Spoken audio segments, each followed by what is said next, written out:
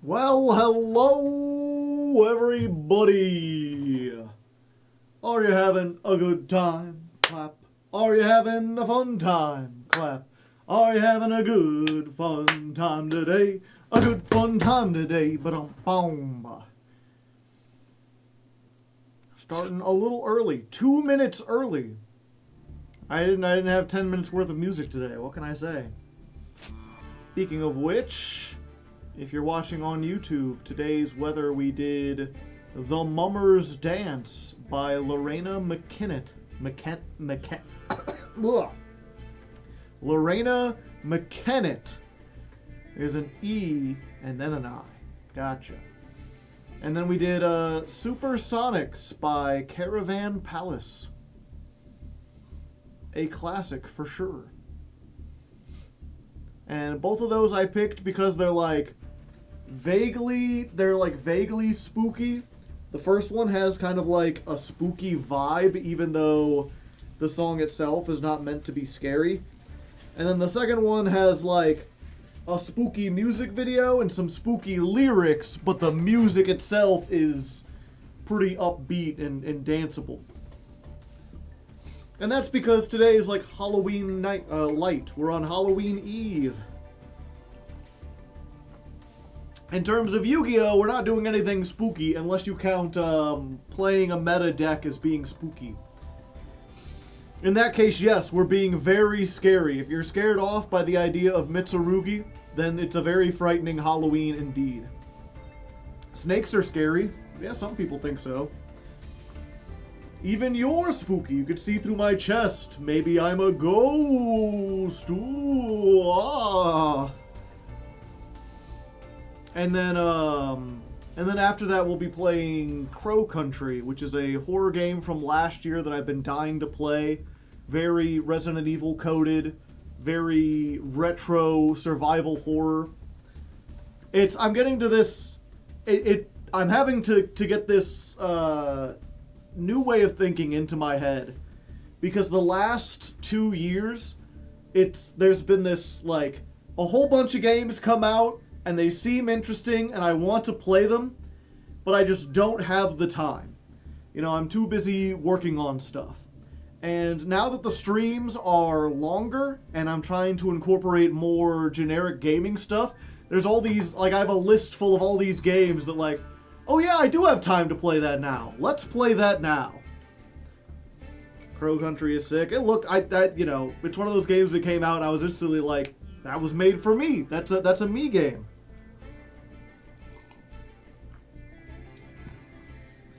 Pretty sure a lot of living beings are hardwired to be scared of snakes. Cats are. If you throw down a cucumber in front of a cat, it'll jump because it looks vaguely like a snake. You shouldn't do that because startling animals is not, you know, it may be funny, but it's not a kind thing to do. Because if they think you're an asshole and they're tired of being scared, they can't leave or communicate that in any effective way. Or I guess they could start attacking you or whatever, but then you just take them to a vet and have them put down. Animals are property, yay! That's an entirely different diatribe. Does this apply to humans as well? It depends. I mean, you could scare humans you know. A little bit. If you think it won't cause them to have a heart attack or whatever. Don't scare grandma. You know.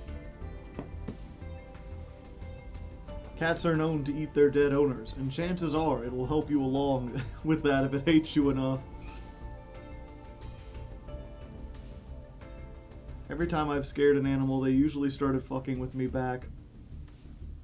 It depends. I mean, if it's your pet and it's reliant on you,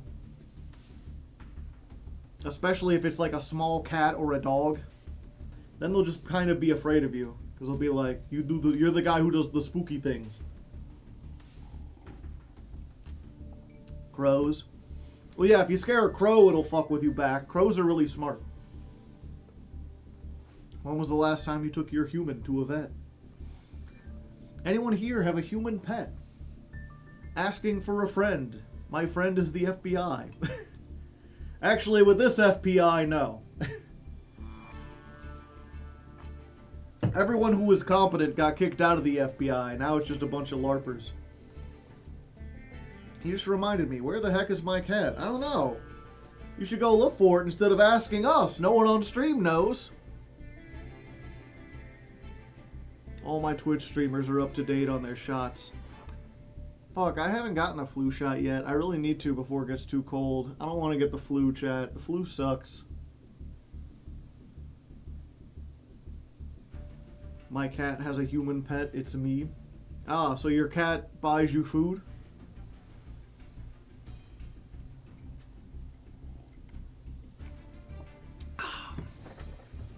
I don't think you people. Oh I'm my cat's pet. Like Flu does indeed suck. Yeah, it brings me dead animals. Yeah, but those are just trophies. It does bring tasty mice, but have you actually eaten it? Does anyone take that and be like, ah, this will make an excellent soup, and then they like strip it and clean it and stir fry up that mouse meat? That tasty, delicious mouse meat. Let's open 100 legacy packs, chat. Just cause. This ought to fill the void in my life. I fill nothing. Not a single UR. I did get one new card. The Masked Beast. Ugly. We also got Lucky Straight. That's me. That's me. I'm a Lucky Straight. Deep fried to get the rodent skeevies out. Gem Knight Fusion is in the legacy packs. Yeah, at this point, am I getting like anything new? Even out of the normals and rares? No. Out of all the... I opened 100 packs, and out of all the normals and rares, I didn't get a single new card. I got one new card, and it was the SR Masked Beast. Here, you know what? Let's do a / prediction. It's not gambling, you're predicting. How many new cards in this set of 100? Option 1, 0, no new cards. Option 2, 1 to 2. Option 3, 2+. You have a minute. Use your channel points.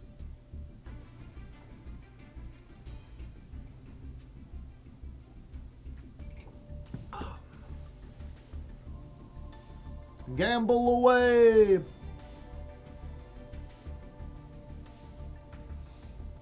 Looks like 75% are saying 2+. Oh. And then 20,000 points just went to 1 to 2. Given what we know, like, about what just happened, it's like, we just got 1. So 1 to 2 statistically seems the most likely outcome.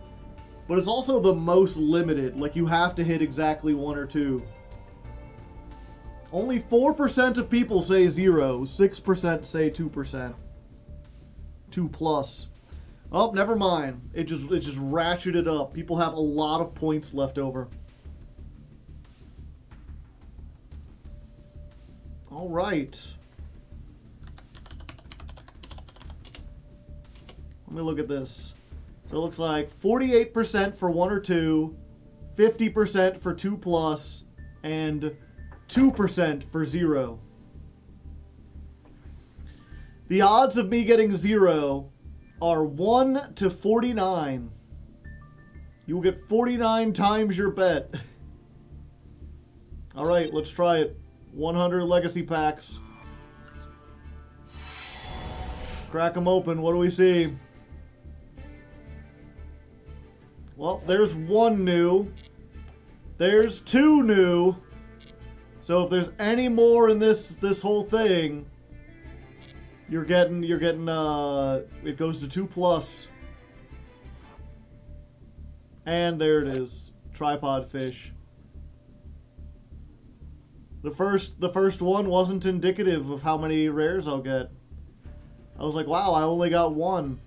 And it turns out, if you open 200, you get 3. You know, I almost made it 1 through 3. So the 50% have it.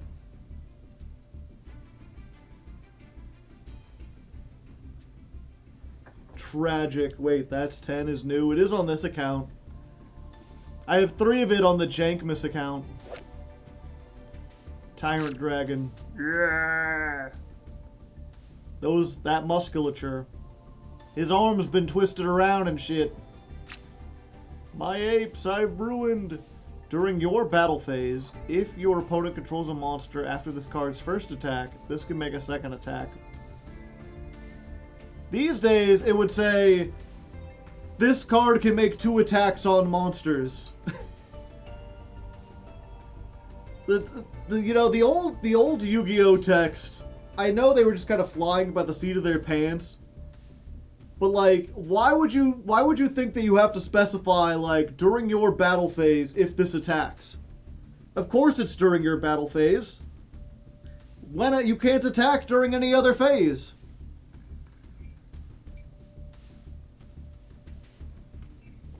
Did you craft a hand destruction? If so, you can get 10 points back. Ah. Negate any trap effects that target this card on the field. This card cannot be special summoned from the graveyard unless you tribute a dragon. Weird. And then this is not Dark Magician Girl. Stop saying she's Dark Magician Girl. This is completely different. She has nothing to do with that.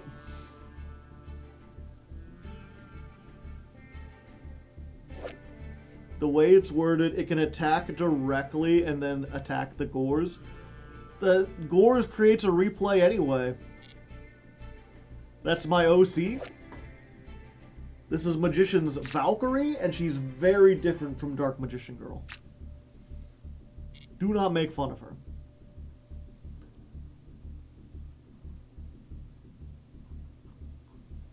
Oh yeah, and I did finally get a card. I'm pretty sure I'd never crafted a card destruction. I'm pretty sure I've never played card destruction.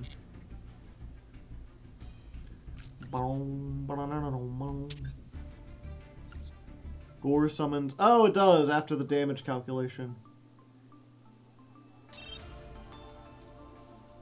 But if you had a monster that says this can declare 2 attacks on monsters,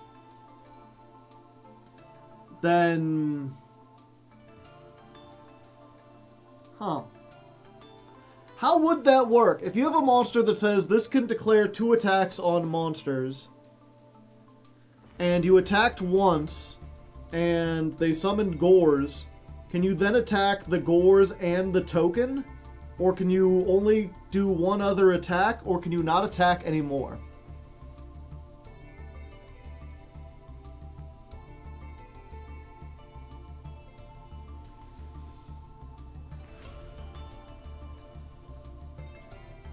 It can't attack because its first wasn't on a monster?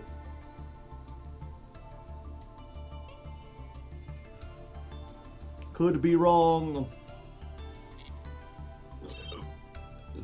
Okay. Cannot dismantle. I have 7 Jinzo Machine Menace that I cannot break down. And 4 Dark Valkyrie. Ooh, I can dismantle a Jinzo Jector. I don't know when I made one of those. Maybe I got it out of a... No, I couldn't have gotten it out of a pack. It only came... Yeah, I must have crafted a Jinzo Jector at some point. Yep, I have 3 of these. I've never crafted one.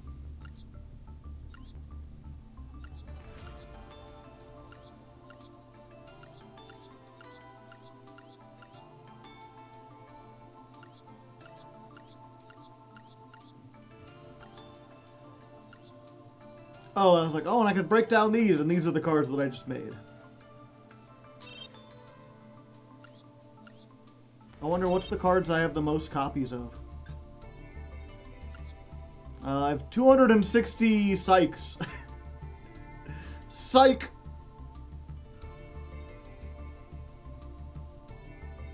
They've never printed a Jinzo that's been better than the original. I have 125 Crusadia Draco. Yeah.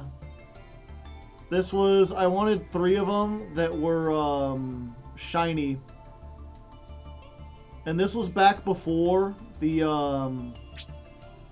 you couldn't boost generate and be like, spend this much until I get to the desired finish. The only way to do it was to, like, generate... I think there used to be a thing where you could generate, like, 50 copies or 99 copies or whatever. I got 101 Olean 80s, I got 101 Canadia, 101 Dinomicious. Yeah, you used to be able to keep clicking. You generate like 100 of them. There was a cap, but there's a reason why these are all at like 101.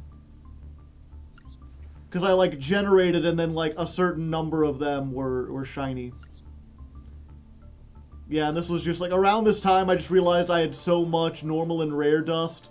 I was like, might as well make all the normal and rare cards in these decks shiny. And these were decks that had normal and rare cards, right?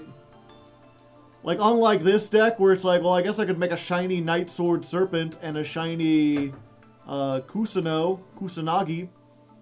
And that's it. Oh, Magatama. I mean, I don't really like this. This doesn't look like it would be good shiny. Neither does this guy. He's already too complicated. I will go ahead and generate shiny Magatamas, though.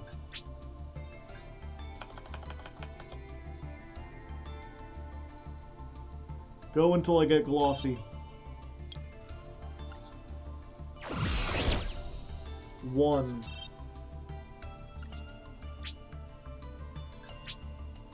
I wish I could be like, go until I get 3.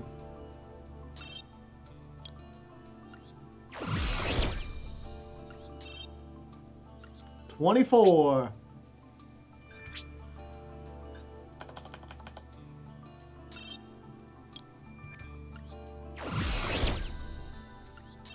And this time it took 33, so I now have like 50 something, 60 copies of this, 61, yeah.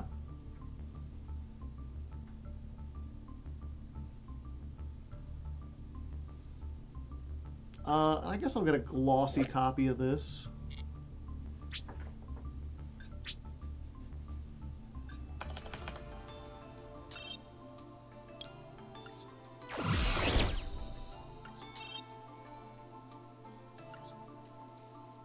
Okay.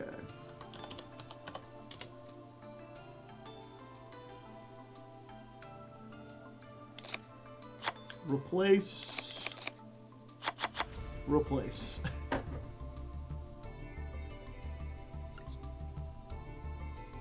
Back when decks were affordable. I mean, to be fair, right? Like, Paleozoic wasn't that long ago. That deck is just known for it's an older deck. And also, the Paleozoic deck was one of the most expensive ones I ever had to build. Only because I couldn't open a secret pack for it. You know, it wasn't like a new and modern thing. Where is it at? 60 card Paleo. You know, I had to craft 3 Trap Tantalizing Tune and 3 Time Tearing Morganite. And 3 Transaction Rollback. It has a bunch of normals and rares, but having to get 6 of these and not being able to pull them out of a pack,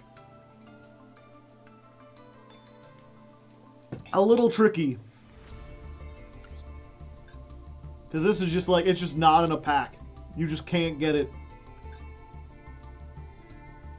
This is in the newest pack, but that doesn't count. That wasn't around then. Ah, this wasn't the Trap Tricks one. Topologic Zeroboros, yeah.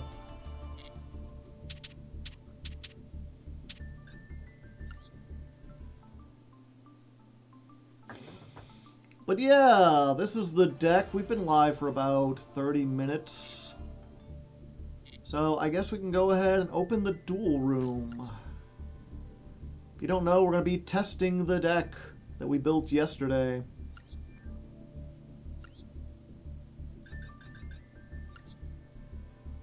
Room comments. Limited gaming device. Don't ask me what that means.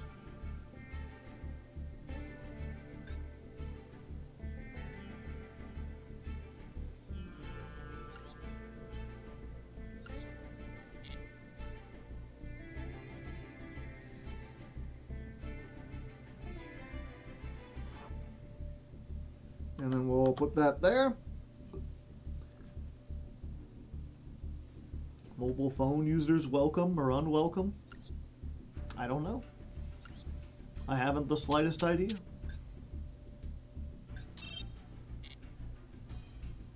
Okay. So if you're new here, how this works, anyone is free to enter the room. You can come in whenever you'd like if you want to duel other people or whatever. And how we're going to be doing this is if you're a patron, if you actually support the channel monetarily by giving me $1 on Patreon, you can go on the Patreon Discord, send me a message right now, and I will add you to the line. All the patrons get to jump in line and guarantee themselves a slot to duel. If we run out of patrons before time is up, then I will open it up for anyone to jump in. So you don't necessarily have to donate in order to duel, but the people who do donate get to go first. Once they're gone, then it's just going to be like, I'll pick a random table, like table 7, and I'll be like, first person to get in here gets to duel. So you've either got to donate, or you've got to wait and then be fast. What if they give you €1? It gets translated into $1.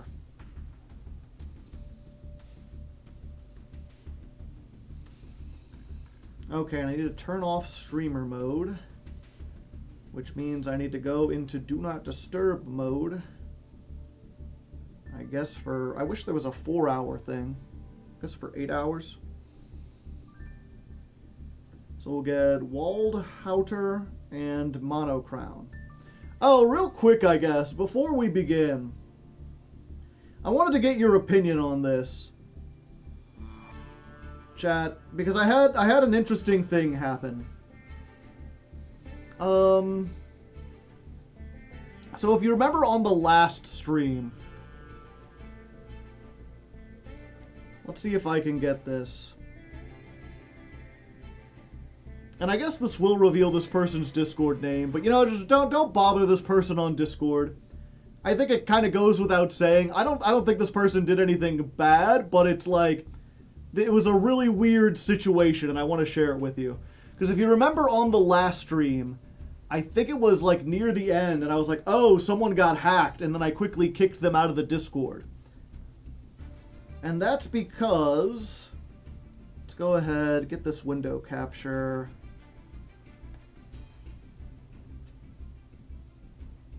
Discord? Yeah, we're going to capture Discord.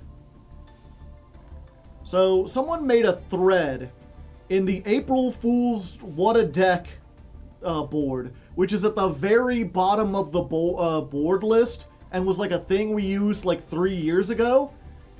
And the name of the thread was She Sent Me Nudes Through Online. And we've had before where people get hacked, and what they'll do is they'll create threads, or they'll post in like all the lesser posted boards, the like lesser known ones, and just be like, oh, click this link or check this out, or someone saying something bad about you, and you click on it. So I just saw where the thread was and what the name of the thread, like where it was and what the title was, and I was like, oh, they must be hacked, and I kicked them real quick. And it wasn't until later that I realized all they said there was, oh no, Olympics or World Cup, what's better? And I'm like, that doesn't seem to be an attempt to like scam anyone. But I don't know why you would go to an obscure board at the bottom of the list that has nothing to do about anything and make a title like that and then ask about that. We have a sports board There is a board that's like about sports if you wanted to ask about the World Cup or Olympics. I'll duel you, but I forgot I usually send the message. Yeah, you just send it on Discord. Just send me a private message. So I was like, oh, I might have kicked them in error. Maybe they were just trying to be funny or be a joke. So I sent a private message to them. I was like, hey, how are you doing? As of now, heck yeah, I'm tired, and there's a chance I'll get better after due rest, parentheses, more hours. What's the final battle? Like, I'm not sure what battle you're talking about. Oh, shit, is that so? Master Duel Lounge, uwu. Going YCS, brother, global, I'm gonna check. And then... I forget what I was doing at the time. I was like, I don't know how to respond to this. And then like 3 hours later, he was like, dual room / lobby, let's ride. And I'm like, I still have no idea what you're talking about. And so they say hi. Like, hi? Revenge Arch, dueling, good games, train plus ing. Here's a picture of the duel pass. Correct my score. Looks about it. 495727. Joe Bro. CM Punk. Like, Bro Sour. A duel, Limpy. And then they tried to call me. And I was like, I do not accept the call. React CP, haha. I'm like, I'm sorry. I'm trying to make sense of this conversation. And maybe I'm just too old, but I haven't the slightest idea what you're talking about. The craft points are dual. I'm sure my cards are greater than the easy points as you play, Zoe. And they kept messaging me and they're like, duel? When are we going to duel? And I'm like, you want to duel? And they just kept like saying weird, like basically along the same lines as that. And I was like, you know, if they donated money, if they're a patron, I want to give them my time, you know, because they did the thing and supported the channel when no one else would. But I honestly haven't the slightest fucking clue what they're saying. I'm like, am I just getting old? Are they just like, you know, is it slang? Is it a way of talking? Like, I feel like even if you do talk like that, as soon as someone says, I'm sorry, I don't know what you're talking about, you would pull back and talk normally, but they don't. My instincts is drugs are involved, yeah. And so, okay, so here's the thing. I wanted to have a poll, chat. The question is, what was going on there? Answer 1, or option 1, little kid. You have someone who's like 10 or 12 who somehow got their parents' credit card to join Patreon, and they are just so full of slang and don't know how to speak, or they're doing text-to-speech or something. No, it wouldn't have been, because they actually type stuff in. They're just so slang-pilled that they have no idea how to communicate in a normal way. Option 2, troll. They were just trolling me. They were just being obtuse and weird to get exactly this kind of interaction, so I talk about them on stream. Option 3. I wasn't gonna put this here, but a lot of people have mentioned, like, is this AI? I don't think AI bots have gotten big enough where they can call you on Discord or whatever, and like set up a duel and take screenshots, but I'll put AI just to throw people a bone. Option 4, drugs. Someone on drugs or someone heavily drinking and just like drunk typing, trying to explain, talking things out loud and then finishing the sentence with their hands and not really getting the connect that I can't hear what they're saying. And option number 5, and I'm not sure how exactly do I guess I'm just going to do foreigner. That's not how you spell that at all. Whatever. I'm gonna say foreigner, and by that I mean it's possible that this is like a full-grown adult, but there's someone from like Russia or the Middle East who has learned English exclusively by watching meme compilation videos and hanging out on Discords with like 12-year-olds in like Roblox or whatever. And as a result, their grasp of English is very, very small and exists almost entirely in memes. Because I've seen, you know, we used to have in the early 90s kind of the same thing that would happen online, where you had people who only knew English from listening to, like, American music, who mostly knew it from, like, rap videos and stuff. And as a result, their vocabulary would be horrendous, and they would say very inappropriate things. So I'm curious, chat, what the hell do you think?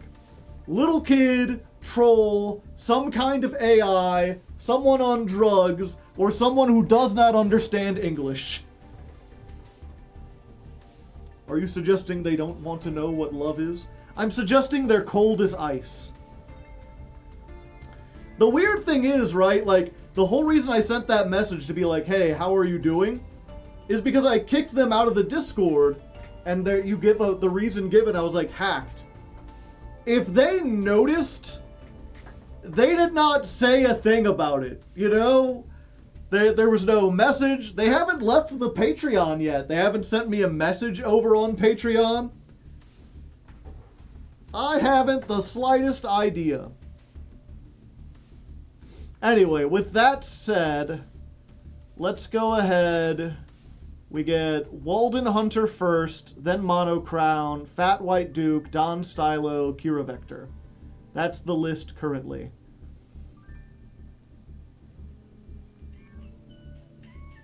Spam call. I don't want to listen to that. Okay, Walden, you're first. I don't know what your name on this is, but come on down here. Was Crow Country not a real game? No, it's a real game. It's Walden Hunter. What's your Patreon info? www.patreon.com/hardleggaming.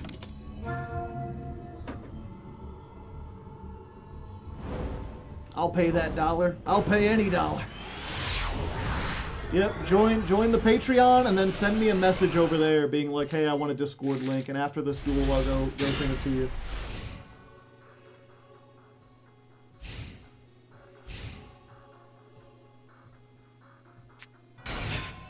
Dragon Maids.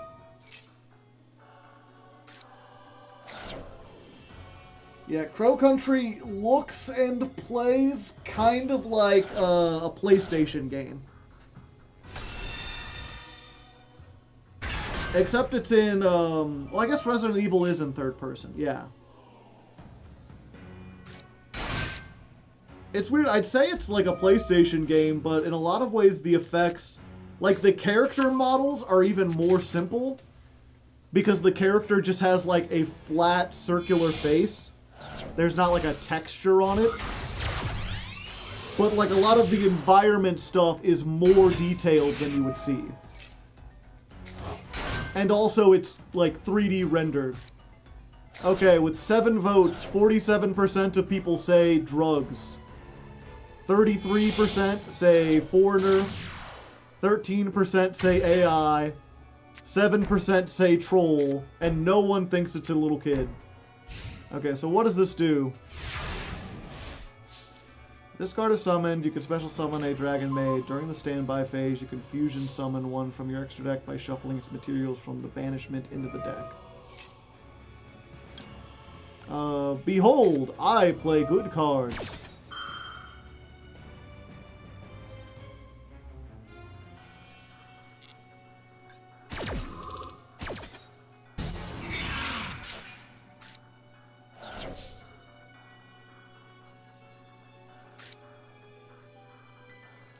I guess we try this. Hello. I would like to add a Mitsurugi spell trap, please. Imperm. Do I play Imperm in this deck? I do not. Maybe I should.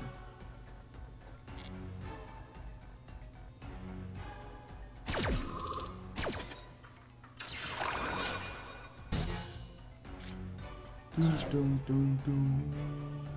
Doom, doom.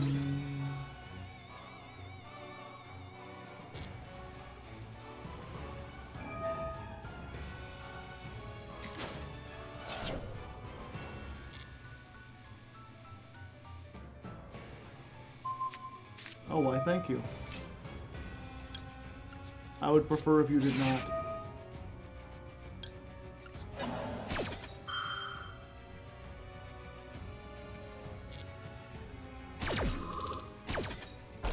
When playing Crossout, it makes sense to run all the weird one-ofs. And not necessarily, because the main reason you're playing Crossout is just to stop Maxi and Ash Blossom. Adding a bunch of one-ofs to your deck and lowering the consistency in case you draw a one-of is not really worth it, IMO. Because it's, like, much more likely that I'll draw the in-perm rather than I'll draw... In that case, it's like, well, if I draw the in-perm, that is still a negate. But the idea of, like, oh, throw in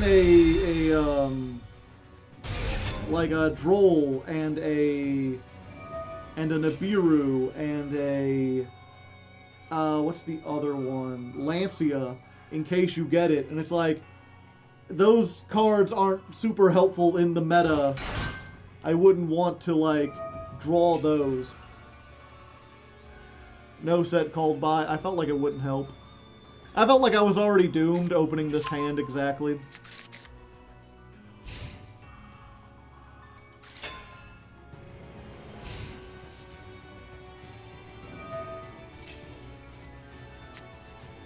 Yeah, it's like, unfortunately, it's you know, I play Crossout and I play Designator to stop exactly Maxi. And we just opened all three of the cards that deal. Like, this might as well be 3 copies of Called by the Grave. Pharaoh's Eye! Thank you for the gifted sub. And if you didn't get one, you gotta type evaded in the chat.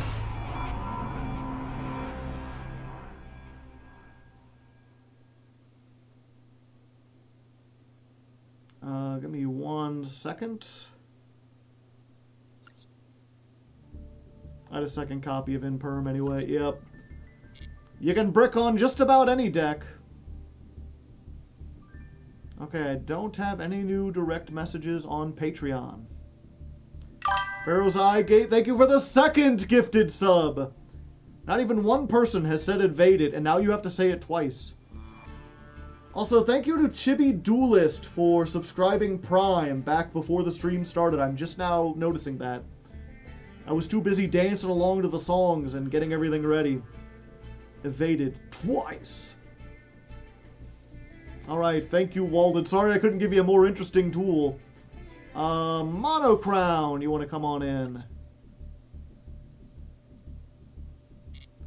And yeah, we'll see. I'll keep that in my mind. Let's go to... Oh, they're already at the table.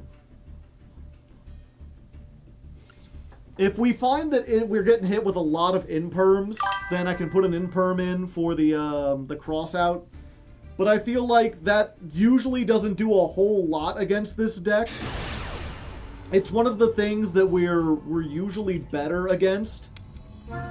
And it's something that we can play around if we get a hand that isn't exactly like called by, cross out. But it is also, in the case of Imperm specifically, it's like Imperm is a card I would have played. Like, if in some alternate reality, if Yu-Gi-Oh! Forced you to play like 50 cards, we would play Imperm. So adding one is like, yeah, it still does some stuff. Alright, so we're going to get Mirror. And we're going to get Habakiri. Pure Mitsu will get boring. I guess we'll see. It seems very interesting, very involved. We want to go for...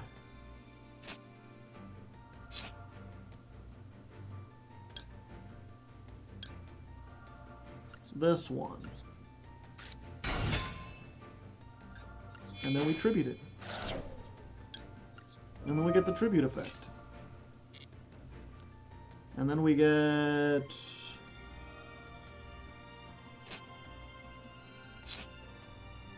I think this is where we get the trap, right? Because we already got the ritual.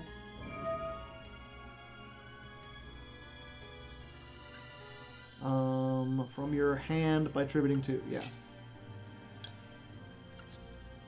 We summon this and we send you and you.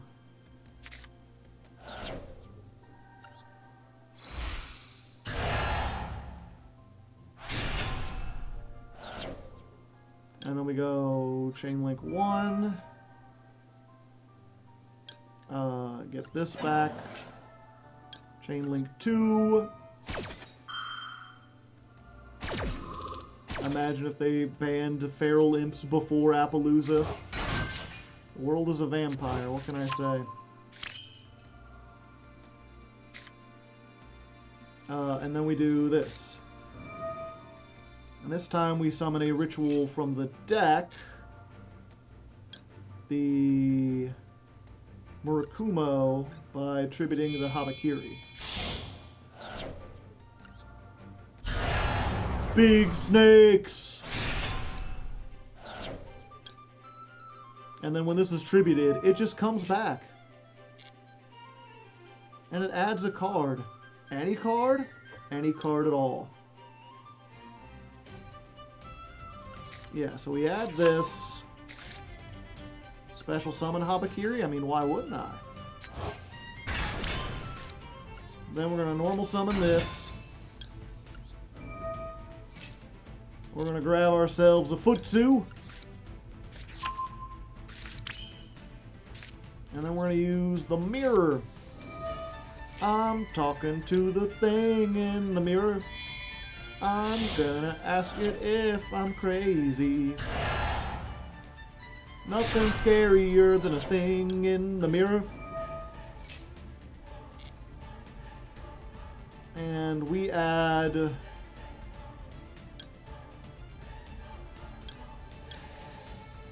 yeah.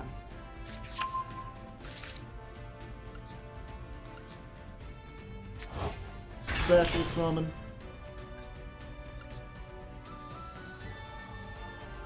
And...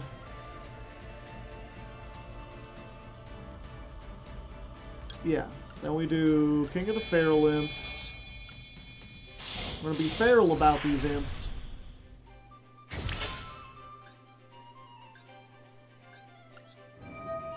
Oh, whoops. I wanted to make Gallant Granite. Am I playing Gallant Granite and I just forgot?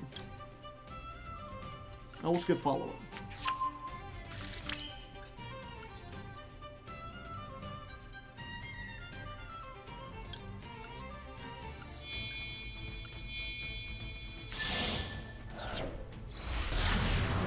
And I'm gonna make Ip.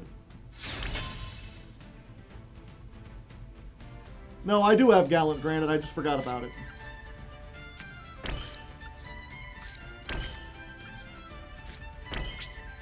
Okay.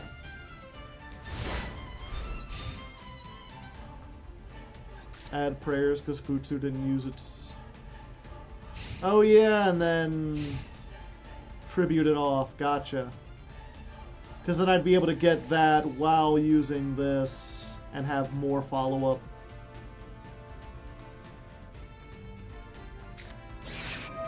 This may be a hydrogen bomb versus coughing baby. Sure, we'll just use this now.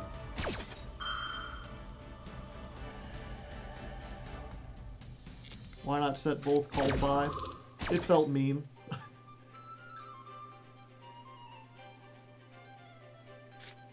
Plus I'm playing around Lightning Storm.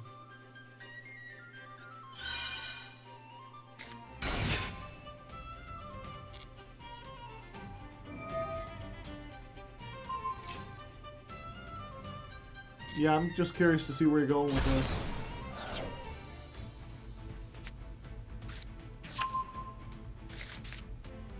It's the second one that gets you.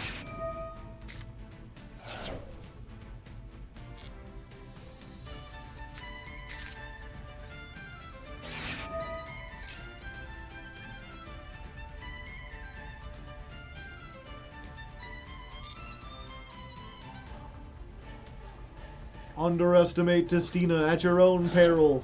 It's not much peril, but there is some peril. Oh, hey.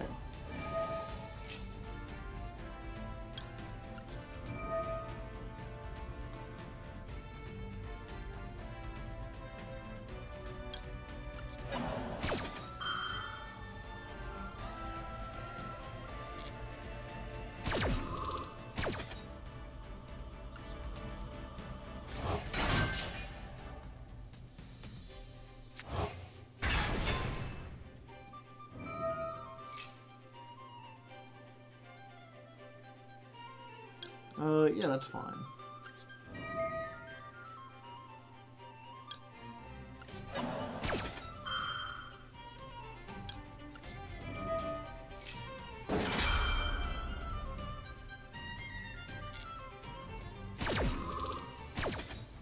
All the follow-up and follow-up city, following up like you wouldn't believe.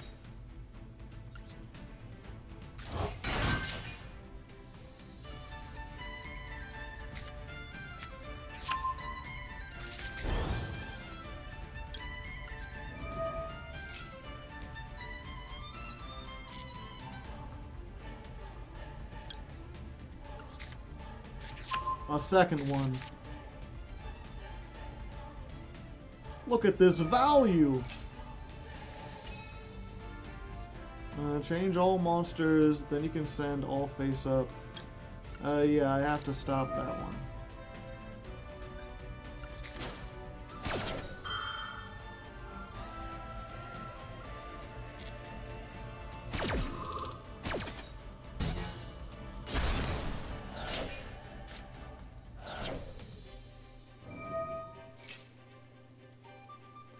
Change as many monsters face down, then send all face-up cards your opponent controls to the graveyard.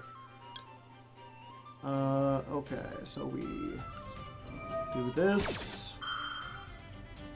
We do this.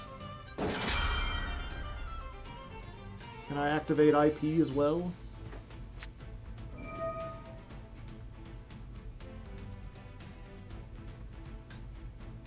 Ah, Monster Reborn!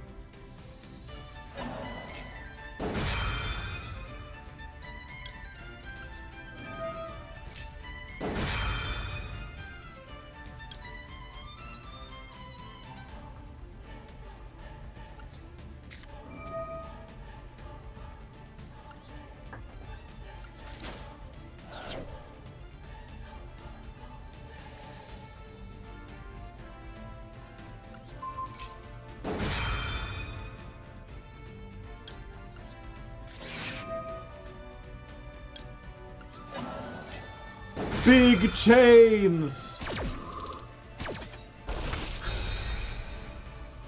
So get rid of that. Pop that. IP Masquerena.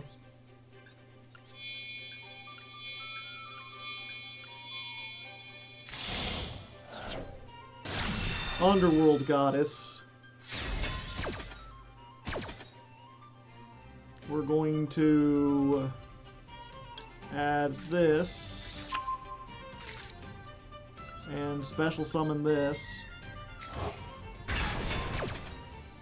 That shuffles itself back. That's negated.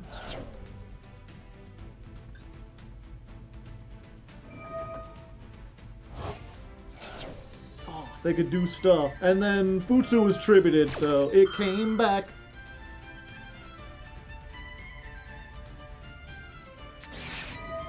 Ash Blossom! No, the second called by! I needed it the whole time!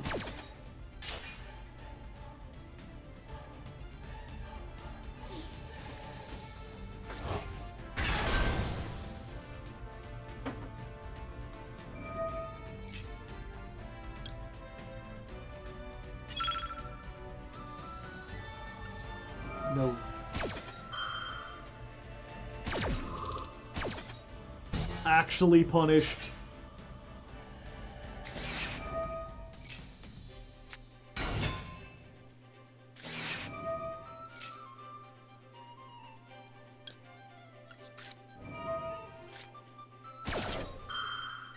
Fuck, I got too cocky. They almost got to the OTK there. If they'd made the level 10, they could have absolutely destroyed us. Not demigod being ashable.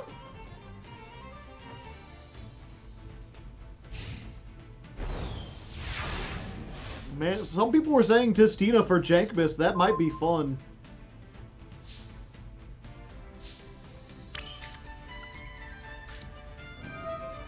Behold, a card that no one plays. What does this do? Banish this card, target a reptile, special summon. If you do, tribute one other monster you control. Okay.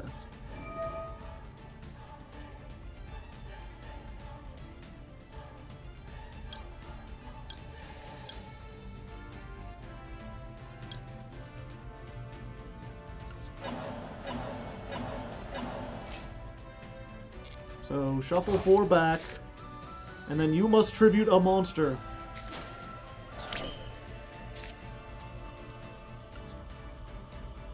Special summon by tributing you and you.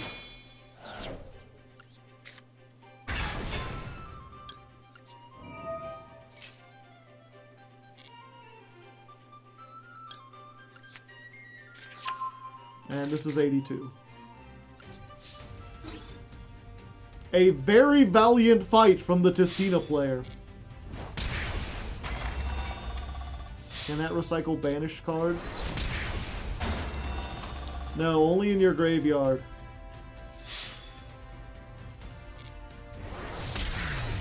I could have dodged the cold buy and then maybe something would have happened.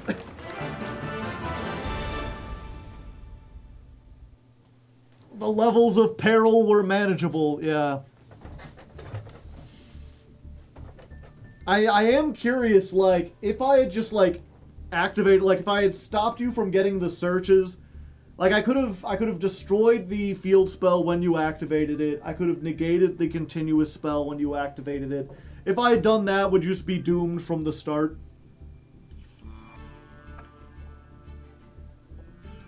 Or is that one of those... Okay.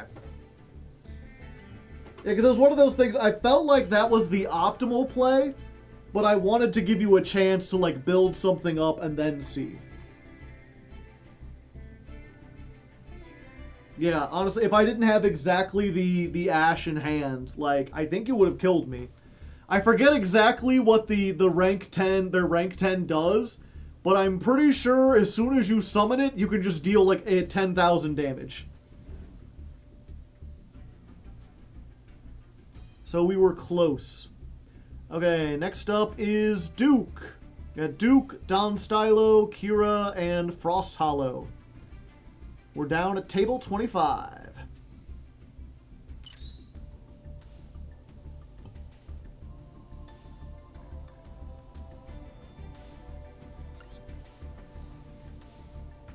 I think they needed to attach a specific color.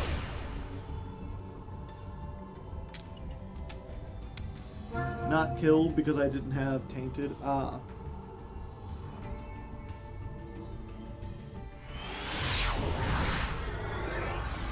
Was Libe lethal?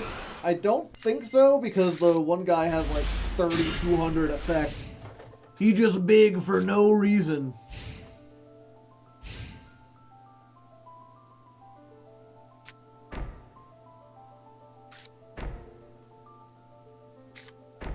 Ah, I see. This is either like, Duke is either playing like a good deck and these are all imperm, called by, and cross out, or he's playing, like, what's it called? Like Labyrinth or Paleo or something like that.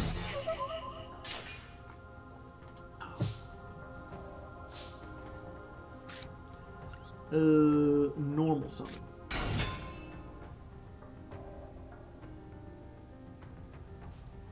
They've got a judgment because I can't activate the on summon effect. They can negate a summon. Ah, I see.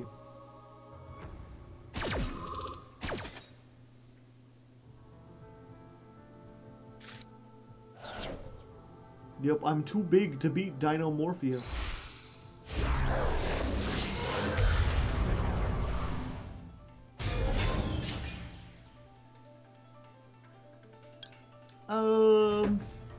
Yeah, I think in this case we had this guy.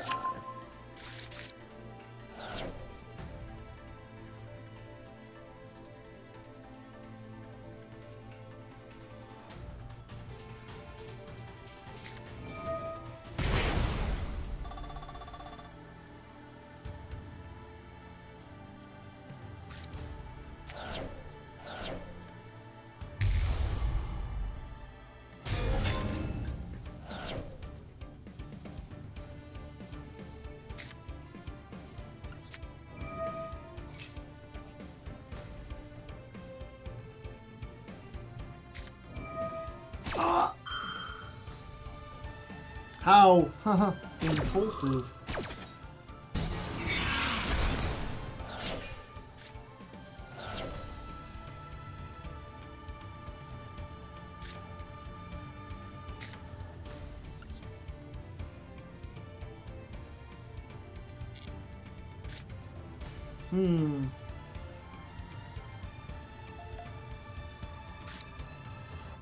I think I have to do this first.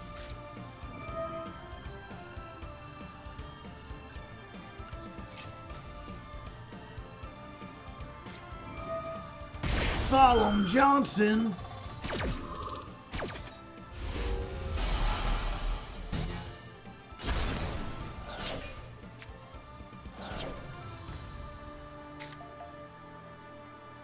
Okay.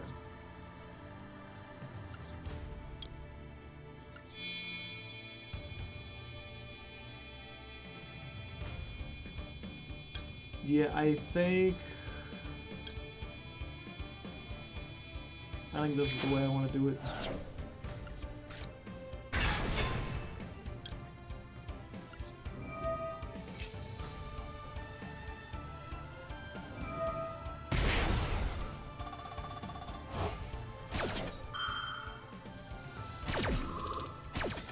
Another one.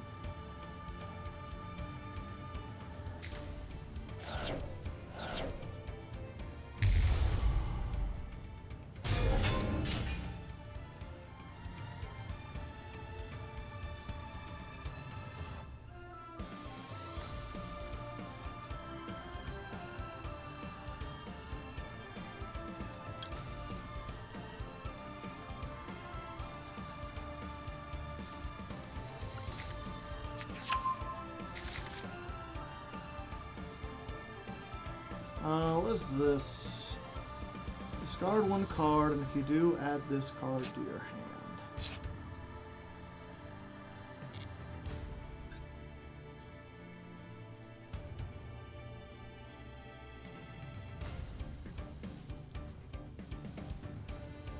Yeah, I think I want to wait.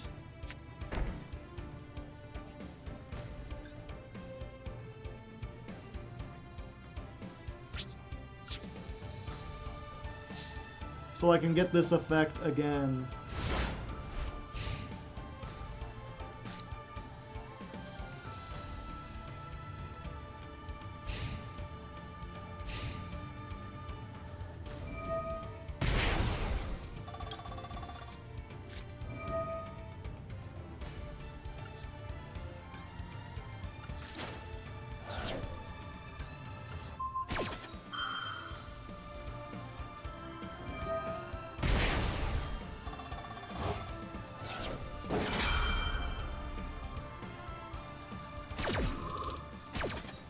Cowboy for game. I couldn't activate Cowboy.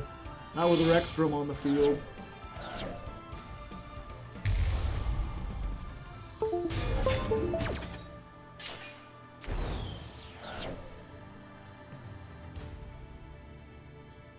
Okay.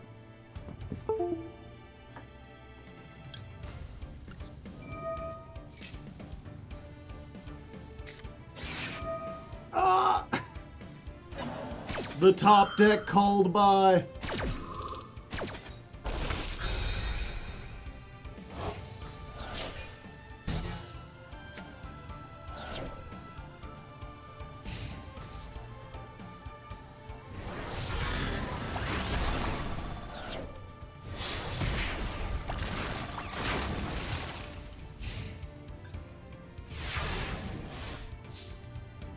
Okay, gotta get a good top deck.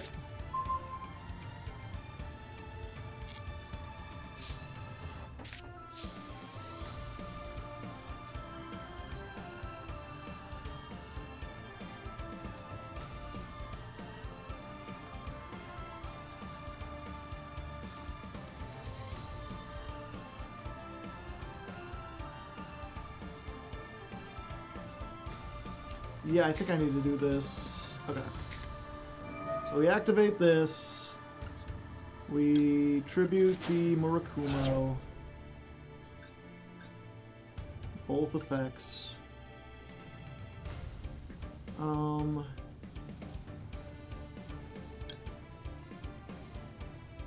We add this guy. Take 800. We special summon this. And then because this was tributed, we get another copy of this. Good thing I played two of these. Activate. Tribute this. Pop this. This is tributed.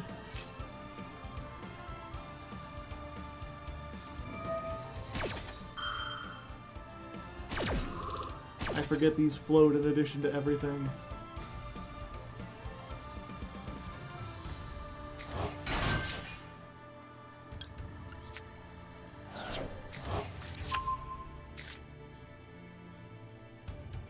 The random 500 burn.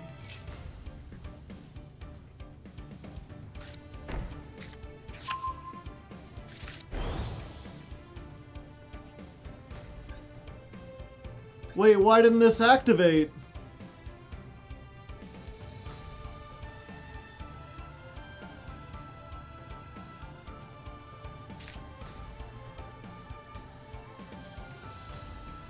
You could just... Oh! Discard a card.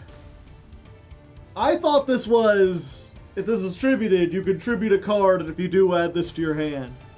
Why does this say discard? Everything... Okay, yeah. I done goofed. Touche. I thought you knew that. I think I read it, then just instantly forgot it. Yeah, I thought I could tribute it while getting it to hand, and then I could get a spell. And then I would have an 8 in hand, so I could get the... I could activate the prayer, or the Mitsurugi ritual, and summon using the 8 in hand to get an 8 out of the deck.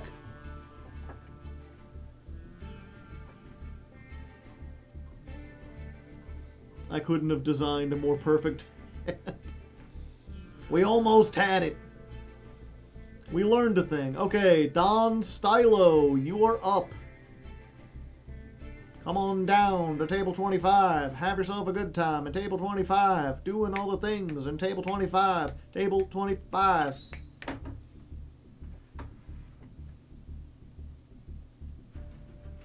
Alright, mods, we've got a new squid incoming. Be prepared. Sure thing. Here's the Discord. Link. Control V. When you arrive, send me a private message letting me know your Patreon name and how much you pledge. I'll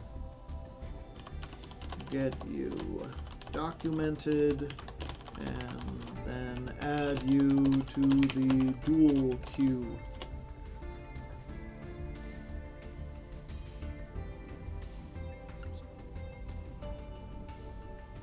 Knowledge gained, duel lost. That's what you want to see out of testing, chat.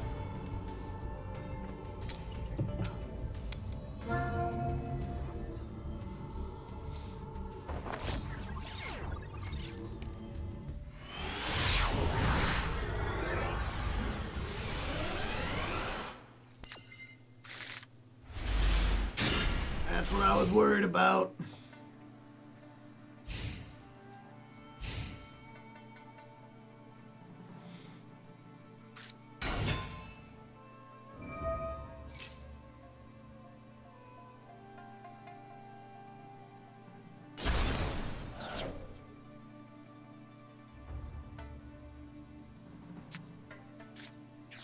Oh no. I guess you could play Dominus Impulse and Fire Kings, right? Because it's all fire.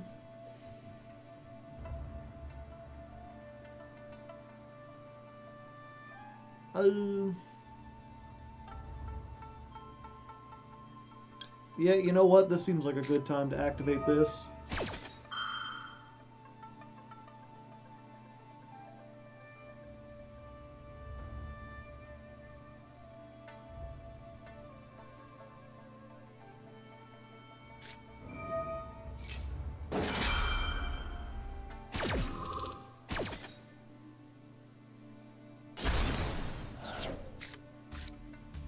Yeah, Magatama is a hard once per turn.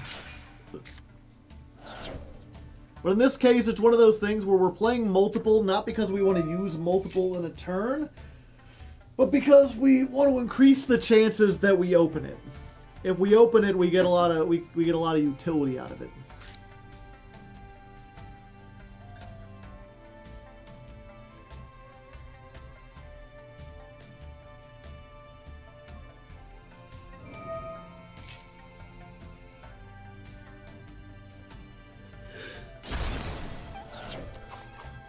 Lizard. Watch out, Ray. You're standing on the invocation circle. Alistair wants to fuse with you. He's gonna have a magical meltdown if you don't.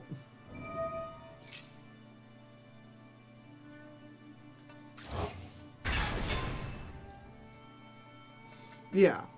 As I often, the first build is like trying to go really hard in on pure Mitsurugi by playing as many of the Mitsurugi utility things as possible. That's why we're playing the searchable kaiju. That's why we're playing 3 of the Magatama. That's why we're playing the dumb recycling spell, which I actually quite like. Although it does feel kind of like a win more card. We have another build already like lined up where we basically take all that out and replace it with like super poly and imperm.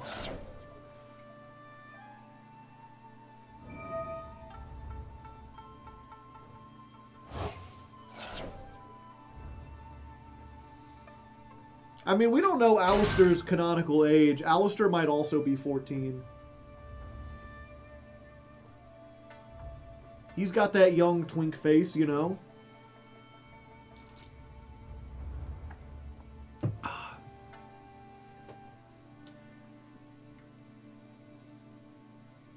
Oh, hey, there's Jeffrey. Is that like Jeffrey, but with fundamental differences? Oh. I see. You heard it here, folks.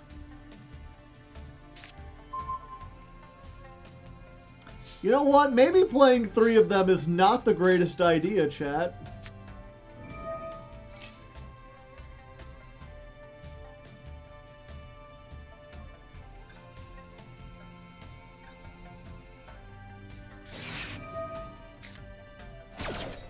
Fortunately, chat, fortunately, this is exactly why we play this.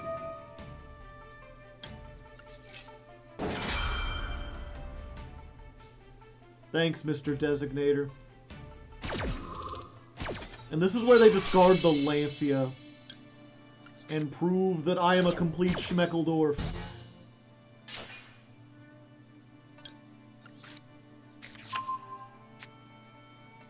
Yes. Habakiri.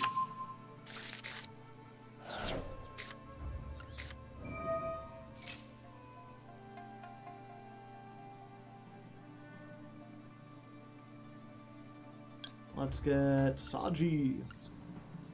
Hello, Saji. Goodbye, Saji. Hello, Saji.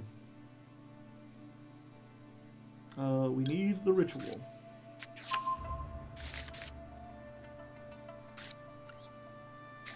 Activate.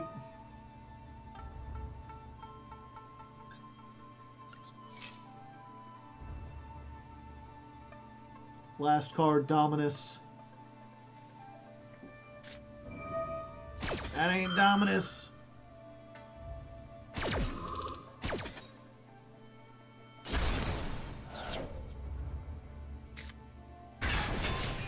My goose is cooked. I don't want to cook my goose.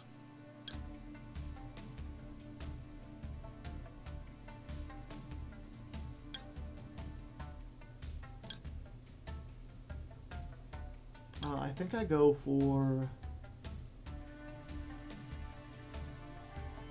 this and this, actually.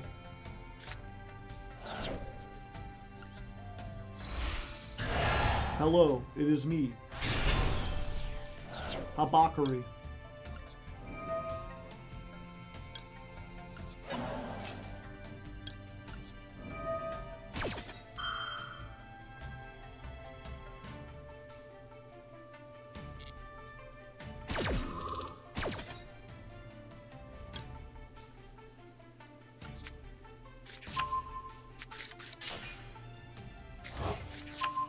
Please, Habakiri, he was my father.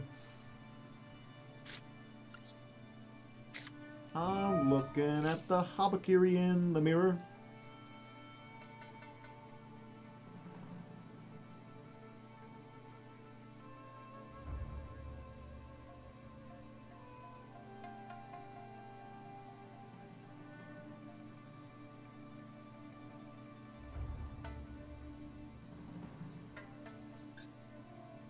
What do they got? Oh, this thing. They can, banish 2 Jiracs and summon Jirac Meteor.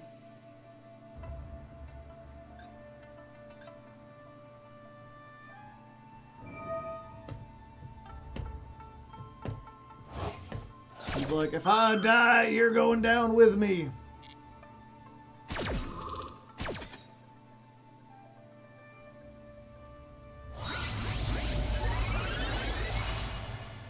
The meteor. We summon this by tributing this.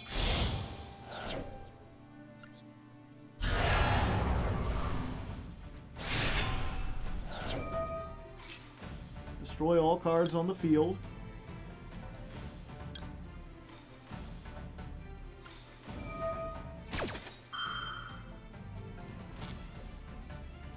And then we'll tribute this so it's not destroyed.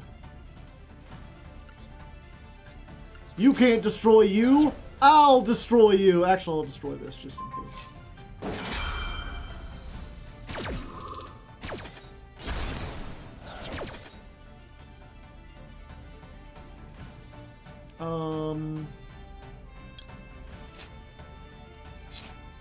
Yeah, we got Futsu. Special summon Habakiri. It'll just get immediately destroyed, right? Nah.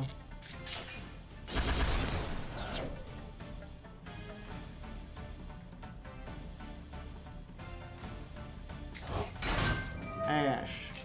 And then get to blow up. Mirror. But it came back.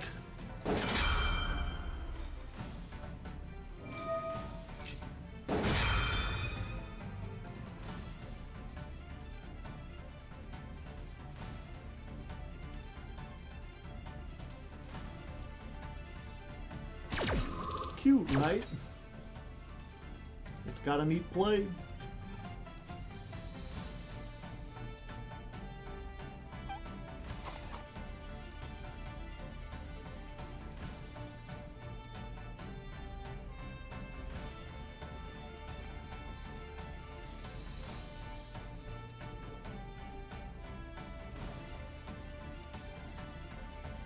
Oh. I've had back pain or like neck pain, like upper neck back pain. Add from my deck to my hand, you say. I think we actually get this.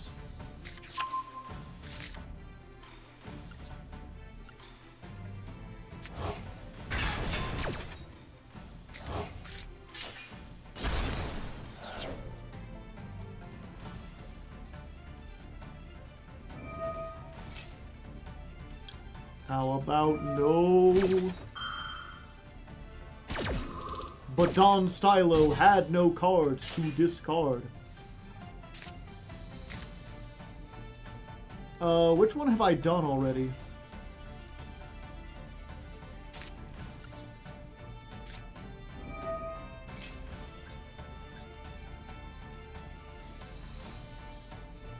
Actually, I don't want to do that. Okay. Battle phase, 32. I don't know, but we're gonna figure it out.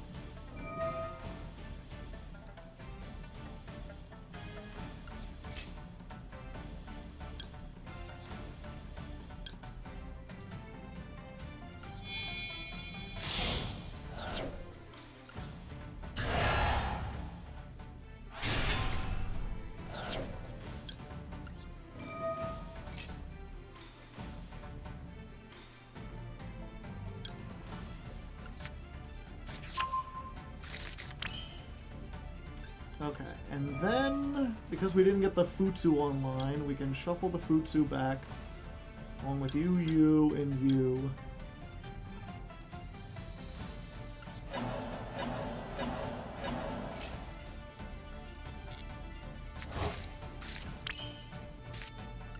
Set. Set. Your move!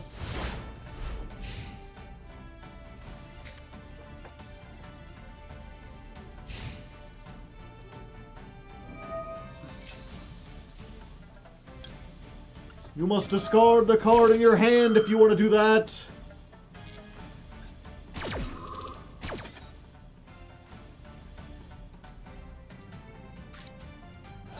They will.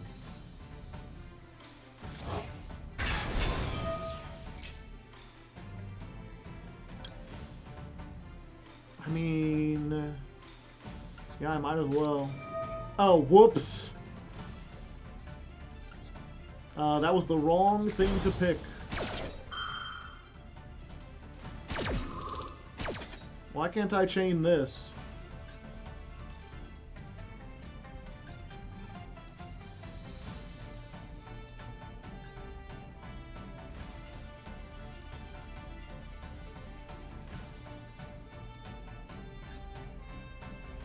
Main phase only. Ah.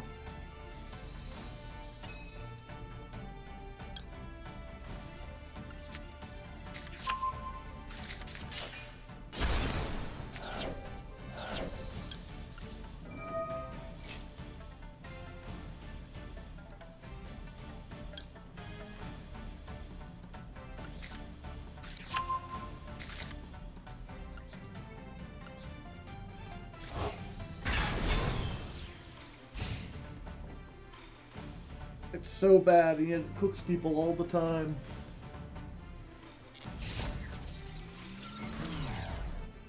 Battle phase.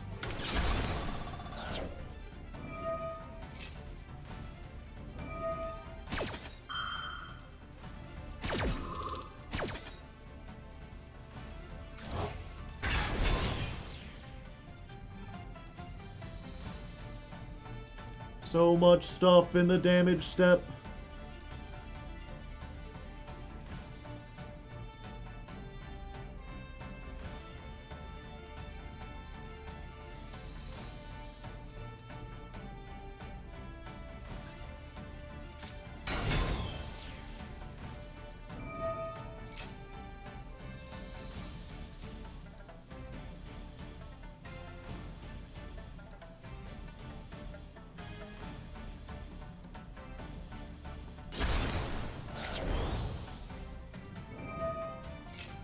Am I just dead?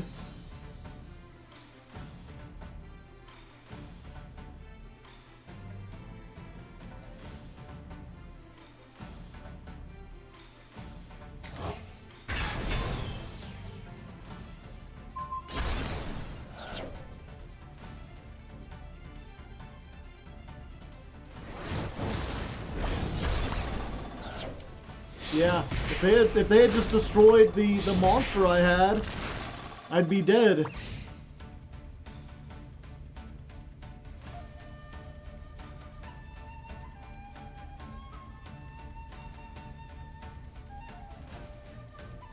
Good thing he went after the back row.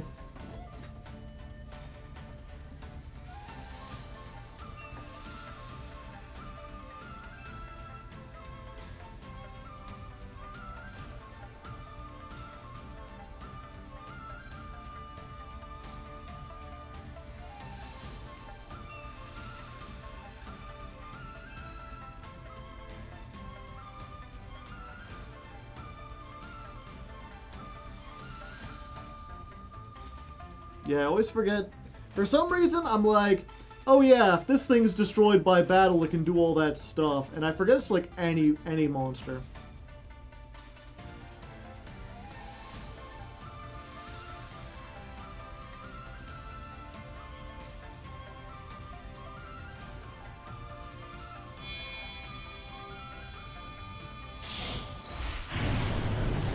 Garunix of Eternity.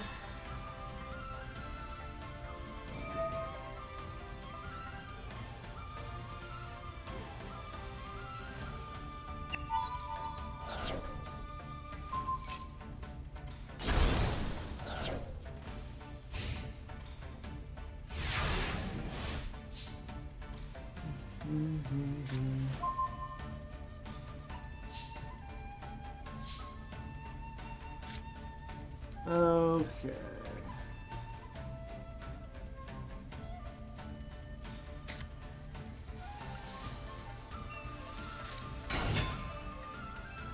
No.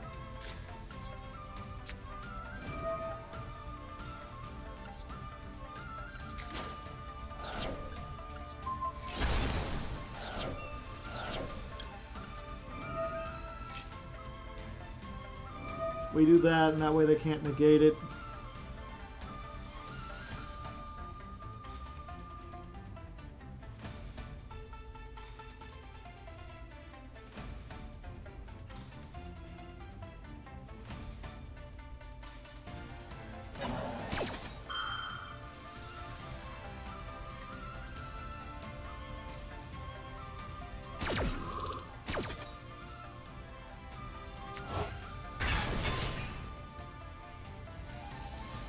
We want to go for... yeah, this one.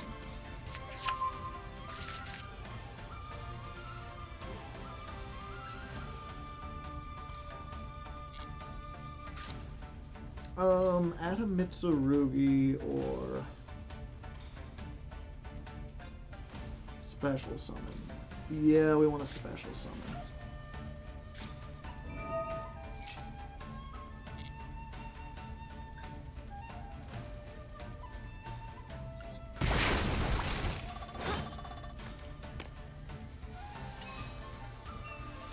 We want to go for this one.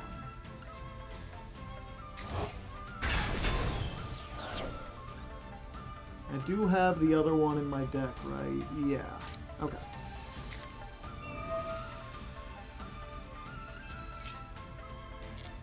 So we ritual summon...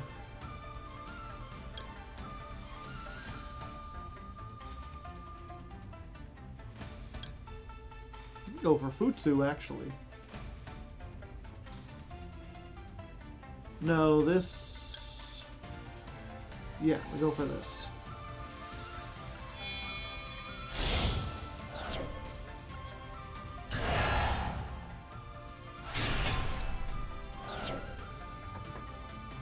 And then we go... yeah, we do destroy Chain Link 1, Chain Link 2...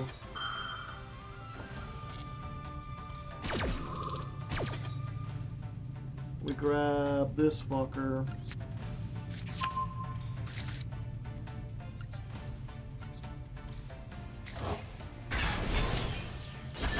Everything blows up.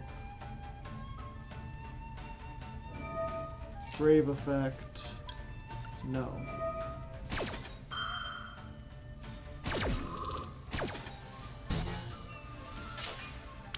And there we go. Okay.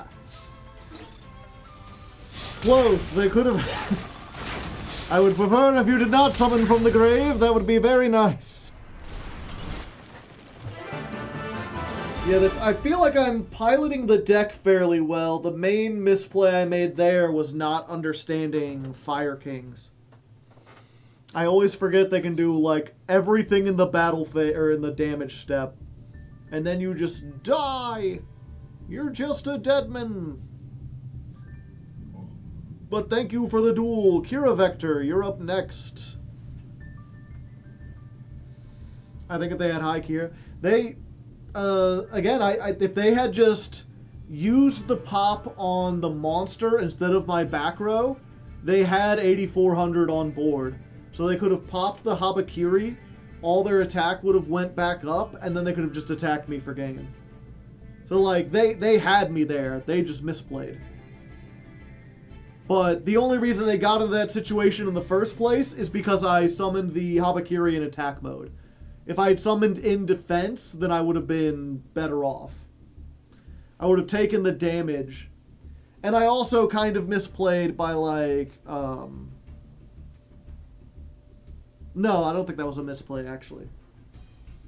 I was going to be like, I misplayed by activating the prayers, but yeah, I would have had to activate the prayers and standby, because I couldn't have gotten the other one. I did the $1 donation. Yeah, I just sent you a message giving you the Discord link. The Discord is how I communicate with all the patrons. You send me a message there.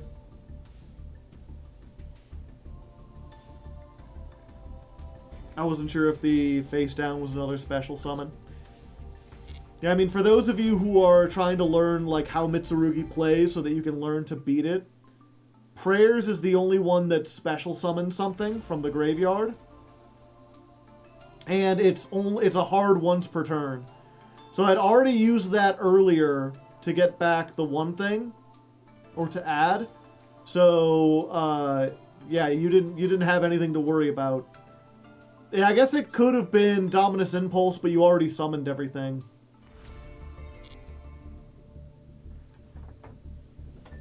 Actually wouldn't want to hit their trap, because that would be a special summon. True.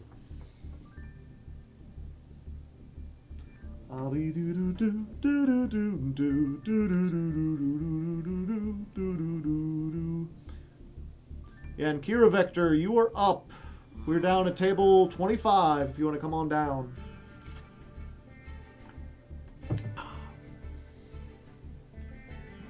Oh. I wish I could get rid of the stiffness in my neck. Ugh.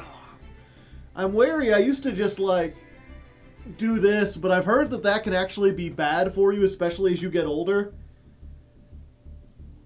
Because you can do, like, actual damage to your neck by trying to, like, crack it. And now that I'm almost 40, it's like, shit. Actually, give me one moment, Kira Vector. I'm going to go grab a drink. A sody pop. I feel like I've earned it. We're eavesdropping. Trick-or-treaters? Yeah, kinda. I think I've mentioned that before. Every year since I've moved in here, I bought candy, and I've never had trick-or-treaters. And to be fair, these people weren't trick-or-treating. I mean, it's the day before Halloween. But it was my neighbor Jeff. I've mentioned him before. He's like an old man, and he puts my trash cans. He brings them back after the trash gets taken out. And then he asks for $1, which is a little weird, but you know, I have $1 and he seems like he's not in the best economic position, so like, if I have $1, I'll give it to him. But he comes over and knocks on my door at random times. Sometimes he just wants to chat, and he's like an old man, and I try to be like good and neighborly, although sometimes he does it while I'm working and it's really annoying. But he, you know, I was up getting a drink and he knocked and he had his, he lives with his, I think they're like his niece and nephew or like his grandniece and nephew. He lives with, he's got his kids. Or no, he lives with his brother and his brother has kids and they're like little kids or whatever. And so they were out with him. And there's been times before where it's like, well, I don't have any money at the moment, but I got like trick-or-treat candy. You want like a couple chocolate bars? He's like, yeah, sure. And so he's like, hey, you got some of that candy for the kids? So I was like, yeah, sure. I mean, and they're like, oh, candy? And it's I don't know, it's a little sad, but like a little heartening at the same time, because you could tell these kids do not get candy often and they don't go trick-or-treating. Because I held out the bowl, and like the kid instantly like tried to grab the bowl. I'm like, no, you don't get the whole bowl. Just grab a couple of them. And he was like grabbed a big old handful. And part of me wanted to be like, just take like 2 or 3.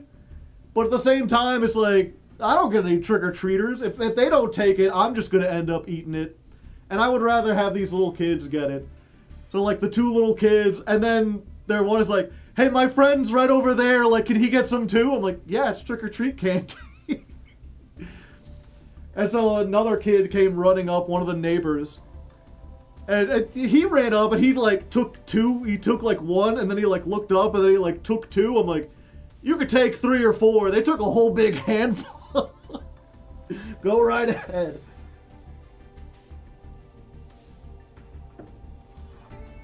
Yeah, actually, let me go get the bowl real quick. I can show you.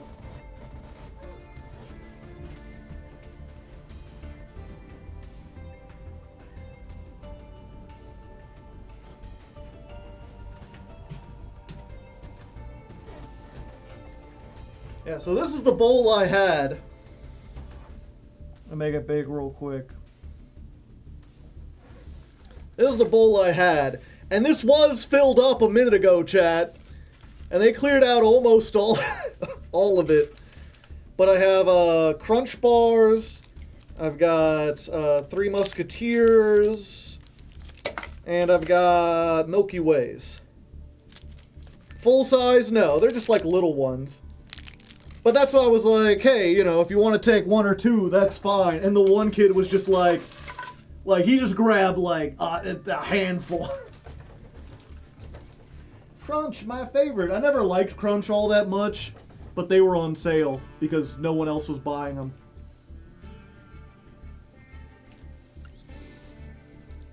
No full size. I hope you like eggs. They don't sell like bags of full-size candy bars.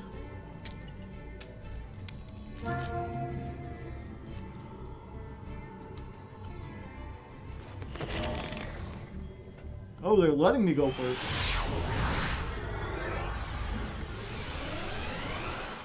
Kids have small hands. Yeah, but he used both hands.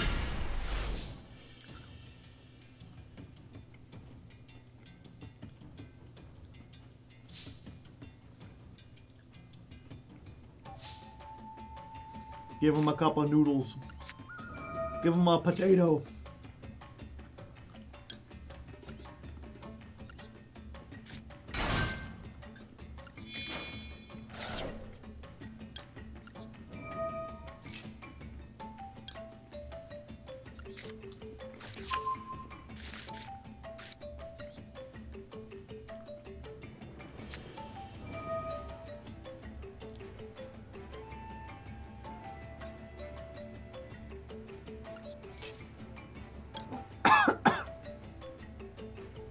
Yeah, I think we're going to start with this.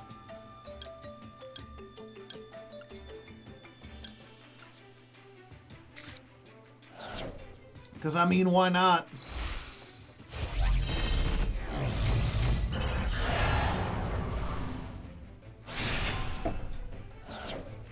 Habakiri stuff, getting things and summoning my snake. It's very big and it has a scary mouth and it is a night sword serpent thing. It's slithering around with realistic scales and stuff and doing lots of stuff, and we're doing lots of things, and we're doing stuff and things and things and things and stuff.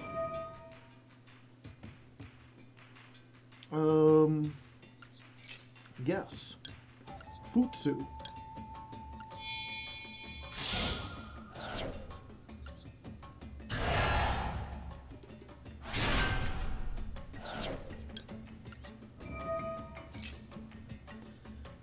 Let's see.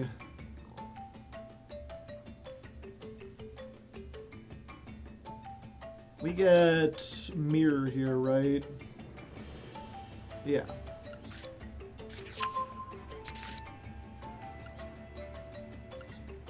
But it came back. Have I normal summoned? No.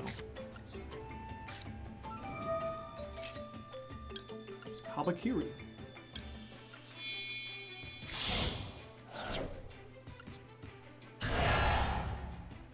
Habakiri. I summon Habakiri. I summon Murakumo.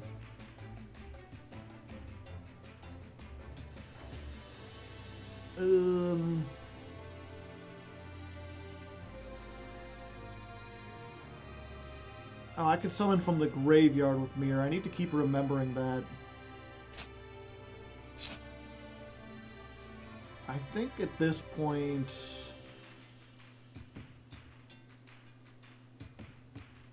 Could have been GX extra. Yeah, I think we just get this.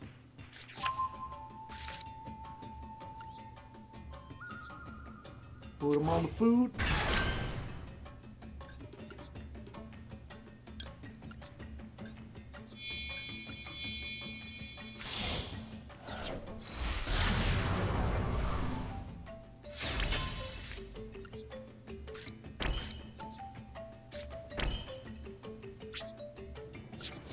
Okay. Prayers to tribute and get another... Oh yeah, I can tribute. Okay. The problem is, if I get prayers and I tribute and I get another level 4, then I don't end on this. Because I didn't get... I don't have any other way... Oh wait, no, I tribute and then I get this with the last one. Okay. I keep forgetting the rituals search anything. Is turtle now.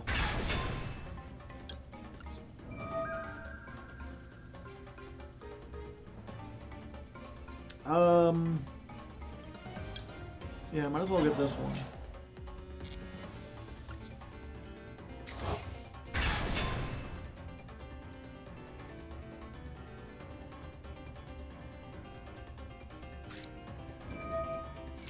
The heck is this? White Reanimator.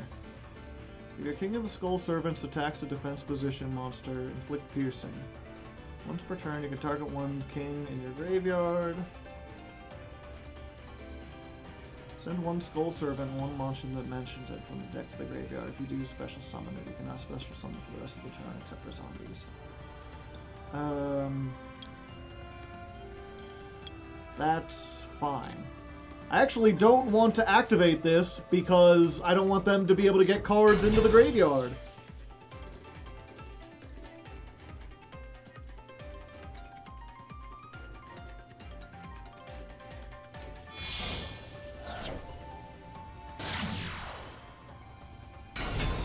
Link Karibo!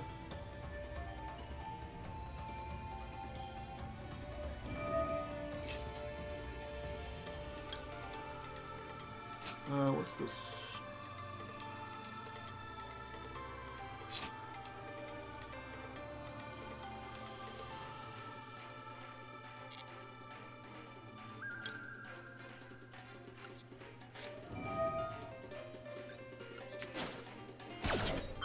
Yeah, no baking for you.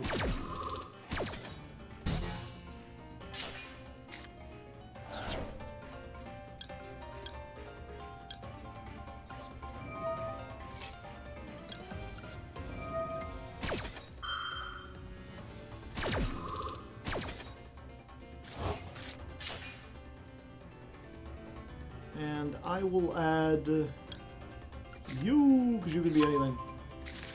Summon it? No.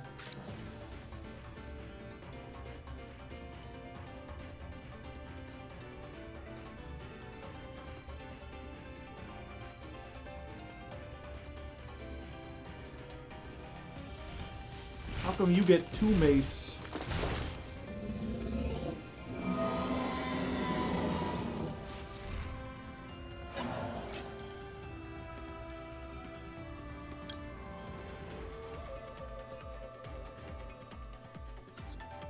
I would prefer if you did not.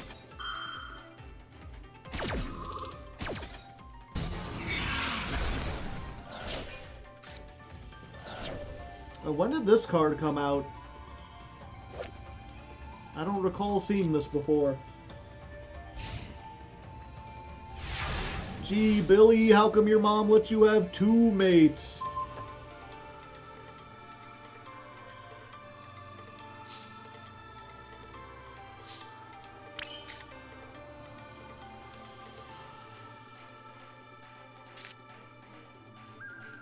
Oh, it has to be in the hand, I see.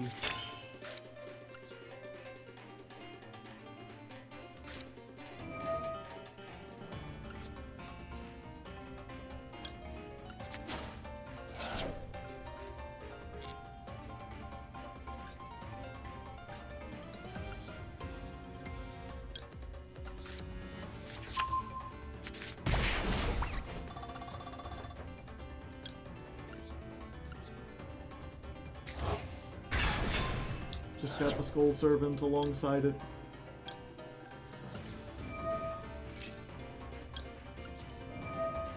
Yeah, I'm sorry, Kira Vector. Your deck was cool, but it cannot stand up to the might of the Mitsurugi.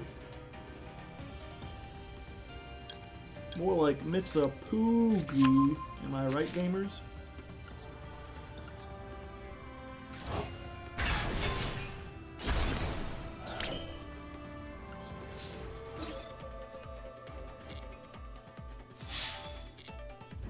Oh, it can't attack directly this turn.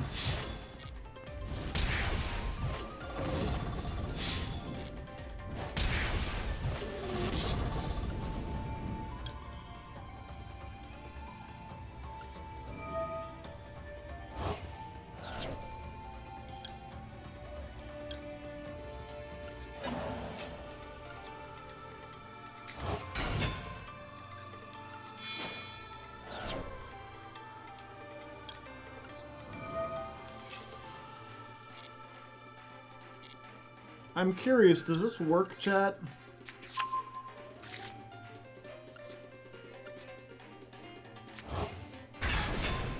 Now it can attack. That's dumb, that's silly, that's stupid.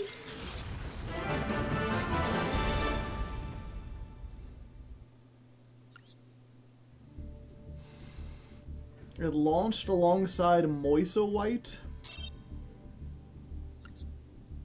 Did that come out in the newest? I didn't look at the newest shop. The Big Boss Rush.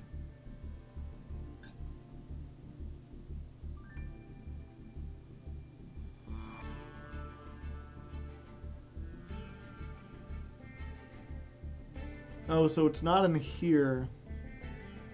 Oh, it did.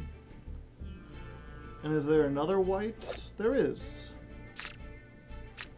This card's name becomes Skull Servant. If this is normal or special summoned, add Skull Servant or a card that mentions it. You cannot special summon except for zombies. During your main phase, you can normal summon a zombie in addition to your normal summon. Ah, okay.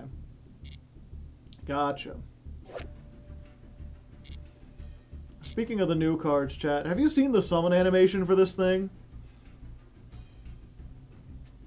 Just the worst. Just the absolute, like, laziest shit they could do.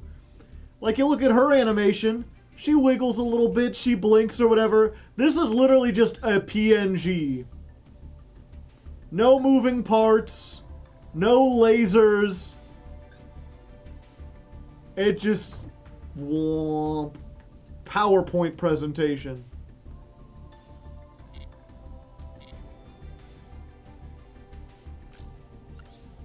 The one BES player is crushed.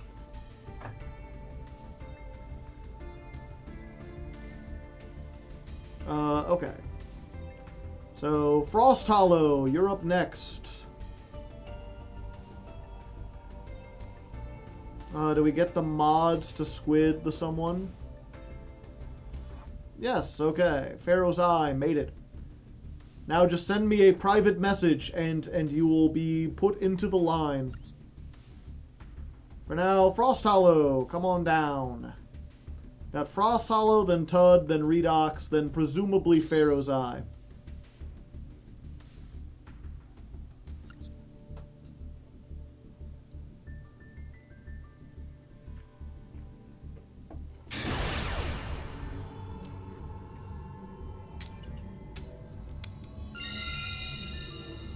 I'll go second.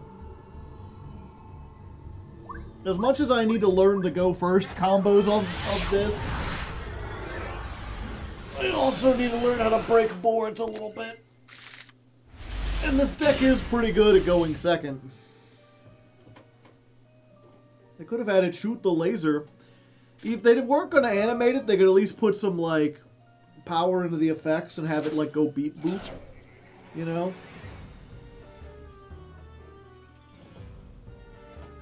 Okay.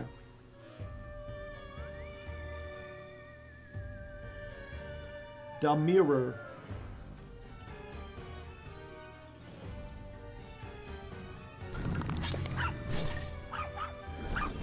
Ah, that's pretty cool. Of course, you got the theremin. I haven't heard the spooky graveyard music yet.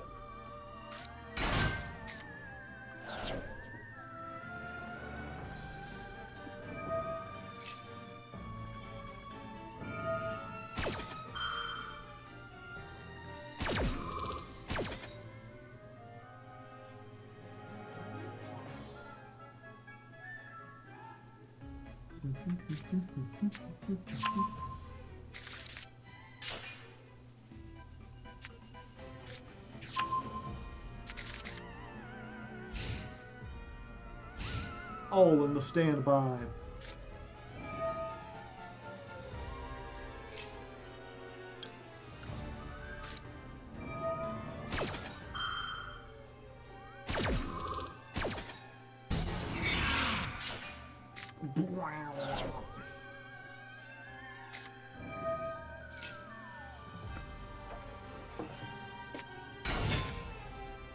I feel like using that on the ritual is the best play. They can get it back, but they burned one of the effects, and you really want to get both of them if you can.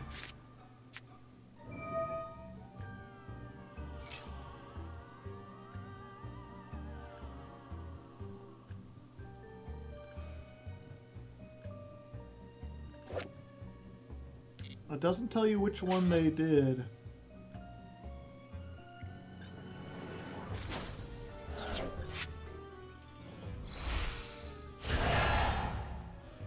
Futsu.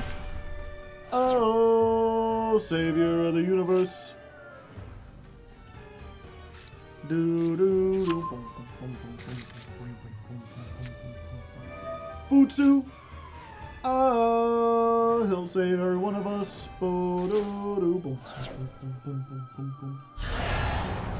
Big snakes.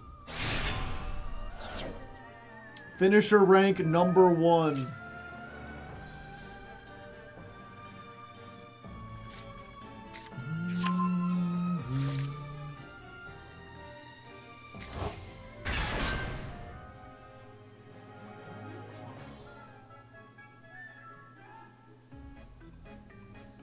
I wonder what the more aggressive version is.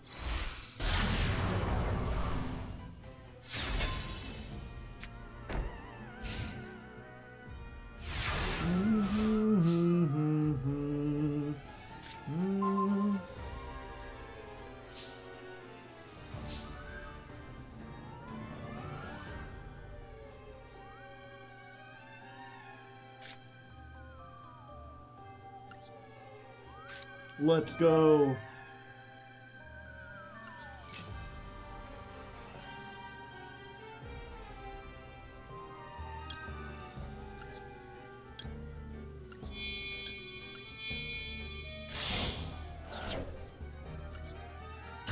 Hello from the other side.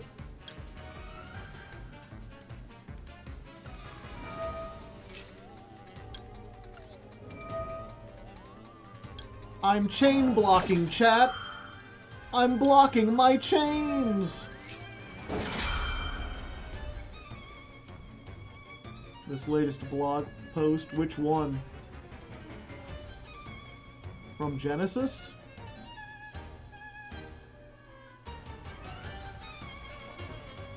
Now we're on the scary minecart section of the music.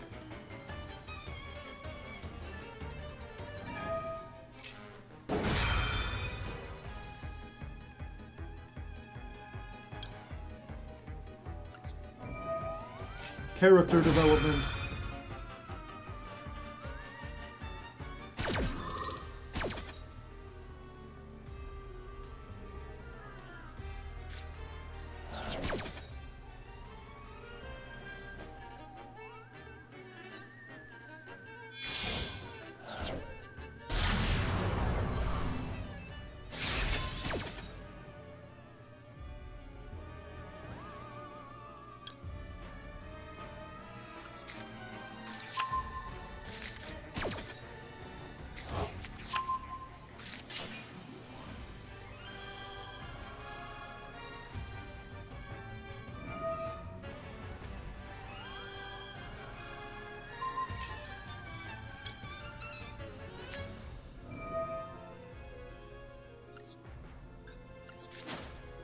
Adios.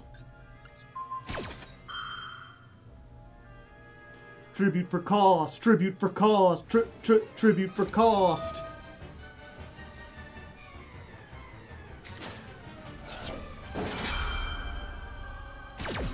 Can't be destroyed. True. But I just wanted to stop it from being banished.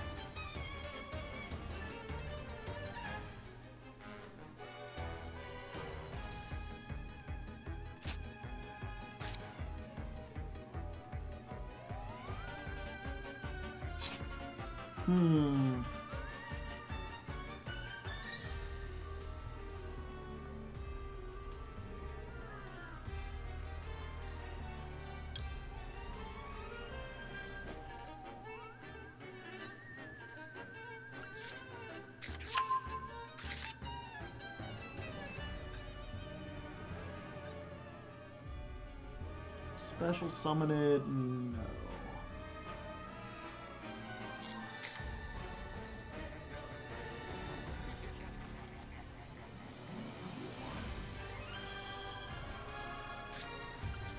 Behold, my tech card.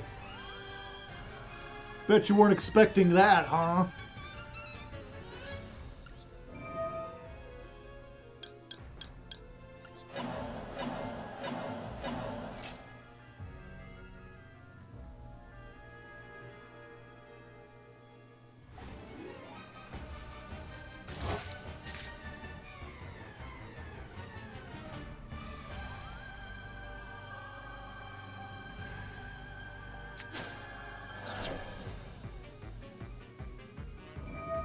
Oh, I thought they already used that effect.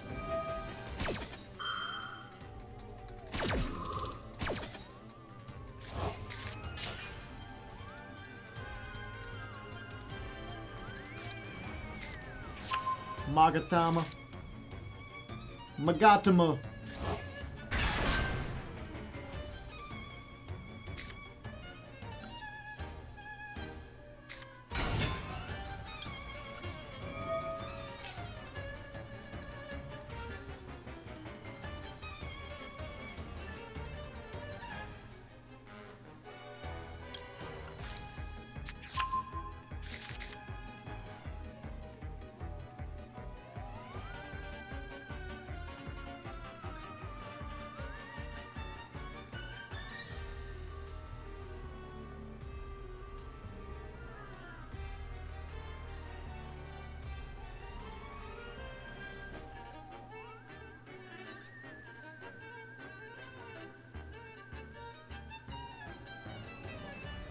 Hmm.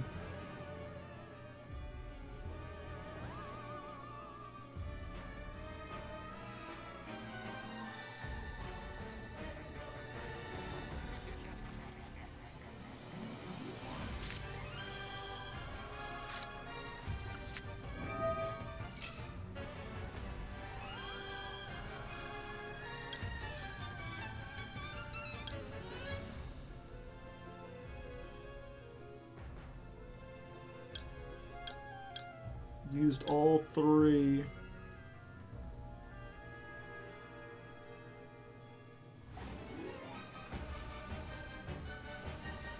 Okay.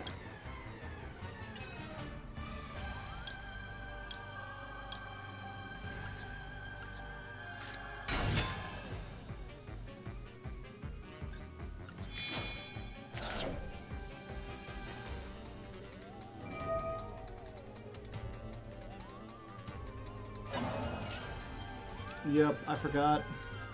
I thought I could tribute. I keep thinking I could tribute from hand.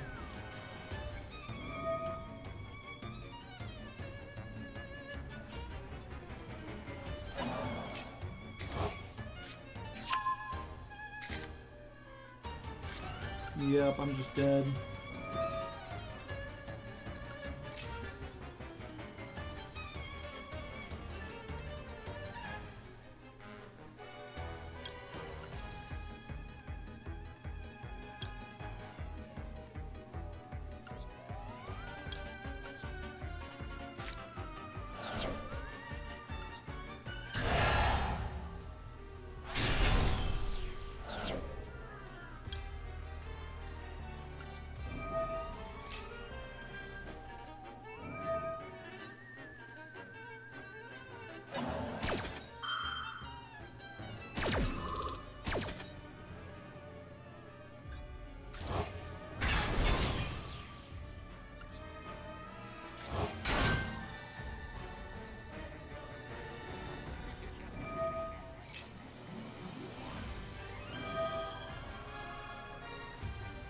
We might be dead, but they lose 800 attack.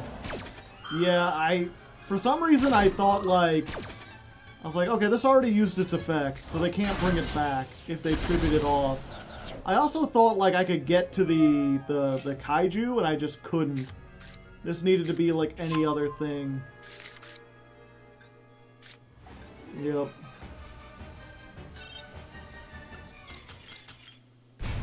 The most depressive deck likes to be tributed.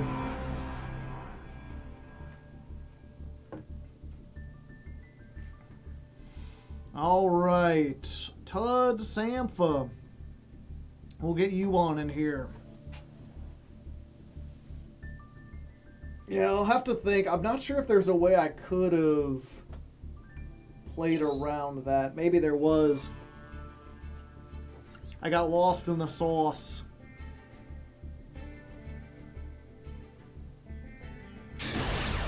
Yeah, the shuffle back I think definitely wasn't the good idea, but I'm not sure what else I could have done.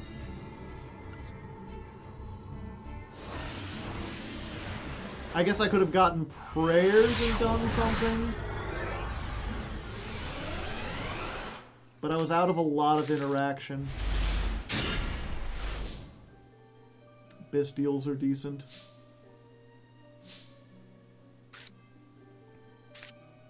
Fuck. Shit, fuck.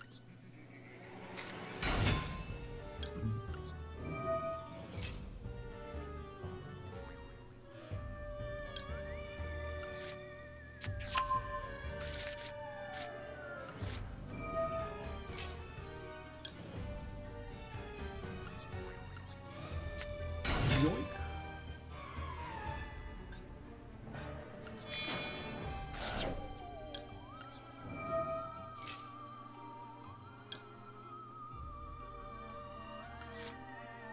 That's the most unfortunate hand. I mean, it still does it if they don't have any hand traps. Huh?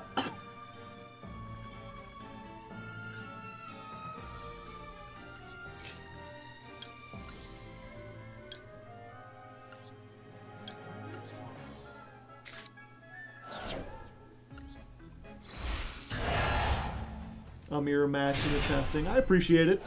It was a good battle. I've learned many things.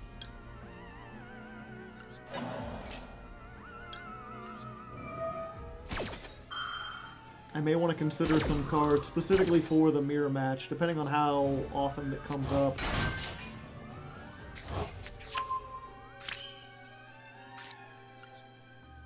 Again.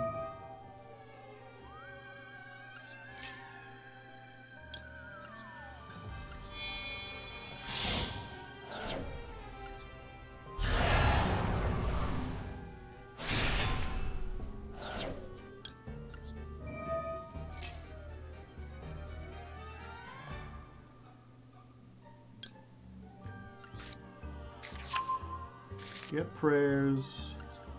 Summon back the Habakiri. Oh, I needed to get fucking... it's fine, we can still do this. I needed to get Futsu here, though.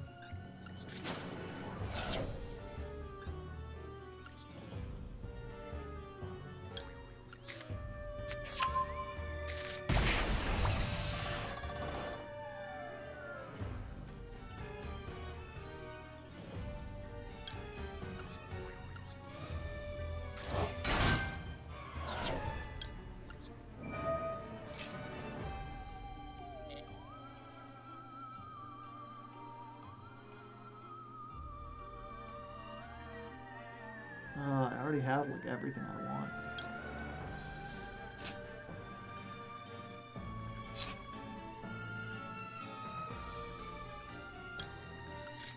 Another one.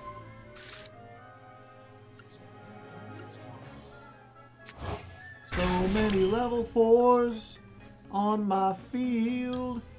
I just want my opponent to yield.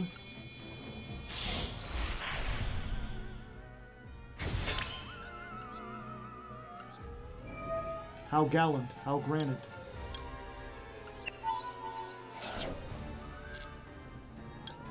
Nibiru.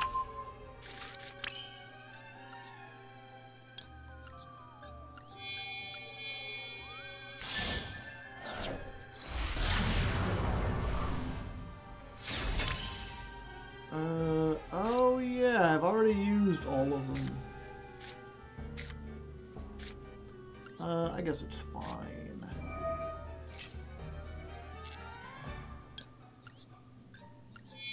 Yeah, once again, not getting the ultimate hand, although this is pretty darn close just because of what we opened with.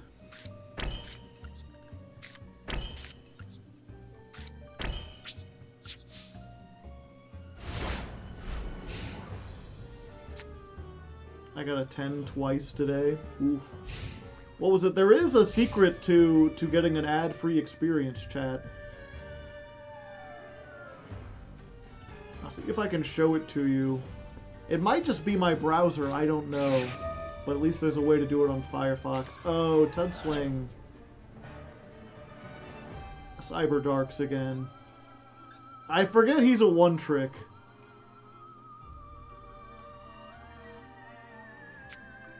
It's joining Joe's cult.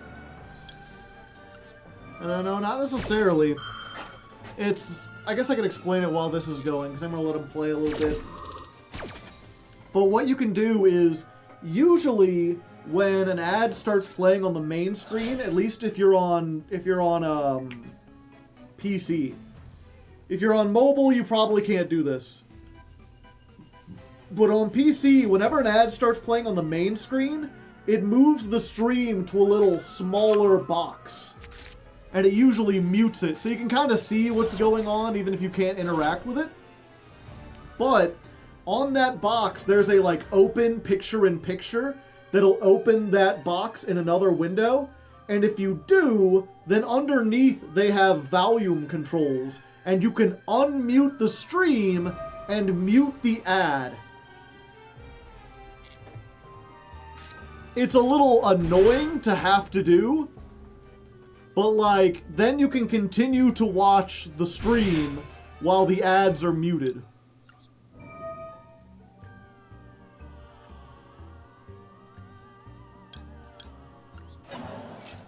This thing's new. What does this do? Opponent controls a monster, you can special summon this, take a Cyber Dragon, special summon it. You can return one Cyber Dragon, add a polymerization. Okay.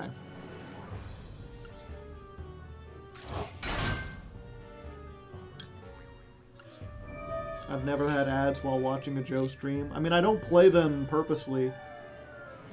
I don't know if there's a thing where, like, a setting.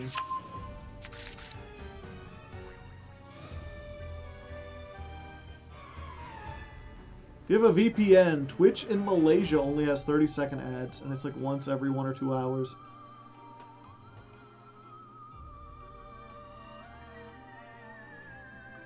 I'm curious, someone mentioned getting, I just got a 10-minute ad today, twice. Did you get that on my stream or a different stream? Clockwork Knight. I'm gonna have to stop that, buddy.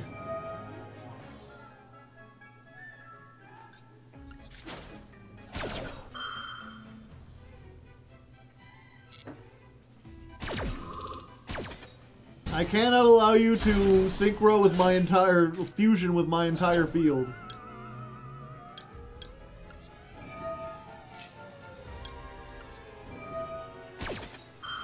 Ten ads. Oh, okay.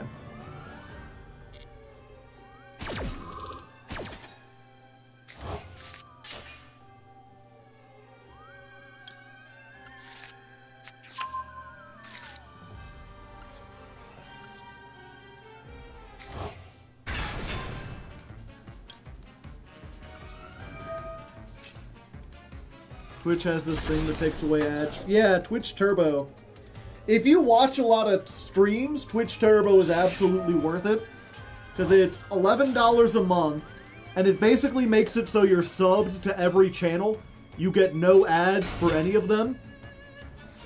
And it's like, well, if you normally sub to 2 channels, that costs you $12 a month.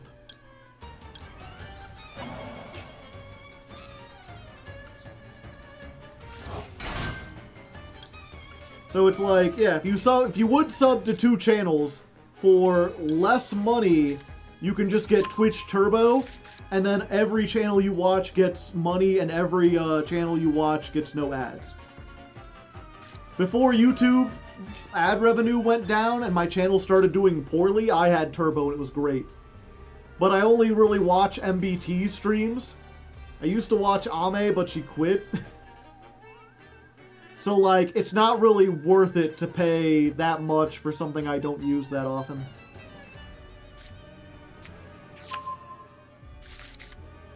I should stop Spotify and get YouTube Premium.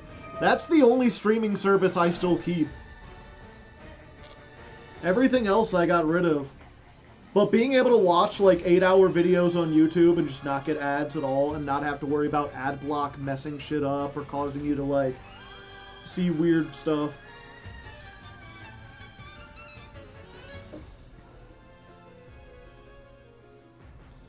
It's so good you can't go back. Especially it's like, you know, if you're on PC you can just use an ad block. In my experience, ad blocks on phones just aren't as good. They aren't as consistent. They give you weird spotty performance. Plus, you know, at the end of the day, that's the thing. At the end of the day, I would like to support people. I can't donate to every channel I watch as Patreon, especially if I just watch 1 or 2 of their videos. So going into the YouTube Premium is nice. Hey, why are you doing that? What did IP ever do to you?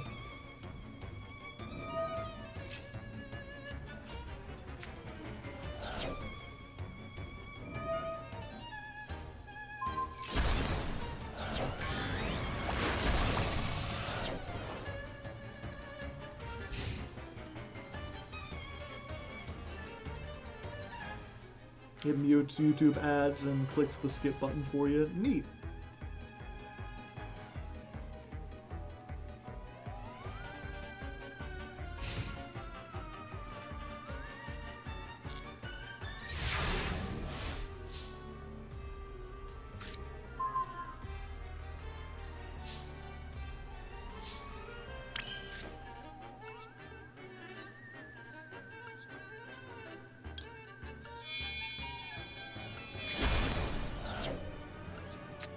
The Kaiju!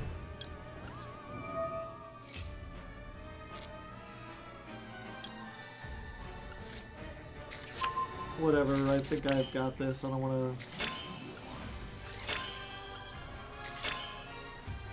Let's go.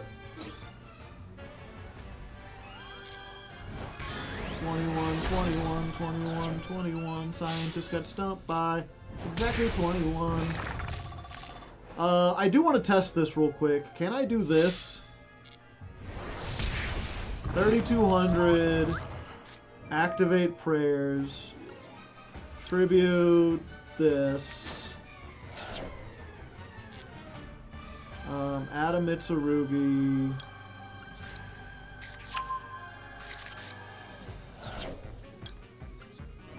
Use this effect. Add a Mitsurugi.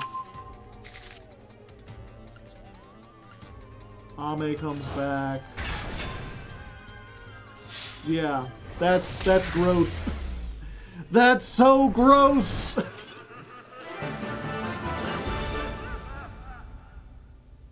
Ooh, there's a spooky laugh at the victory. I didn't notice that.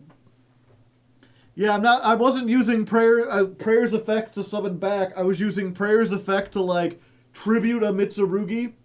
So it's like, I can use the Aratama or the prayers to tribute any of the ritual, like, attack, tribute them to blow up whatever, or to add whatever, and then use their own effect to come back.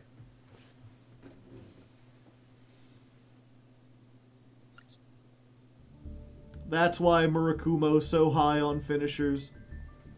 And it's only getting higher. Okay, real quick, someone mentioned the Genesis blogspot thing.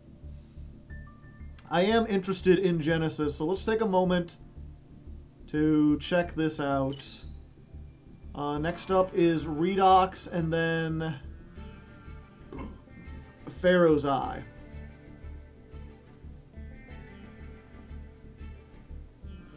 Someone was like, I'm dooming so hard. To be fair, I haven't looked at a lot of the Genesis stuff, so maybe the blogs are different. Answering some of your questions about the October update. Let's make this a little bigger for you. There we go. That's Control Plus, by the way, if you want to know how to just make shit bigger in your browser. Was this month's point update what you were expecting? If you haven't seen it yet, you can find the changelog right here. There's been a lot of chatter about the update, and we wanted to take some time to answer some of the more common questions about the changes and how the numbers got where they are. Let's begin. Question 1. Why didn't Radiant Typhoon Vision get any points while Rescue Ace Impulse did? It's a matter of what people were playing and not playing in the deck lists we have access to. In the data we have, Impulse is all over the place, but Vision is almost exclusively used by Radiant Typhoon, which is its home. The fact that this question is coming up at all means there must be a lot of Genesis play going on that we aren't seeing, which is good. The more people are playing, the better. But if you want your gameplay to affect the overall format, we need to see those deck lists and tournament results. Hashtag Yu-Gi-Oh! Genesis. Control scroll wheel also works? Ah, I didn't know that. Neat. I'm from the olden days, chat. I learned all the keyboard commands when mice didn't have scroll wheels by default. How did you come up with the 11-11 33-point spread for Vanquished Soul? The main goals for the Vanquished Soul adjustments were to reduce Holly Sue's outsized impact on duels, especially turn 1 of the duel, and to keep her away from Ash Blossom, while making sure that Vanquished Soul decks that look like the Agov-era version stay legal. We wanted running more than one Holly Sue to disrupt the basic foundation of the deck, or at least make players do something strange, like go all in on Vanquished Soul's start, which lowers counts of Raisin, for instance. The set of numbers that both accomplishes this goal and is, we think, the easiest to understand and work with while deck building is 11-11-33. Nothing's permanent, though. If you run the 3-3-1 of Raisin, Xiaolong, Halisu, that's 99, and you get to keep the band together, minus Ash Blossom at all. But you can also skip Halisu completely and run 3-2-3 of Raisin, Xiaolong, Ash Blossom for 100, and keep the advantage of having Ash in your deck while most other decks aren't running it or considering it in their lines of play. This is akin to what people are playing after Xiaolong's release. Other permutations are also possible, and the Vanquish Soul cards are still very powerful and easy to put in your deck, so we expect Vanquish Soul to be a strong deck. How do you play or join? Yeah, it's the pay... Okay, they explained it already. Gotcha. Why didn't 7th Tachyon get any points? The short answer is that it cost you a card in the hand and at least one extra deck slot and locks you into Ixies on resolution, the combination of which made it inconvenient for general use. Being limited to just one type of strategy, Ixie, makes it hard to reach the point where it would justify adding points to, even though it's strong and casts a wide net. For the long answer, let's take a look at type searchers and those role 7th Tachyon usurps in the decks that can play it. Reinforcements of the Army, Tenki, Fossil Dig, Emergency Teleport are all 35 as of the new update. Gallant Granite, Infernal Flame Banshee, and Buzz are 33. Bonfire's also 33. Nightmare Apprentice dropped from 40 to 20. Cynet Mining is 0. Why is Cynet Mining 0? It's not because Link monsters aren't allowed, it's because it costs you a discard to use. Nightmare Apprentice costs a discard as well, but was priced at the same rate as the other type of searchers because it's effectively free due to being an illusion monster that you get to keep and wall up with even if something goes wrong. We lowered it more than the other spells because we didn't think the prior points properly weighted the fact that there was a discard on it in the first place. 7th Tachyon cast a much wider net than Cynet Mining, but also cost extra deck space and an Ixie lock to do so. While more apt comparisons would be Small World, whose net is even wider than 7th Tachyon and is in fact wider than all the cards were being discussed. It's funny they mentioned that because if you saw me playing Genesis, I put Small World in fucking everything. I love that it can just search any weird, wacky tech card as long as you play like a couple of them. It turns every deck into a toolbox deck. This card costs you a monster from the hand, a bridge card still in your deck, a significant amount of brain power, and 0 points. The cost range convenience of 7th Tachyon places it squarely between Cynet Mining and Small World, both 0, and so its initial value is 0. As for why it wasn't increased, it's not being used enough. The Ixie decks were largely underrepresented, and it's not seeing the widespread use of a Pot of Extravagance or even Upstart Goblin, which makes sense seeing as it locks you into Ixies and many decks in the format focus on fusions and synchros. So right now we have nothing to show it's out of line. With the points added to Flying Sea, it's possible that Ixie decks could roar back and dominate the Pittsburgh qualifiers, and push decks that can't use 7th Tachyon, but it's difficult to imagine such a drastic shift. That said, this card and Small World are both cards we're keeping an eye on. It was 33 and they typoed it, I'm like 90% sure, What did Beals do to go from 0 to 100? I mean, it's the FTK trick. I don't know why people were confused about that. I thought everyone knew. Yeah, so I'm not going to read that one. Why didn't Dimension Shifter's cost go up? It's barely being played. It's just that simple. We know there's a lot of chatter about it, but it's just not showing up in many deck lists so far. And the general rule is that cards played a lot go up, cards not played a lot don't. Even Exosister decks are cutting it, and you'd think they would be the one place you'd always see it.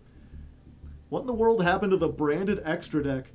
The Fallen and the Virtuous was going to become the best in-slot generic quick play removal spell if we didn't cost both it and the extra deck monsters that get you another copy of it. The numbers probably look intimidating for all you branded fans out there, but we've made sure that branded-based strategies are still viable, even if they don't look like the branded decks you're familiar with. We're already seeing strategy guides being posted for new point costs and how to make the deck still work. As always, we'll keep a close eye on this. Are you hiding in my walls? No, that's weird. Happy Halloween. Yeah, why would you be dooming about this? What about this seems unreasonable or bad? Everything here seems like, yeah, that makes sense. There's nothing there that makes me think, oh, this format isn't going to work. Oh, there's bad stuff going on. It seems like everything they said is, here's the reason for why we believe this. And if we're proven wrong in the future, we will change our opinion.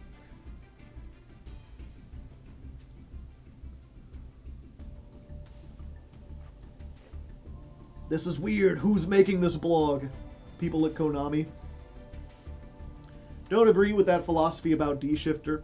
A card that keeps the vast majority of the card pool from being viable shouldn't exist. Again, I don't know why people hate Shifter so much. There are certainly some I've seen people compare D-Shifter to Maxi, where they're like, oh, D-Shifter only hits graveyard decks, but every deck is a graveyard deck now. And it's like, yeah, but it hits both equally. If Maxi said, you have to play this at the start of your turn, also, every time you special summon, your opponent gets a draw too, then it wouldn't be very good. D-Shifter says, your graveyard is off. So you can only play it if you're one of a very few select decks that can play entirely without the graveyard. It's not being splashed in, other decks. It's only used by a small minority. Furthermore, even though every deck does use the graveyard to some extent, you can still kind of play around it. If you know you're under D-Shifter, you can, most decks, unless again you're like zombies or a deck that really, really needs everything to hit the graveyard, I feel like you're still in a pretty good position. I don't think it's a pseudo FTK. I don't think if they hit you with D-Shifter, you're like, oh, I have to pass. There's nothing I can do. I'm trying to think, I'm just thinking about, granted, I don't play the most meta decks or whatever, but if I got D-Shiftered as Mitsurugi, would that end my turn? No. I can't set up Futsu, but I can still do a whole bunch of stuff. Everything gets tributed, it's banished, so I can't recover it as easily. It makes me lose my follow-up, but I can still do it. Sensaji must hit the graveyard. Yeah, there's some stuff that it hits. I play Generator. Does Generator need the graveyard? Yeah, kinda. You want to be able to, use Vala, discard a card. It turns off Vala, but you can still use QQ Enagon. You can still activate the field spell. You can still use Vala from your hand, you just lose access to whatever happens to go to the graveyard. You can recover, yeah, even in Mitsurugi, you can cover from the banishment with Kusanagi. Ninjas use cards in the graveyard. You'd like to see some cards in the graveyard to recycle them. But you can just lose some of that recovery if you want to build big, or you can build a smaller board. A lot of decks just die to Shifter, though, because without graveyard access, they are insta-dead. What's an example of a deck that auto-loses to Shifter? I'm not, doubting you. I know they exist. I'm just trying to think, what's something... Drytron? Drytron can still make... They can make, the Ixie... yeah, the Drytron, probably. RDA. Tier limit. You know what? I'm gonna say it. Tier limit deserves it. Crystron? Crystron does not die to D-Shifter. Fiendsmith.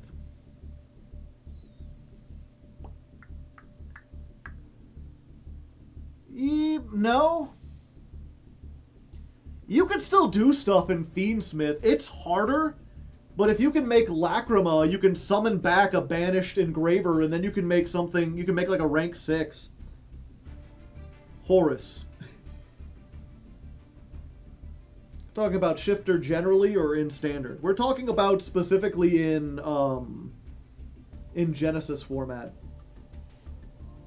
What are you doing? Yeah, actually, what are you doing in Genesis with Fiendsmith? Blue Eyes? Blue Eyes can set up a lot of shit without having to worry about the graveyard. Yeah, it's like, good luck doing anything with Fiendsmith without the links.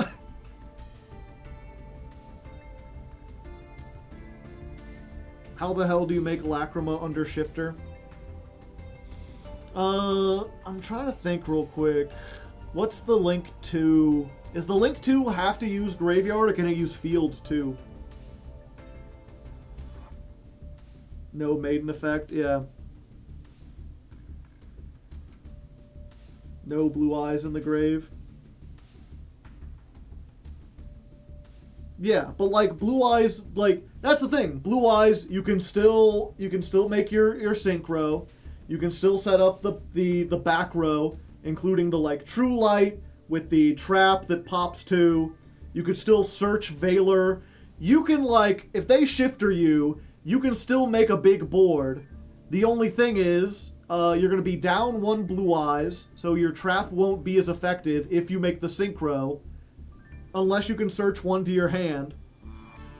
Or you just have to not make the synchro.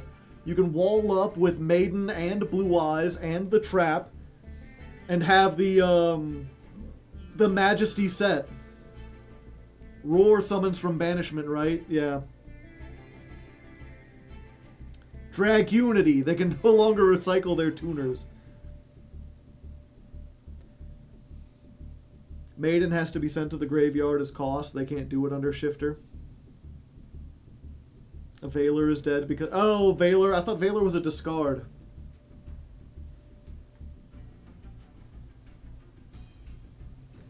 Okay, so maybe Blue Eyes is functionally dead.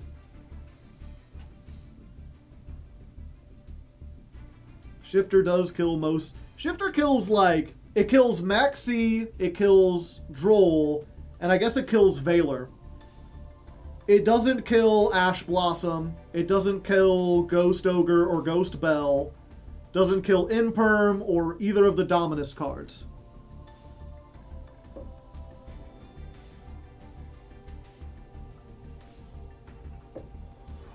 It does stop Ogre? I thought Ogre was like, discard this card, not send this card to the graveyard. Sorry, Redox, I didn't mean to keep you waiting.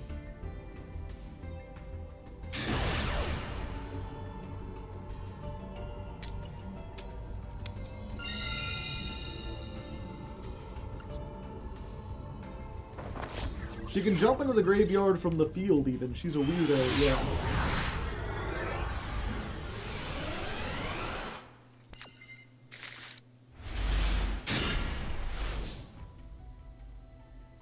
It also kills going second options. I mean, you could still Lightning Storm and stuff.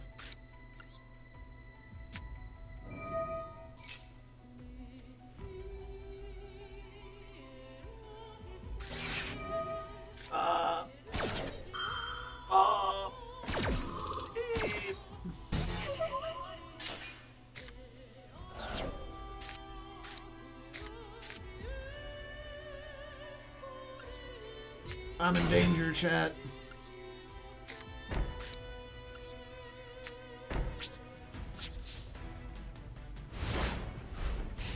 Dragon Maid. You could still make, I guess the new plays kind of require you to shuffle stuff in from the graveyard.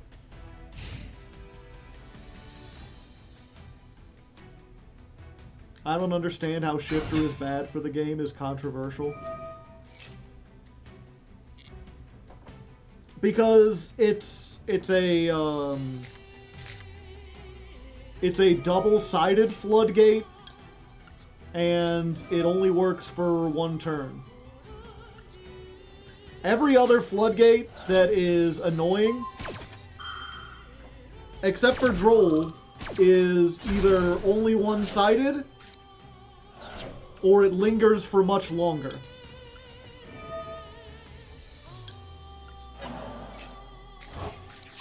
Poll. I know I'm in the minority here. I'm just saying it feels to me like Shifter is overhated.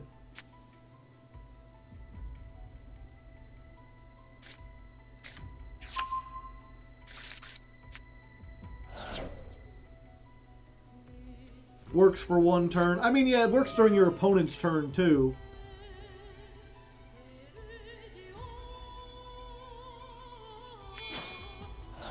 We listed 10 decks that either get significantly screwed or just plain died, and these are rogue options, not even decks that would be considered if Shifter didn't exist. Yeah, like, it's not like someone's like, oh, I would play Branded, but Exo Sister occasionally plays Shifter.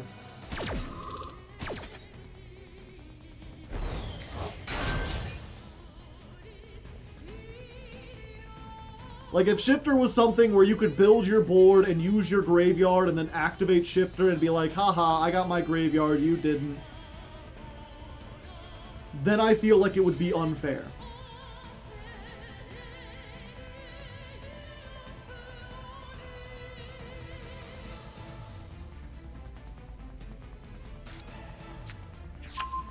Or even if Shifter was something where you could build a board and then activate it and have them not know.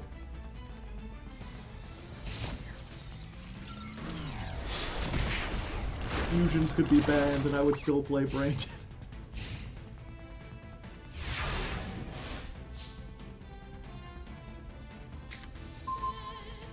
Just in time, buddy.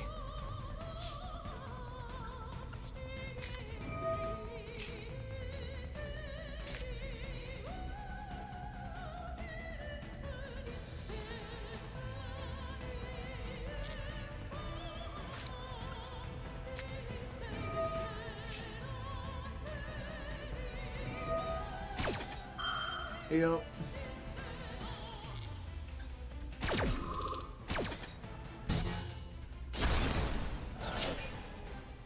You don't get no. I mean, I can't summon whatchamacallit, Typhon, because I don't play it, and also they didn't summon out of the extra deck. Yeah, I feel bad for Redox because it's like, yep, I just can't do that. Unfortunately, I got pretty bad. I had the one opener and it got ashed.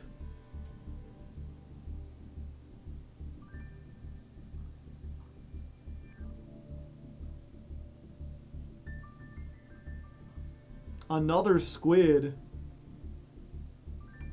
How did we get 2 squids?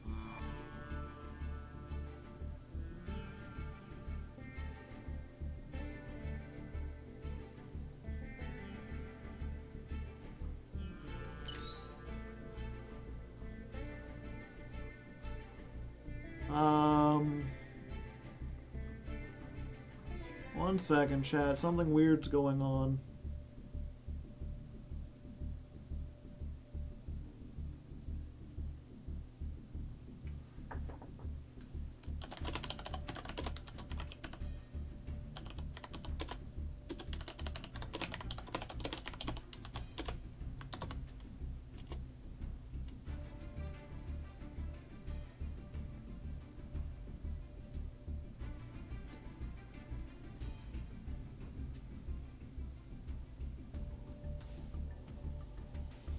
Because we just had someone join the Patreon. They asked for the link. I gave them the link.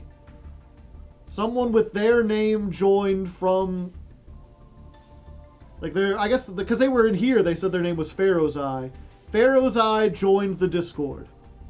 Then, 5 minutes later, someone else joined the Discord, and they sent me a private message saying, "Hi, I'm Pharaoh's Eye."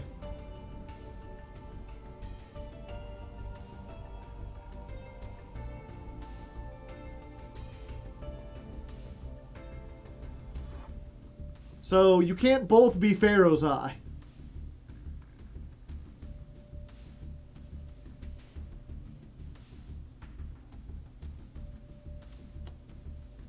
My email verification. Okay, so I can kick the other one then? The doppelganger?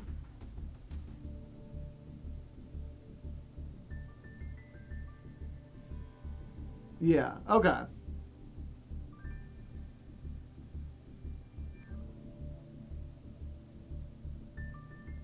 Give me 1 second.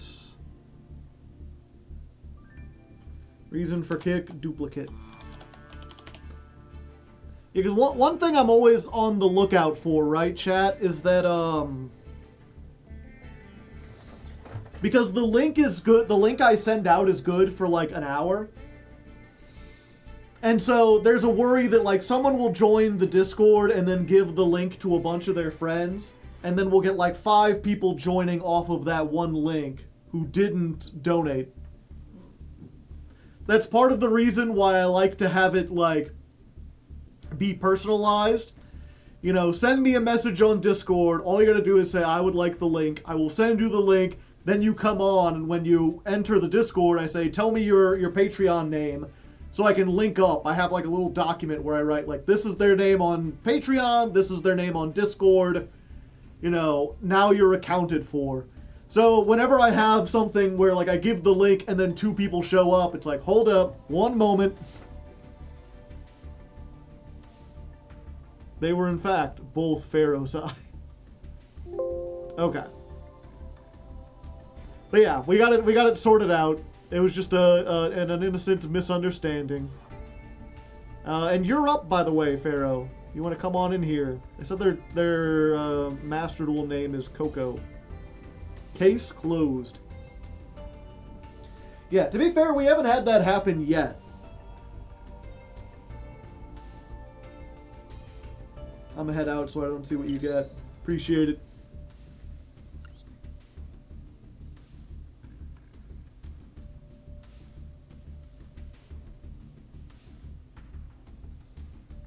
Oh yeah, and Redox, I feel a little bit bad. It wasn't you, it was you know, sometimes you just open with... I open with the start, I open with 2 copies of the same once per turn starter, and my one of recovery card.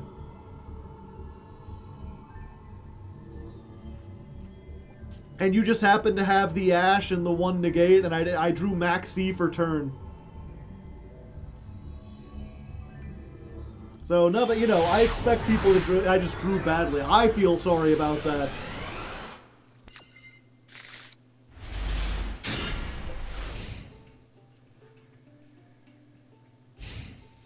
Because you should have gotten a longer duel, and you did not. Oh, it's like that, is it?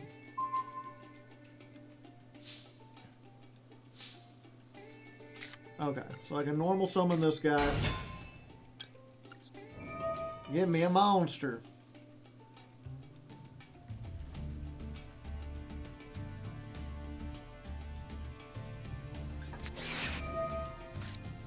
I see.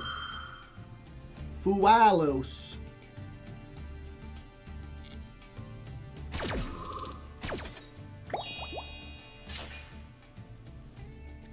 Let's see. If that's the case, we add this. And then I try this.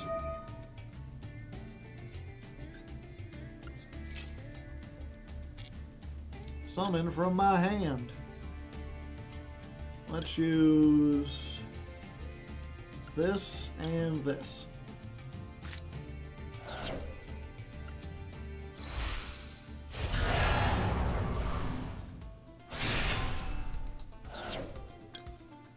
But yeah, going back to what we were talking about though, Chad, as far as Shifter, I should make something clear.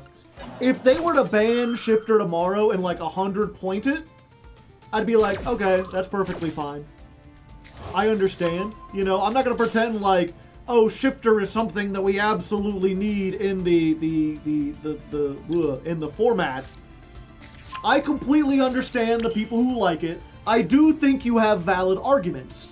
My point is not to sit here and defend Shifter and say it's a paragon of card design. My point is to say, your arguments are valid, but I also see the other perspective. I think there are valid reasons to be like, Shifter's not that bad of an idea. And so I don't think the devs are crazy for being like, it's not played very often, it can only be played in specific decks, you can still play it around it in 90% of duels. We don't think it's worth having a big stat line on it. Like, to me, that makes perfect sense.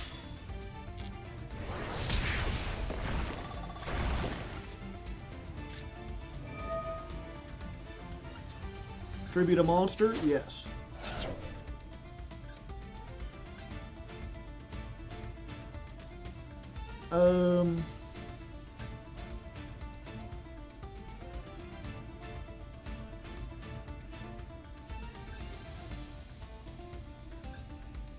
Nah, we'll just add one.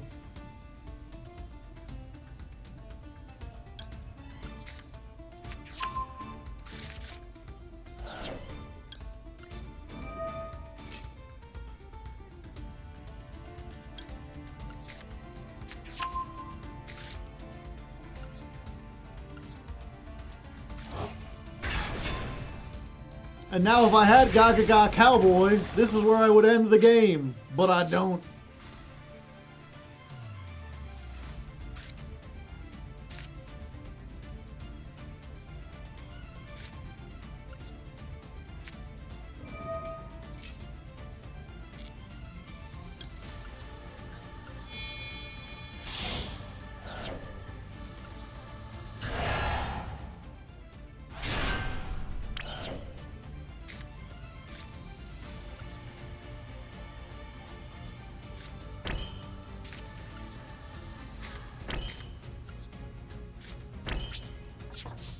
And so that, I think that's pretty good, chat. You know, I got them down to 400 life points while searching 3 disruptions and didn't give them a single draw off of Fuelos.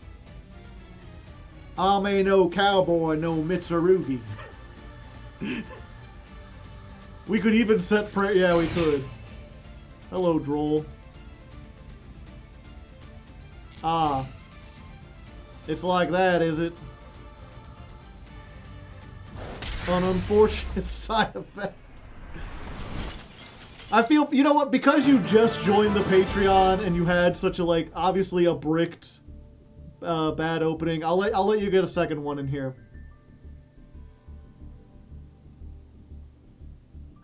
If you want a rematch, you can go ahead. Why not play Cowboy for the memes? I don't think it'll come up.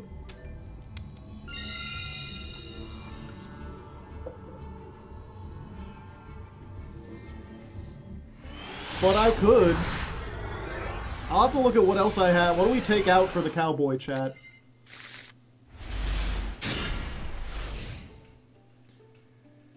Just take out the second Dynamondo because I haven't played. Yeah, we just take out the second Dynamondo, put in a Cowboy. Ame no Yeehaw no Mitsurugi. Rhapsody, it's good in the mirror. Oh. Megalith. I'm going to allow it.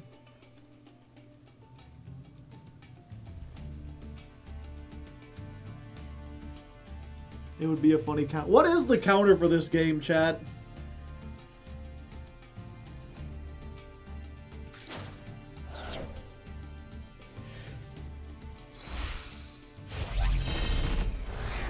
Do we do it for, like, how often do we brick? Just number of bricks, yeah.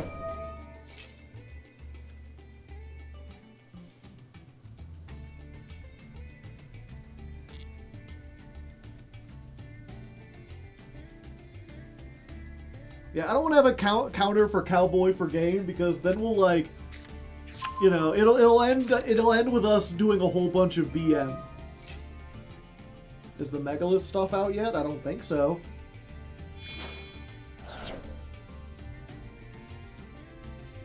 Not Master Duel, eh?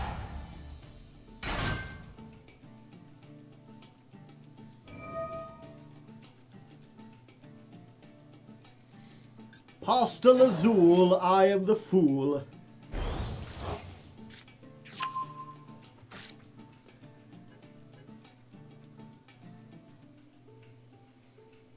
The amount of times the Murakumo actually negates something.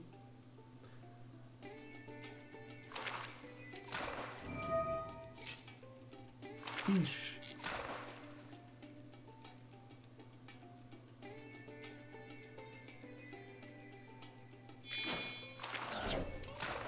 So many fishies in my pond. What rhymes with pond? I just wish that I was a James Bond.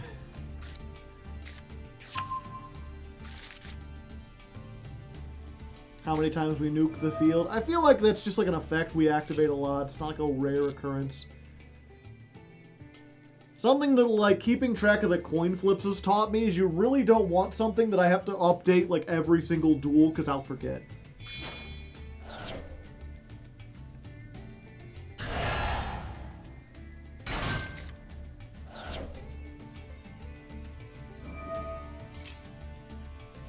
Purification negates, yeah. Like, if our deck just does something, you know, it feels like keeping track of detonator pops or whatever when you're playing Ryziel. It's like that, yeah, that's what the deck does. We don't need to count it. At the end, I wouldn't be like, the number's not interesting to know. Like, how many times did we negate? Like, in a deck that searches a negation? Probably a lot. But knowing how often we brick on something like... Ooh, nice. We brick on something like pre-prep. Okay. Can't be destroyed by battle.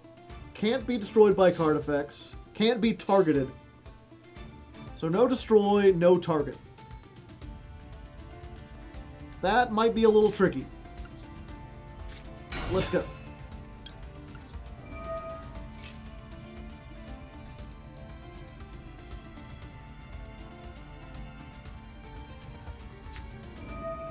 Failure.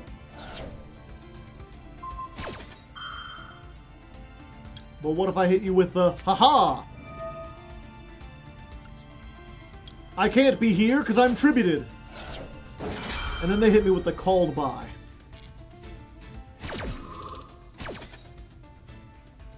Both effects. What do I want to add to my hand? The good one.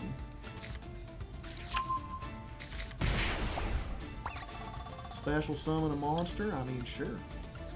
But it came back.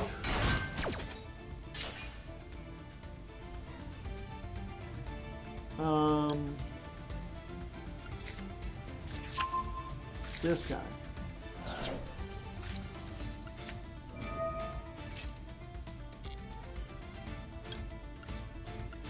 Hello. Goodbye.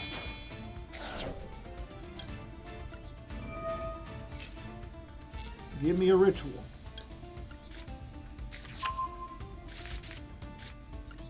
Ritual salmon.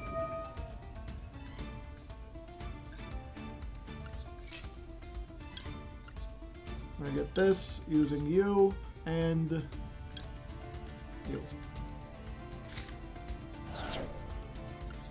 Bird. Now your attack is slightly lower.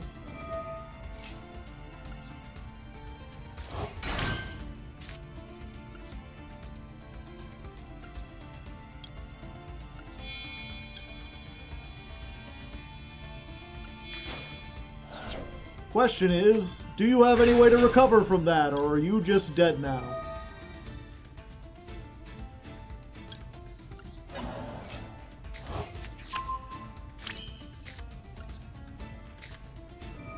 Knowledge is power. The power within. The power within. The power within. Chat, can you get the power within in the chat? The power within the chat.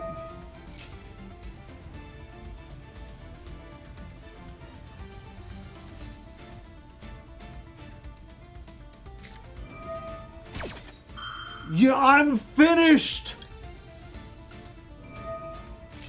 Unless you discard a card.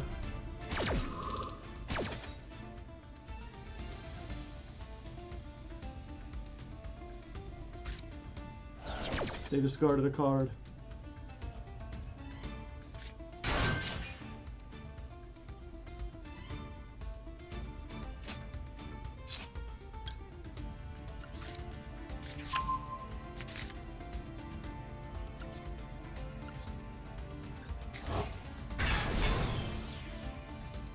Opponent activates a card or effect, destroys as many cards as possible. Okay.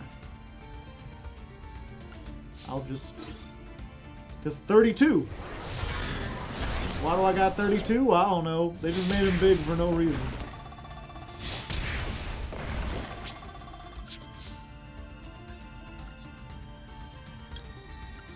I'm locked into reptiles. I forget that guy locks you into reptiles. But that means I can still get the Futsu.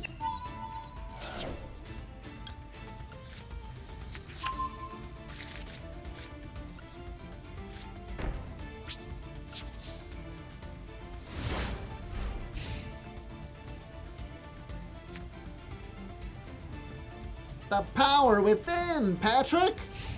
Ah! The SpongeBob voice is difficult to do. You know, I'll turn off my negates. If you've got something, go for it. I will not interact with you if you have something. I guess they didn't have it. Was that SpongeBob or a goat? You gotta tap your throat.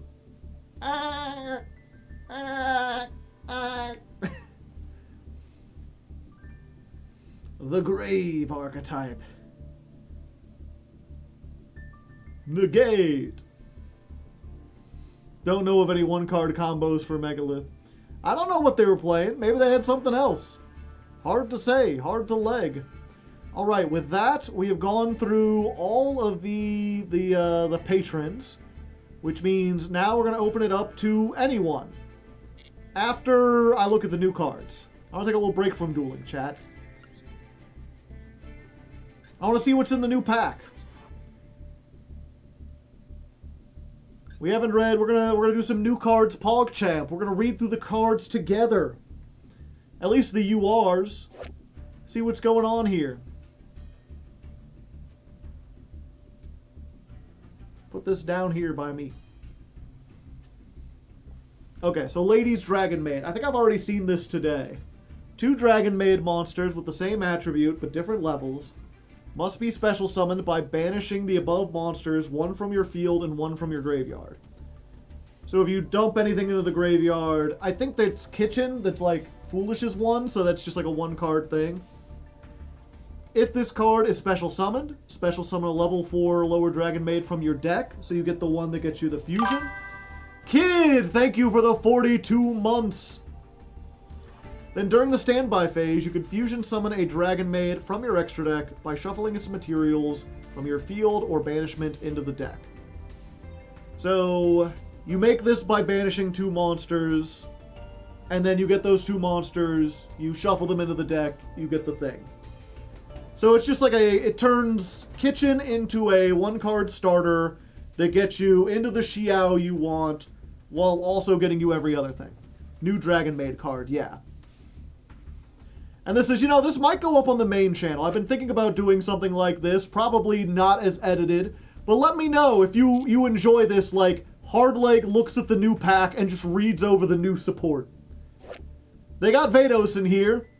I don't know why. I don't think there's any new, Ashen's support, as far as I'm aware, but maybe we'll be surprised.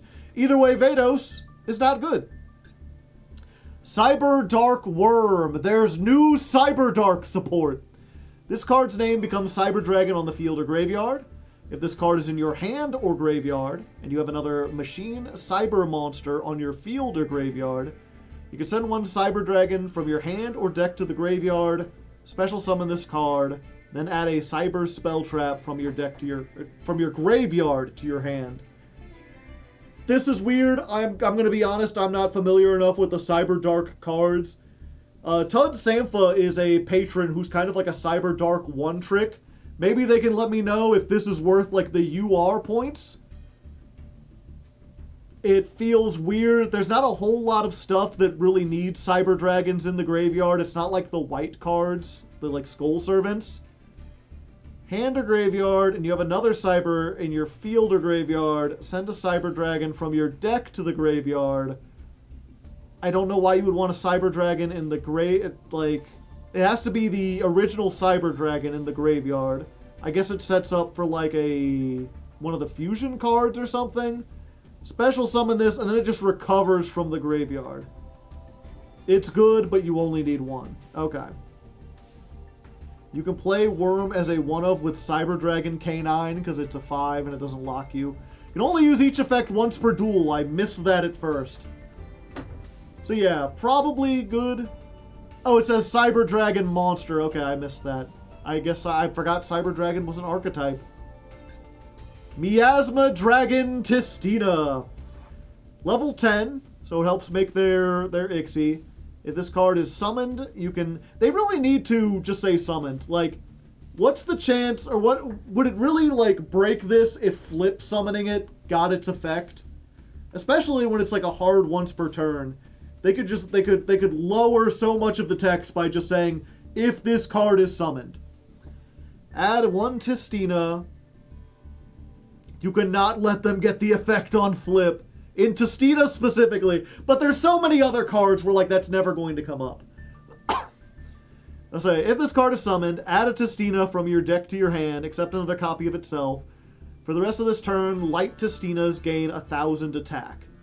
So it's the Stratos of the deck, although it is a level 10. And then it gains everything 1,000. From what I understand, the play style or the win condition of Tistina, if it can be said to have one, is kind of like an OTK. You're going to go in and try to attack for a lot, so gaining the 1,000 is actually pretty good. Search plus gain. If this card is sent to the graveyard, and a card is in the field spell zone, you can summon it, but you can't summon from the hand or graveyard for the rest of the turn, except Tistina. So it locks you into Tistina, but not from the extra deck, so you can make rank 10 trains if you want to. Notably, their field spell sends a monster to the graveyard. Okay, thank you, chat. So you activate the field spell, you send this immediately summons itself, and then adds a Tistina, and for the rest of the turn, your lights gain a lot of attack. I don't know enough about Tistina to know if that's like a huge game changer, but from what I understand, this came out in the TCG a little while ago, and it hasn't like made the deck a tiered threat or anything. It's significant, but it's not like... Tistina's not tearing up tournaments now. There are cards that say... Yeah, that's what's sweet. Like, the if this card is summoned text is not something I'm inventing or making up. It is on other cards. I just don't know why so many cards these days say if normal or special summon. Because the only other kind of summon is flip summon. Some people are like, what if you Pendulum? Pendulum is a special summon. That would still trigger this. Super Quantal Fairy Zaytan. If you control a Super Quant, except another copy of itself, and this card is in your hand, you can summon this card, then make this card's level the same as one Super Quant you control. So if you control one, you summon it, it becomes the same level. If you don't know, Super Quant is an Ixie deck. They do try to make some of the Ixies, so being able to have a 3 and then just get another 3 and instantly overlay them, pretty neat. You contribute this card, send a Super Quant from your deck to the graveyard, except a Dark Monster, special summon a Super Quant from your deck, except another copy of itself. I'm not exactly sure, but I think all of the Super Quants are different attributes. I know the Warrior is fire, the blue one is water. Yeah, so they're all different attributes. I think this is the only dark. So literally it's just tribute this, Foolish Burial, then summon a different one from the deck. Actually, you could summon the same one from the deck. And I also know that all of these Super Quants have effects when they're sent to the graveyard, because the other Alphen, the one that this is like the dark version of, that one's like, pick 3, add 1 to your hand, send the other 2 to the graveyard. And it doesn't matter really which 2, or which one gets added and which 2 send, because they all do stuff on summon or add. Black Layer is dark. Okay, so they do have a dark, big version of this. But everything else. I remember MBT turned this into a Fiendsmith deck. Yeah, from what I understand, Super Quant is better than, like, Tistina. Like, this is seeing some rogue playability. It's not the best deck, or even, like, in the top 5, but you could probably get to Master 1 just off the back of, like, Magnus Turbo. It wouldn't be easy, but I think you could do it. Like, this is, like, somewhat viable. At least that's from what I understand. If it's not here, then it is in Genesis format. I know it's doing some stuff there. Not enough to get points off, but maybe someday soon. Morgana, the Witch of Eyes. I've heard about you, and I don't like it. Level 4. This card is always treated as a Morganite.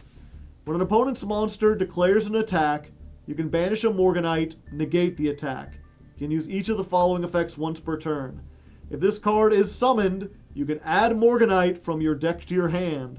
If you have 3 Morganites with different names in your graveyard, you can change the attack of all monsters your opponent controls to 0. We thought Morganite was just a fun little tech card you could throw into off-meta decks, and now they're making Stun an official playstyle. It's not great. I don't think this is the one I was worried about, though. There's another one. I think it's another Morgana card, where it's like... Or maybe it's the other Morganite card. It lets you normal summon tribute cards without tributing, which basically means that you can normal summon like a Vanity's Fiend or something and just not have to play at all, and then just draw 2 cards and have all the traps in the world. That's a Morganite, yeah. I'm sure we'll get to it. I assume they released them all at the same time. She got no eyes. I was like, what is this? It's just a weird staff. The art's weird. I don't like the art either. Super BES Metal Slave. This is interesting because this was released in the TCG, the OCG, Duel Links, and Master Duel all around the same time, I believe. I could be mistaken, but I know this was like just released. Like there's no combos or deck list out for this because they just kind of dropped it everywhere. 3100, level 11. You can send up to 5 level 10 or lower BES monsters with different names from your hand or deck to the graveyard, special summon this from your hand, place counters on it equal to the number sent. So, you know, you gotta play 5 Garnets in your deck, but if you send 5 of them for cost, you get to summon this and then put a bunch of counters. Now, if you're not familiar with the BES, and you're like, oh, do those cards get effects in the graveyard? No. No, they don't.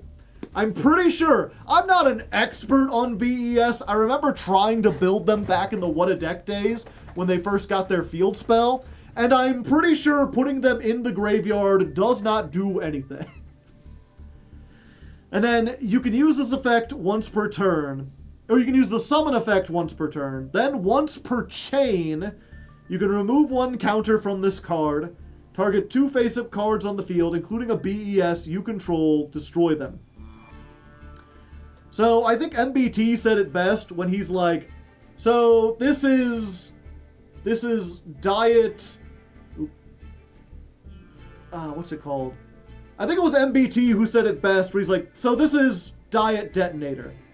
This is the perfectly good detonator you have at home.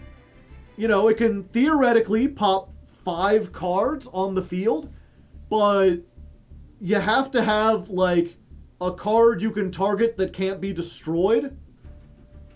Yeah, because it's target 2 face-up cards. I'll have to read Zalos. Maybe if you have that, then your cards can't be destroyed and it's fine, but I feel like you might not be able to target anything with it. You have to have cards to destroy. It's only once per chain, which even Detonator's not once per chain. And once you run out of counters, you're just done. Don't think this is good in the slightest in any way. Yeah, it's worse DPE. I mean, DPE was only once per turn. This is 5 times per turn. But unlikely to ever do anything. Great for Jankmas, maybe. And then we've got Nouvelle. I made a Nouvelle ladder climb, I think it was last year or the year before, like 2 years ago at this point. This is not new. If you want to know what they do, they're pretty neat. They're like a ritual pendulum deck, which you don't see. But they don't really pendulum summon. They basically, you just activate this as a ritual spell. Or you activate this as a pendulum. If you control a ritual monster, target 1 monster on the field, summon this card, change that battle position. And that's only important because all of the Nouvelle cards are like, if something targets, do a thing. Usually a bad thing to your opponent. So this even summoning itself, not as important as the fact that you can just target a card on your own. And some people are like, yeah, it's based off of Rachel Ray. Not so sure about that. And this is Gordon Ramsay. Not so sure about that. It's just an anime chef, but sure. This is the new one. They gave another one. And to be fair, she's a 8 scale, she's a 0 scale, so now you can pendulum. Let's read the monster effect first, actually. So, I can't zoom in this way. If this card is tributed and added to the extra deck, you can place this in your pendulum zone. And since it's a ritual deck, ritual summoning, you'll tribute this, goes to the extra, comes to the zone. You cannot activate the following effects of Chef de Nouvelle, the same chain. Once per turn, quick effect, target one effect monster on the field, increase its level by up to 3. Again, just targeting. It's a card that targets. Good. Once per turn, if your opponent special summons a monster, you can banish one recipe from your hand, deck, or graveyard. Apply that card's activated effect that ritual summons a monster. Okay, so you've got 2 quick effects. You can't activate them on the same chain. But one is just immediately target one of your monsters. Obviously, if you increase it, that can help you with a ritual summon, but it also triggers the effects. And then you can ritual summon during the opponent's turn. Good stuff, good stuff. And then if it tributes itself for that ritual summon, it immediately goes into the pendulum zone. And then during your main phase, if this card was activated this turn, add a non-pendulum Nouvelle card from your deck to your hand. Okay, so if you don't want to summon it, you can just place it instantly in the zone, and it searches any Nouvelle. If a monster is special summoned to your opponent's field, special summon this card. Oh, okay. Neat. Yeah, so this seems, from what I remember, this seems absolutely playable. You know, you play it, it's a searcher, probably a 3 of, because it gets you anything in the deck, and then as soon as your opponent summons something, this comes to the field. You can trigger your own monsters by targeting them, or if they summon something, you can ritual summon, and he'll go back in there. They really wanted to make Nouvelle an engine that works with other engines. I don't think this pushes it over the top into being like a meta competitive deck or anything, but this is definitely a power boost. Every effect on here is like good. There's not a single thing on here that I'm like, I don't know why you would do that, or the deck doesn't need that. It is also a light fiend, so, you know, if you want to make Fiendsmith with this, nothing locks you out of Fiendsmith. It pushes them into playability. BEF Zelos. This is not a new card, but I'm curious with the Metal Slave crossover. So when this card is activated, add Boss Rush from your deck to your hand. All BES monsters gain 500. Your opponent cannot target them with card effects, and they can't be destroyed by your opponent's card effects. Once per turn, you can summon a BES from your hand. Special summon. If a BES monster is normal or special summoned, place 1 counter on it. Yeah, so even if you get Zelos, you can use Metal Slave, like I was thinking, oh, if you get Zelos and you get the Metal Slave, then Zelos can target itself and it won't be destroyed by the card effect. But no, this doesn't give you protection from your own card effect. You have to get like Boss Rush, or you have to use this effect to put other BESs on the field and then destroy them in order to destroy your opponent's cards. Not good. Not good in the slightest.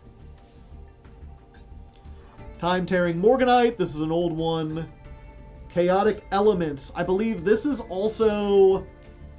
What was it? I thought this was Tistina support, but I think it's just general. I know this is, like, good at some point. I think someone said you want to pick this up for, like, Canine or Yummy or something. Add 1 level 5 or higher, light or dark, pyro or aqua from your deck or graveyard to your hand. Then if you have 3 or more pyro and or aqua monsters, destroy 1 card on the field. It helps Destina, it helps Ashen, and it will help Canine. Okay. So it searches pyro and aqua monsters, but only if they're light or dark. So you've got to have chaos and also fire and water. Okay, I get the name. And yeah, a lot of the Testinas are pyros and aquas. I think the Testinas are all aquas. Most of them. Yeah. Because they're like water crystals or something like that. The Ashened are pyros, but they're dark pyros. So this adds them. And then if your opponent controls a monster that is any of those, you can banish this card from the graveyard, target one monster your opponent controls, take control of it until the end phase. Okay, so that seems specifically good for Ashened, because Ashened wants to give your opponent the Vados dragon. So you give the opponent the dragon, and then this can steal it. And then this searches the Vados dragon, and if you have graveyard set up, you can also pop a card.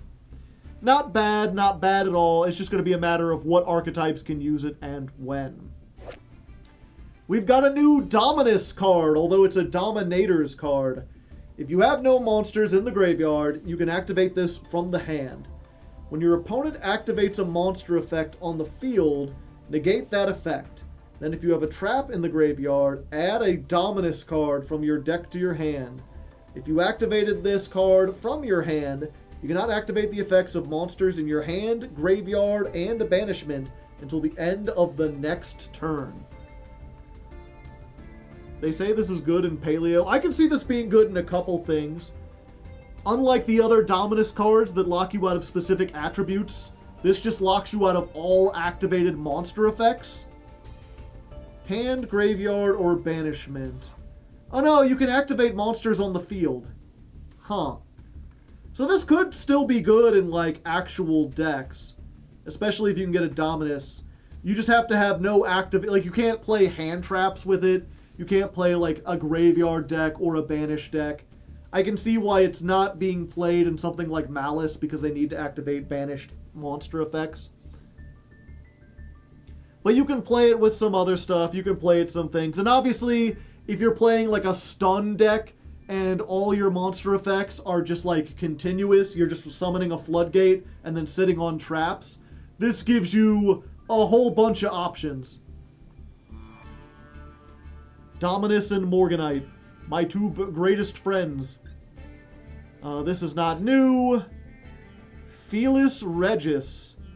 1 dragon fusion and a level 7 or higher dragon. So I feel like this is like a super poly target when Dragon Maid comes, or not Dragon Maid, the Magic Dragon or whatever it's called. Generic, it's just a generic dragon lady. Good in Dragon Maid's chat saying. So during the main phase, quick effect, target one card your opponent controls or in their graveyard, banish it. Then if you banished a card on the field, return one dragon monster you control to the hand. At the start of the opponent's battle phase, if this card is in the graveyard, you can return one dragon to the hand or extra deck, and if you do, summon this card. Okay, so it does feel like Dragon Maid supports in effect, if not in name. It has the same kind of like, during the battle phase, return something and then summon this. Super Poly against Draco Tail. Yeah, and I can see how this might be good in some other dragon decks occasionally. It is kind of like SP, although if you banish from the hand, then, or if you banish from the field, you have to return something. So if this is all you have, it just immediately leaves. But if you left some other combo piece, you can use it again. You'll probably see this at some point. I can't imagine it would be like a dominating meta threat or anything. This isn't new. Angry Burger. New burger card. It is always Hungry Burger. Summon this with a recipe. Monsters your opponent controls that can attack must attack this card. Only use each of the following effects once per turn. Reveal this card in your hand, add a new Vel monster from your deck to your hand, shuffle this into the deck. Quick effect, tribute an attack position monster on either field, and if you do, summon a Hungry Burger with 2,000 attack from your hand or deck. I see. So yeah, if you don't know, a lot of the new Vels are like, if this card is targeted with a card effect or for attack. Although it's weird, this forces your opponent's monsters to attack, but they have to attack this card? Which is weird, because this does nothing if it's attacked. But because it's always treated as Hungry Burger, the Nouvelles cards that force you to play Hungry Burger, you can now play this, which is an objectively better card. But I like that they essentially have this thing that's like, yeah, but you also can still play Hungry Burger as a brick. If you want to play one Hungry Burger and two of this, you can. Yeah, because it's always treated as Hungry Burger, that means even in deck building, you cannot play 3 of this and a Hungry Burger. The Nouvelles trigger on any attack? Ah, I see. Just for a little extra interaction. And it is nice that, like, they have a card where there's like, yeah, you can just shuffle this into the deck, because all the Nouvelles, they kind of, like, chain synchros out of the deck. That's the thing, like, if they're targeted, then you ritual summon a monster out of the deck. And so being able to put this into the deck while searching is pretty good. Another probably 2 of or 3 of if you're playing the new Nouvelle stuff. Vic, Viper, this is an old card and terrible. This is an old card and probably not great. Okay, so that's probably everything. That was last year. Hollow and Ween are back. Oh, here's the new, they've got the dragon form for the chamber. Dragon fusion monsters you control cannot be destroyed by your opponent's card effects. You use each effect once per turn. Discard this, summon a dragon maid from your graveyard or banishment, so more synergy with the other one. At the end of the battle phase, you can return this card to the hand, and if you do, special summon a dragon maid monster from your hand. Yeah, it's Chamber's dragon form. And of course, this has in order to summon the new one, you needed 2 dragon maids with the same attribute but different levels. So you can discard this, summon, it has to be graveyard or banishment though, so you'd have to get Chamber into the graveyard. But I guess if you have Kitchen sends Chamber to the graveyard. Then you discard this, you summon the Chamber, you instantly get to search your fusion, and then you banish this in the graveyard and the Chamber on the field to get the new fusion. The fusion summons another one from the deck, you do something, you now have 2 extra monsters that you link off for a spears or something, and then during the standby phase, you summon your big negate. Gives it a much more consistent game plan. Probably not enough to be super powerful, but, you know, Dragon Maid players rejoice. Cyber Jormungandr. I do like this art, even if it is just longer Cyber Dragon. Cannot be normal summoned or set. Must be summoned with a card effect. If your opponent controls a monster, you can summon this card from your hand. Then take a Cyber Dragon from your deck and either summon it or equip it to this card as an equip spell. Also, you cannot summon for the rest of the turn except machine monsters. Okay. They do have to put that lock because otherwise you could play 3 of this with 1 Cyber Dragon Garnet and add Cyber Dragon Infinity to every single deck if you wanted to. You can Ash it again. Yes, you can Ash this. That being said, if you're playing a Cyber Dragon deck or a Machine deck, this is just... It's just a free Infinity. You just summon this and then summon a Cyber Dragon and you have 2 light level 5s. You can return a Cyber Dragon you control to the hand to add Polymerization. Or if you don't want Cyber Dragon Infinity, you can get a Polymerization. Tud Sampha says, it's worse than Worm, but it's the best way to make a rank 5 in Cyber Dragons. Yeah, and you can do that before the rest of your plays. What's the point of equipping it? Either special summon it or equip it to this card as an equip spell. I think there's some Cyber Dark stuff that's like, if you control a monster with an equip spell, I know they have a trap that lets them summon something, although you can just summon it, so I don't know why. I'm sure there's some synergy, but it's Cyber Darks. Nice that they're giving you the flexibility to use it however you want to. But realistically, Cyber Dark stuff probably not going to see as much play as the Cyber Dragon stuff. Super Quantum Black Layer. Okay, so there is another Dark Super Quantum with gun. It's a zombie, so undead. When your opponent activates a monster effect, quick effect, you can discard 1 other card from your hand, and if you do, summon this card from your hand. So it's a hand trap. If this card is summoned, you can special summon a Super Quantal Mech Beast Ixie from your extra deck. using this card as material, and if you do, attach one Super Quantum monster from your graveyard to it. Neat. If this card is sent to the graveyard, add one Super Quant spell from your deck to your hand. Yeah, they all have graveyard effects. And if you don't know what this is on about, did they... Yeah, so all the Super Quantums, again, they're different attributes. There's a blue one, a red one, and a green one. And so the blue one, for example, says, cannot attack unless it has material. Once per turn, you can detach to destroy a spell trap. This is a quick effect if it has blue layer as material. So if you have the blue Super Quantum equipped to this, then you can use it during your opponent's turn. This one is Book of Moon, but if it has the green Super Quantum, it's a quick effect. And this one is detach to target an effect monster, negate it. It's a quick effect if it has white layer. So basically, if you're playing a Super Quant deck and you have some cards in the graveyard, you have a little setup, then this is a neat thing where you can turn those into disruptions. You Ixie summon this, or you summon this out, you Ixie summon whichever of the three you need, the Book of Moon, the MST, the Monster Destruction, or the effect. And then if you have the same colored one in your graveyard, you just suck that onto it, and now it's a quick effect. Is the attach mandatory? No, it's and if you do. You can do this and not be able to and if you do, I'm pretty sure. They aren't simultaneous. So you go as far as you can, unless I'm misremembering that. There is no dark mech. Yeah, but it basically brain controls the other ones. It's this idea thematically of like stealing their mech and then bringing them out of the graveyard as a zombified corpse and having them pilot it. Very mind control-y. Oh, there is another BES monster. It's oddly framed and weird. So it's a level 10. You can reveal one other BES monster in your hand, special summon this, place 3 counters on it. During the main phase, quick effect, remove 1 counter and activate one of these effects.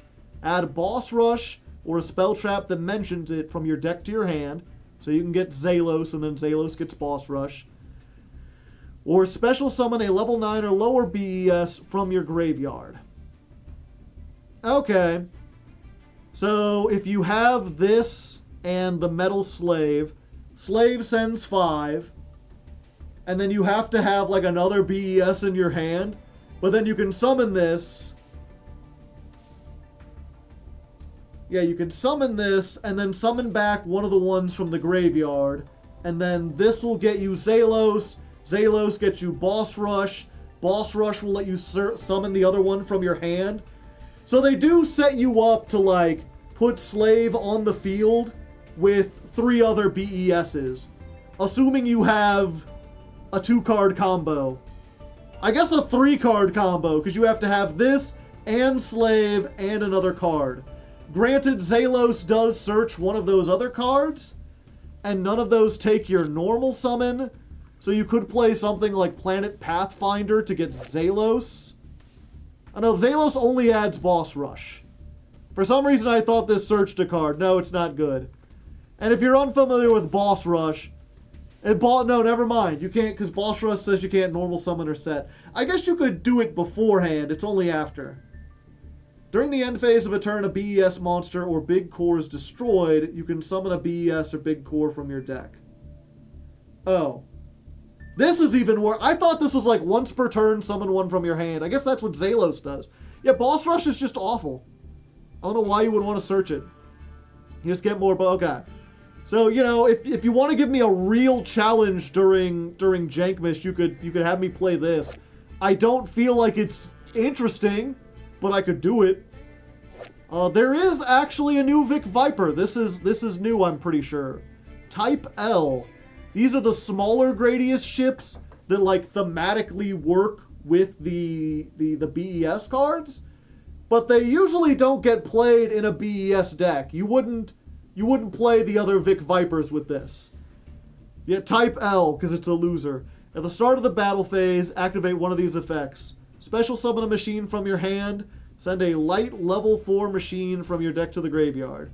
If this card is destroyed, target a light machine in your graveyard, summon it, and if you do, Special summon a monster with 1200 or less attack, and it gains 1200 attack. Oh, and if you special summoned a monster with 1200, gotcha.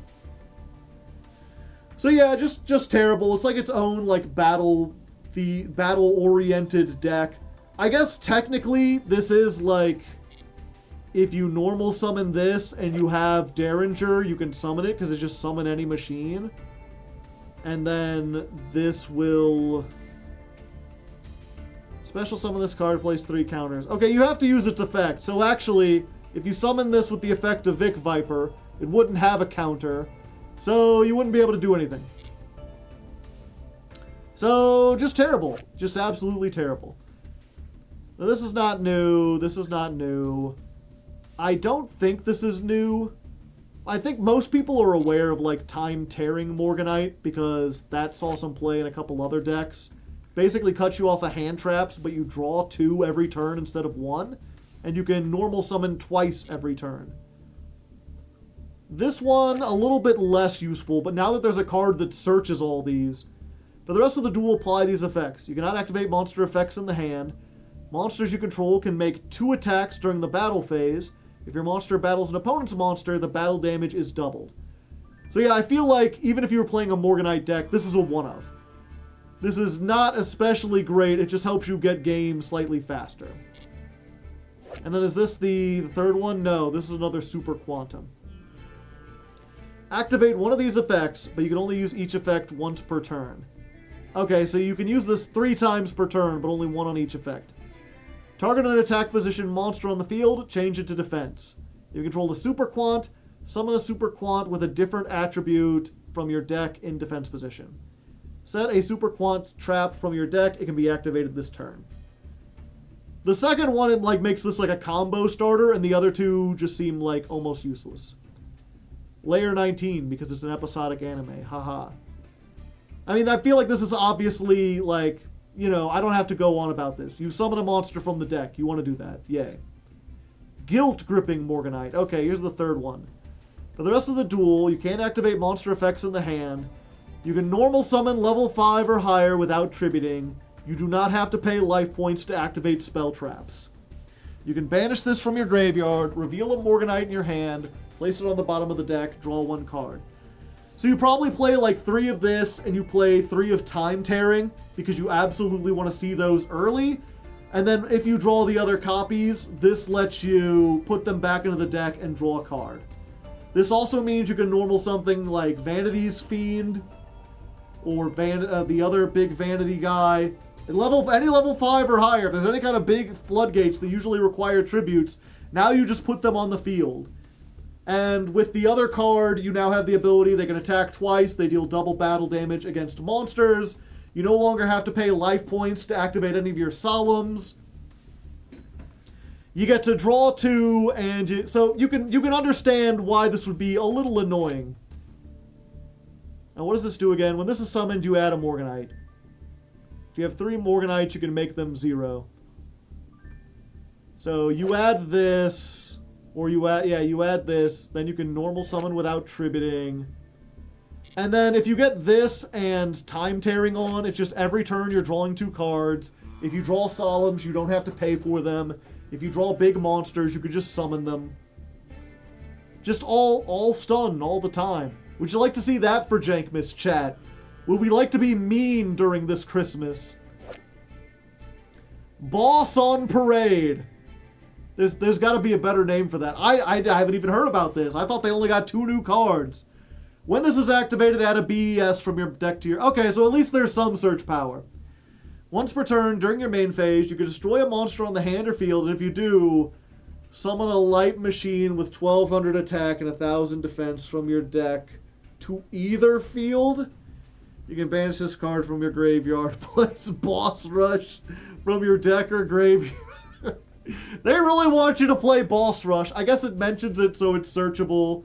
I guess now these 2 archetypes, the Vic Viper and the BES, are linked together in a way beyond just the aesthetics. So you can fight the Gradius guys. Yeah, it's a novelty deck. If you want to play Gradius, you can. So this is not new. Although, what was it? This is an old card, and a lot of people were like, who's this guy? Now we know. That's Chef de Nouvelle, of course. Do we got anything else new? I didn't think this would take quite so long. No. Return. Tainted. I think this is also new. Another Aqua Dark. Tribute this card by tributing a face-down monster your opponent controls. Nah, okay. It's just bad. I just haven't seen it because it's bad. You can make it so it only shows you new cards.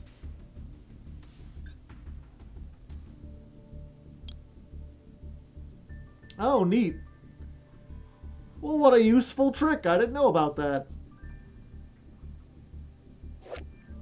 Okay, Moisa White. They have new Skull Servant support. Become Skull Servant in the graveyard. So, you know, every year Skull Servant gets another card that means they can theoretically deal 3,000 more damage. They just became more OTK. If this card is summoned, add a Skull Servant or a card that mentions it from your deck to your hand. You cannot summon for the rest of the turn except zombies. During your main phase, you can normal summon one level 4 or lower zombie in addition to your normal summon or set. So, probably a 3 of... I don't actually know. The thing is, what would you use the normal summon on? I guess you get, like, a white baking or something, and then you put it on the field, and then you can send it off that way, or maybe like a white prince or whatever. Unizombie. Yeah, I guess you can just summon another zombie. You can't search it, but you can search something else. 1-for-1 is a thing in this deck, yeah. Seems useful, doesn't seem like it'll break them open. They do have another spell, too, which is, you know, I don't think whites... Did whites have any spell beforehand? I don't think they've ever gotten, like, a spell trap that specifically helps them. Unless you count Tri-White, which is, like, Skull Servant, the normal monster support, and not really good in a modern Skull Servant deck. If King of the Skull Servants attacks a defense position, inflict piercing. Thank you. Once per turn, target a Skull Servant or King of the Skull Servants in your graveyard, which is every card you control. Send a Skull Servant from the deck to the graveyard, and if you do, summon the targeted monster. You're locked into zombies. I mean, it is just Foolish Burial, but you have to already have a little bit of setup. You do like Foolish Burial in this deck. It can also get back well, I'm not sure if you necessarily want to play this. Maybe. Check related cards. These can use Skull Servant. Yeah, it doesn't look like it. I feel like ever since they've added the White Lord, who, like, what is this? Send this from your hand to the graveyard. Send cards from the top of your deck to the graveyard up to the number of Skull Servants. Ever since they gave you this, I feel like any new good card should have an effect when it goes to the graveyard. If this was like, even if it was like, if this is sent to the graveyard, set it from your field onto, or set it from your graveyard onto the field. It should have something like that. Inferno of the Ashen. Okay, there is new Ashen support. It's a rare continuous spell trap. So, you know, things are looking up. When this card is activated, place Obsidian, the Ashen City, from your deck into either field zone. So it searches the field spell. You can target a face-up card your opponent controls, and a level 8 or higher Dark Pyro in the graveyard. Send that card on the field to the graveyard, and special summon the other monster to your opponent's field in defense position. It only uses effect once per turn. You can only activate one Inferno. So it's removal. It puts the Ashen on the field. I still don't feel like it's great. Ashen is absolutely another Jankmas. We could have a very ashy Christmas. Nouvelle Recipe Book. While you control a Nouvelle monster, all face-up monsters your opponent controls are changed to attack position. Thank you. This is absolutely playable. There's some of the higher level ones are like, instead of waiting to be targeted, they're just target an attack position monster.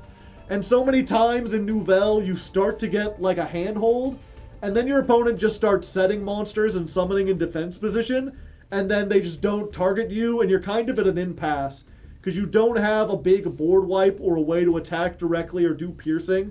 So having a card that just says, no, no, no, you will go to attack position and you will like it. Each time your opponent, each time a monster is tributed by a ritual monster effect, your opponent pays $850. That'll be $850. That's how much the meal costs. Yeah, we do tribute quite a lot. Not a lot to make that a huge amount, but it's just funny. You gotta tip your chef. What can I say? Once per turn, if you summon a ritual monster, you could target one of them, add a recipe from your deck to your hand, accept a continuous spell, and if you do, increase the monster's level by 1. So, when you ritual summon, you get to target. The rest, it could just say target that monster, and it would still be really good because it triggers all their effects. But also it adds a recipe, so you get to get some recursion, and you get to increase their level by 1, so it's easier to tribute. Okay, so definitely like a one of, but just a one of because you don't want multiples on the field. Okay, we got 2 more cards. Halloween. Oh, they gave them a spell. Add Hollow or Ween from your deck or graveyard to your hand. A very specific search card. At least they got it. Oh, and I was asking before, I was like, we got the new graveyard pieces that look like ghosts. I'm like, where are those ghosts from? It looks like the cookies that Ween is eating over here. And then shipping error. More goblin lore with Moki Mokis. When a card or effect is activated that includes an effect that adds cards from the deck to the hand, the activation becomes your opponent takes 1 card from their deck and adds it to your hand, and you must keep that card revealed. During the end phase, shuffle it into the deck, and if you do, draw 1 card. The fuck? So, when they would search a card, you instead give them a card from your deck, and they have to keep it revealed, and then during the end, they return it, and they get to draw a card, which may not be what they want. So it stops searching in like the least useful. I feel like there's gotta be some kind of like, call a card in your opponent's hand, and if they have that card, something bad happens. It's very flavorful, but very bad. So yeah, that's all the new cards. That's my thoughts on it. Again, let me know what you thought down in the comments. If you want to see me do this again for every new pack, I absolutely can. I didn't do it before, because I'm like, how many people really want to hear me just reading cards off? But I've gotten enough requests that I'm like, maybe they do. And yeah, I don't mind. I like narrating stuff. I like reading things. We'll do that.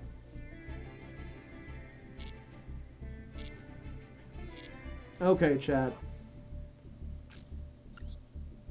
That took way longer. My apologies. I'm like, we'll take a short break from dueling. So I will get a few more duels in before we switch over to Crow Country. I am going to grab some dinner real quick, so give me like 5 minutes. But we will do 2 or 3 more duels while I'm eating. Let's go ahead. While I'm grabbing food, this should only take a minute, so I'm going to put on some music. But I should be back shortly. Did you pick up the new Graveyard Duel Field? I did, because I'm like, I'll probably play a spooky card deck at some time.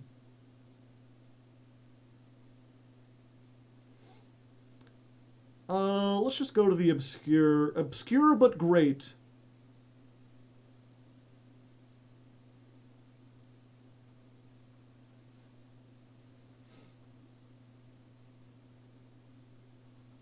See if I can find you a song you've never heard before, chat.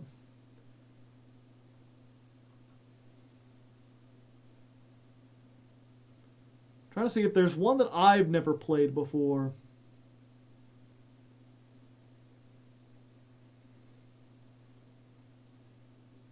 Okay, here's one. Let me know if you've heard this before. If you're from South Africa, you probably have. Also, if you're curious, what's for dinner? Beef sandwich. I've had beef sitting in the crock pot since last night. It is nice and stringy and gooey. Mmm.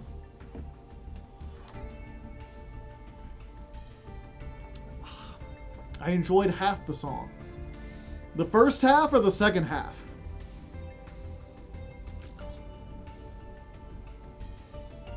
Yeah, it's just beef and cheddar cheese on sourdough bread. Okay, so we're open up to whoever wants to duel. I'm down at table 11. Whoever gets here first. You like the one I cut? Ah. You preferred the can't let go. Ba-na-na-na-na-na.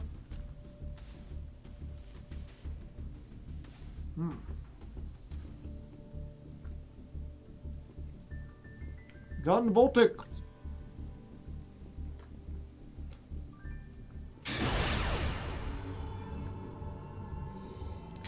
The only thing that sucks about Kage to Kage is that you can't see it, like it doesn't show up because they didn't give it an outline or anything. It's like practically invisible. Kages to Kages, dust to dust.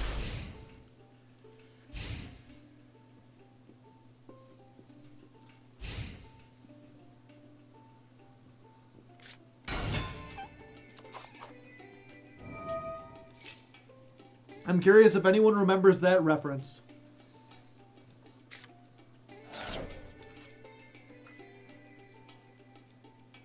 Ah, crystals.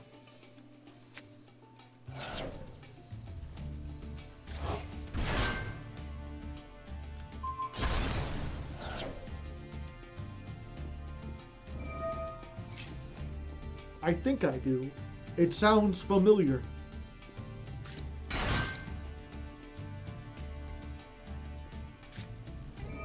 Way back in the olden days.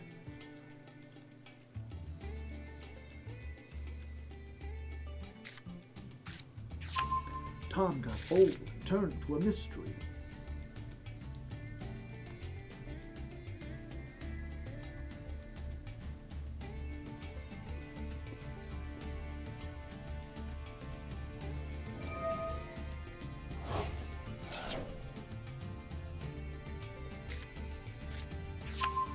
The cluster. Tag your friends, chat. Which one are you? Truck freak, the fighter.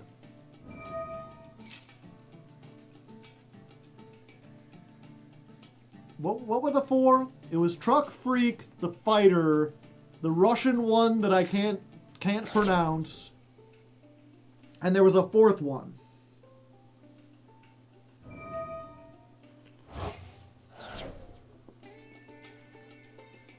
Crazy ass. There you are.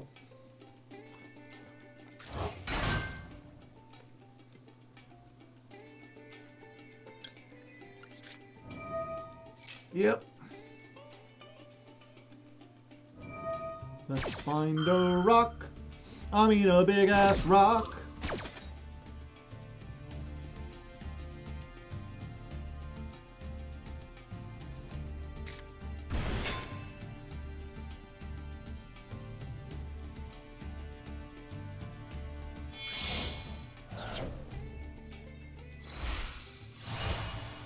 Destroyer.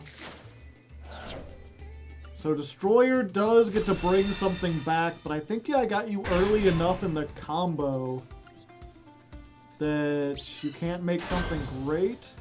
I probably should have put this in defense position just in case.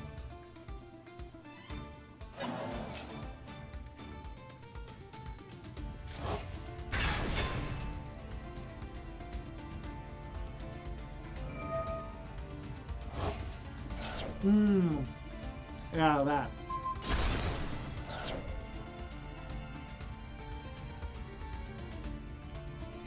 You can pop any synchro.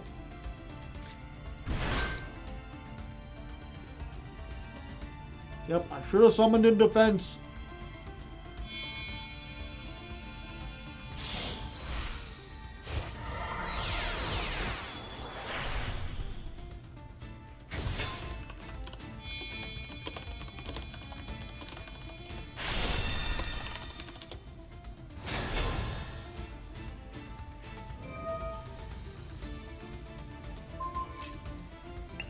Yeah, there we go. For those who don't know, the original image. Wow, tiny. Which one are you, chat?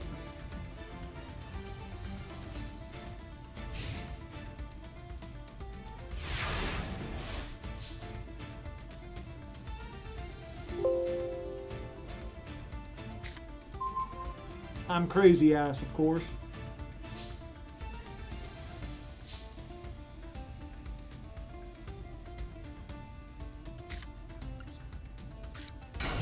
I'm up here.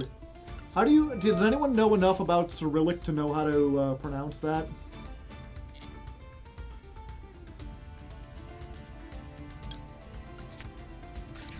Oh, well, hello there. Hi there, Johnny. Smile.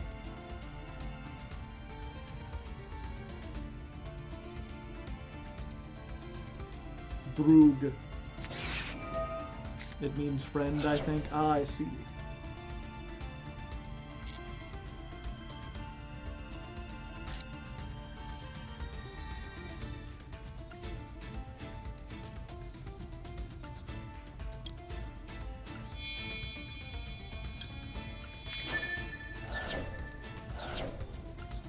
Hello.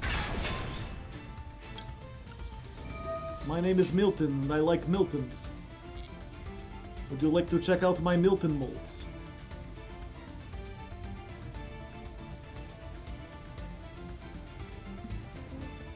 Pardon me.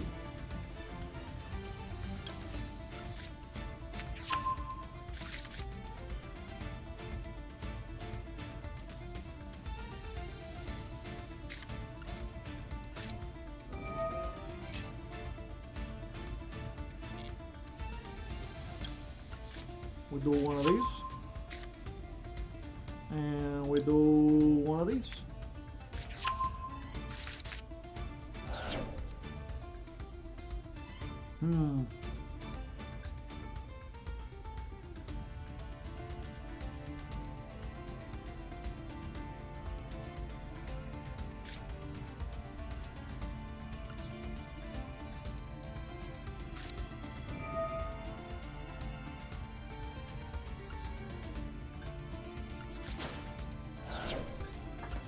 Pop the token.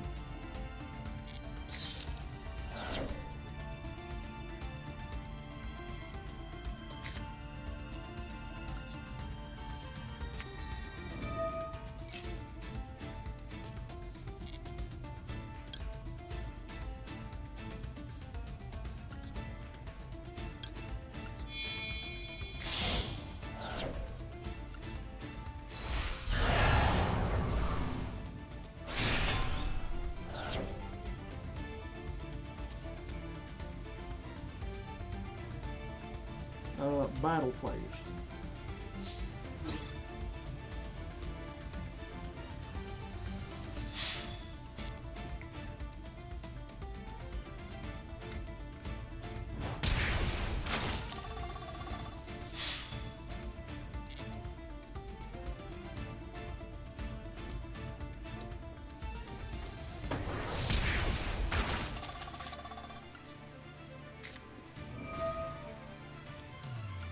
Say your prayers, Gun Voltic.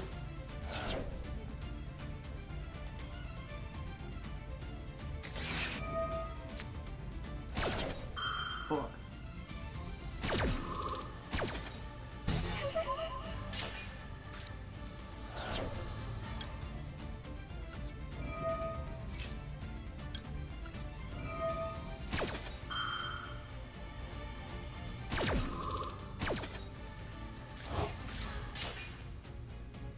Have I normal summoned? I have.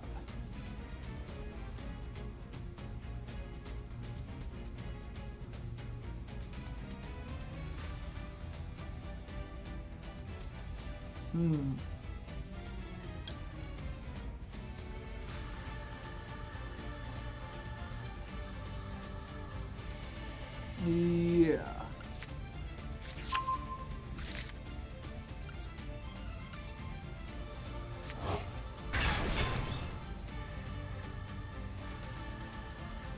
Yeah, I should have saved my,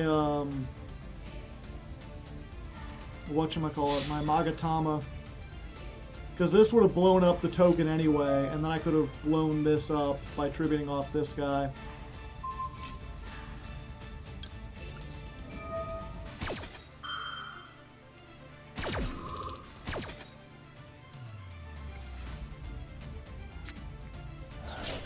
What if they just said no, chat?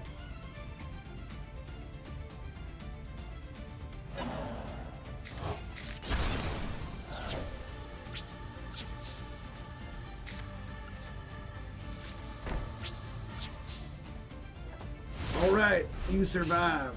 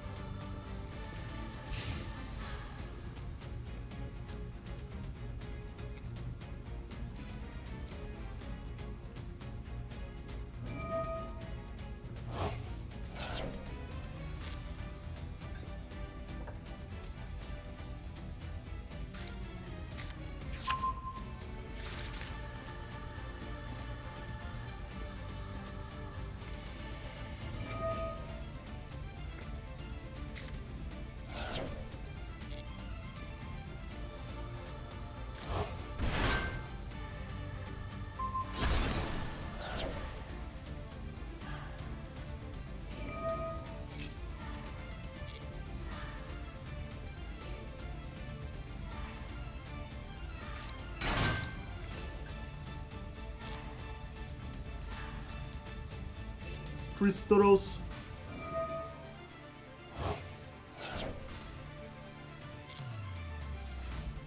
Ex Dominos.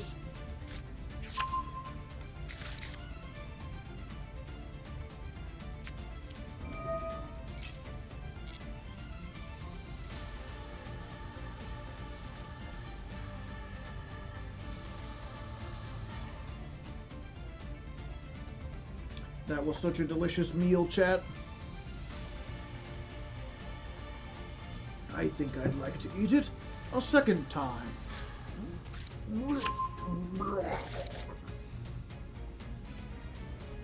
It was funny in SpongeBob, but if someone did that in real life, it would be incredibly gross. Maybe save that for a horror movie or something. Look at him, just playing out of the graveyard like I don't mean a dang thing.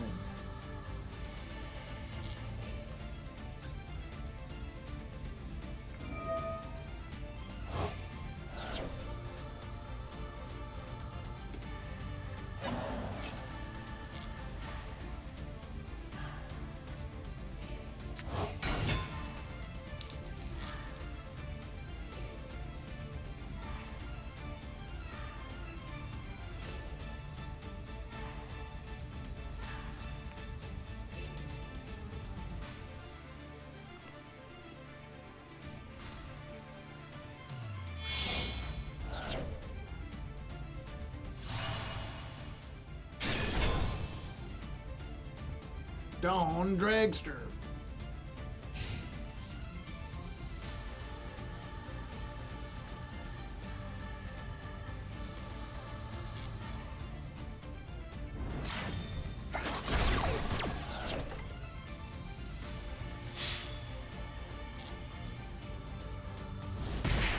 I was like, what are they gonna make? Ellis Skeletus? That does anything. And I completely forgot that Dawn Dragster exists.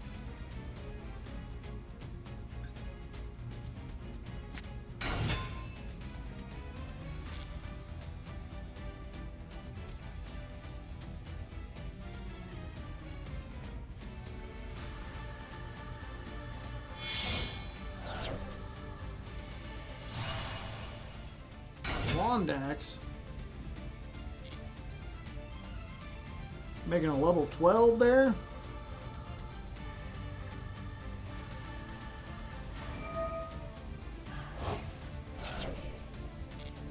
Oh no, and this is destroyed. They get another thing.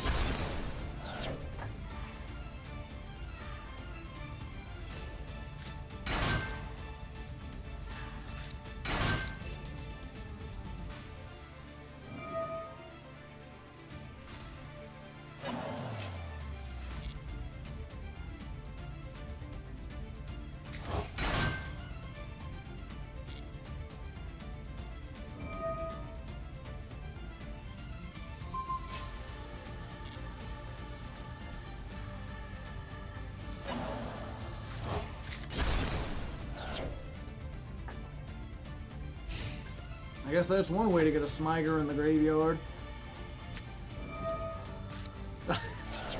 Another one.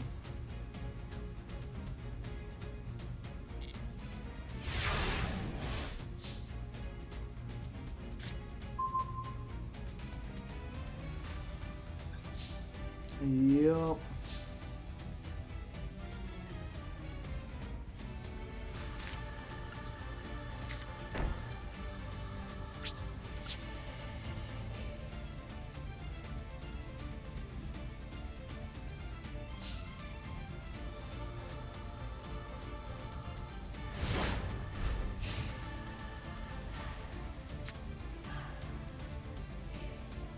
There was not a top deck that got us out of this. I'm pretty sure there was. I forget his name. Yeah, Motoko grabbing the Habakiri. Like, Makoto, grab Habakiri, Habakiri summon, make a rank 4, beat over the Dawn Dragster, make Zeus.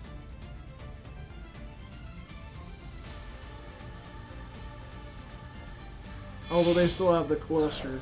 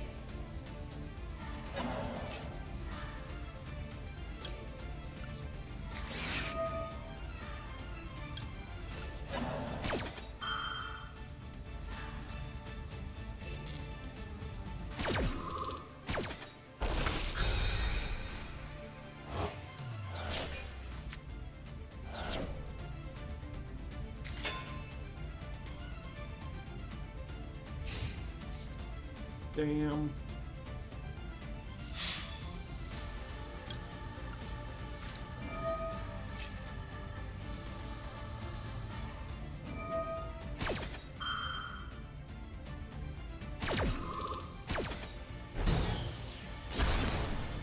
Haha! I still survive. As long as I know how to live, I'm going to survive.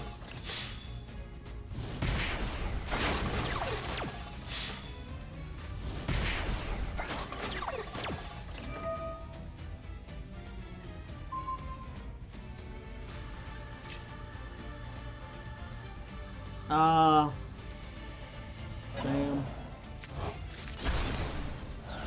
Yep, you got it.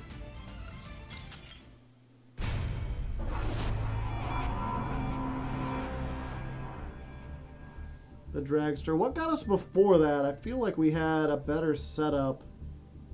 Oh, and the Maxi. I couldn't build a big board under that.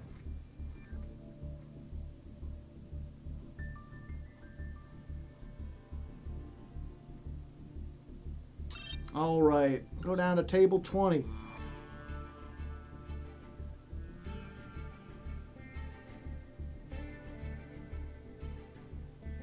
If there's any people left who would like to duel. Alexandrite. And the yeah. I could have done a lot more if I had been willing to play under Maxi.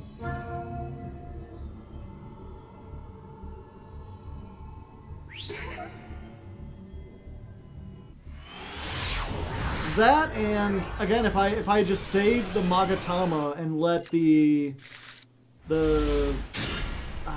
can never remember the names. This one's Habakiri. What's the other one?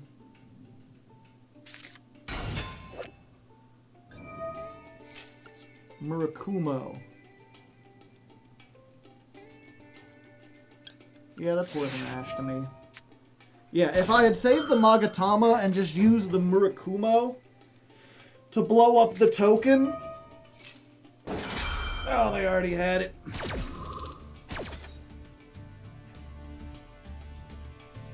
Then I would have had it for the trap, and I could have attacked.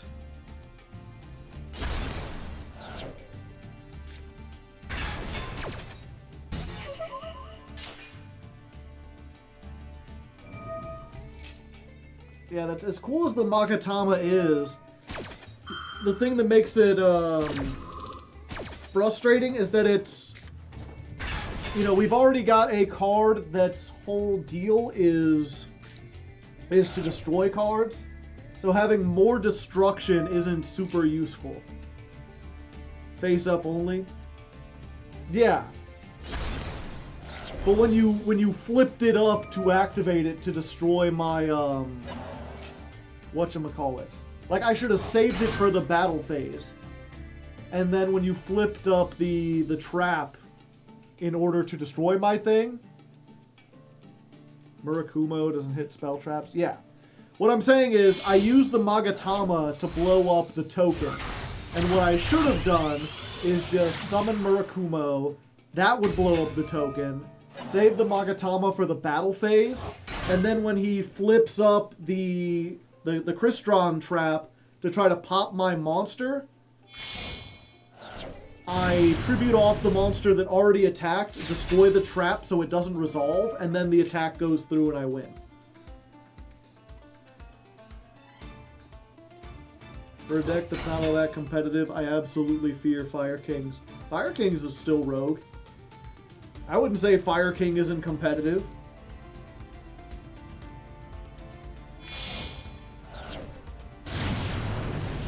Fire King's still very strong. Especially when you have a deck like mine that's biggest thing is like, well, we've got a monster that destroys, and we've got a monster and we've got a spell trap that destroys.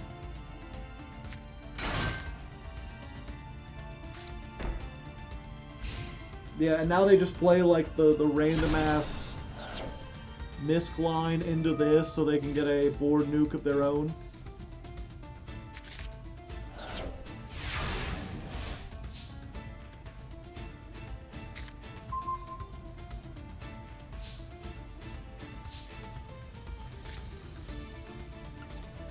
Oh yeah, we start with this.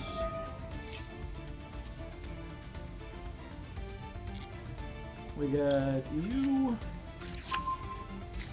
And another copy of you.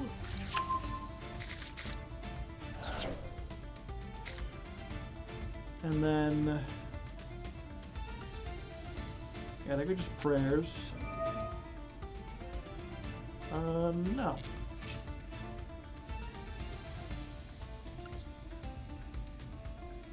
We grab this fucker. Hello, it's me. A real son of a bitch.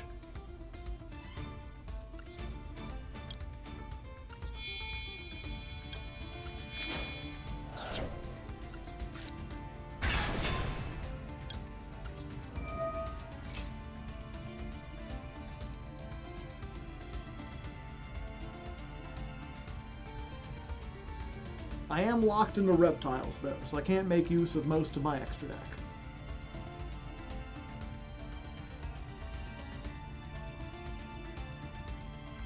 I think we actually add this.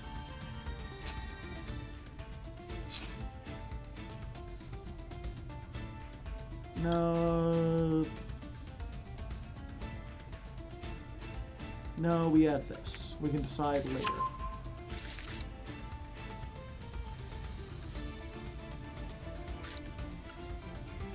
Let's try this.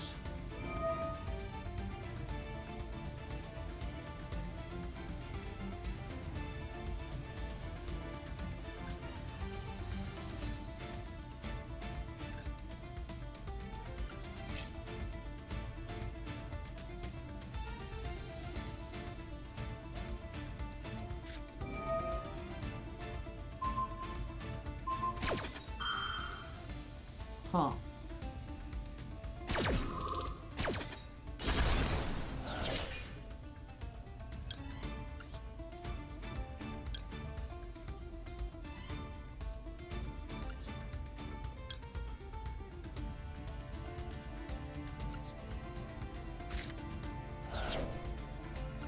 we get Big Snake Men.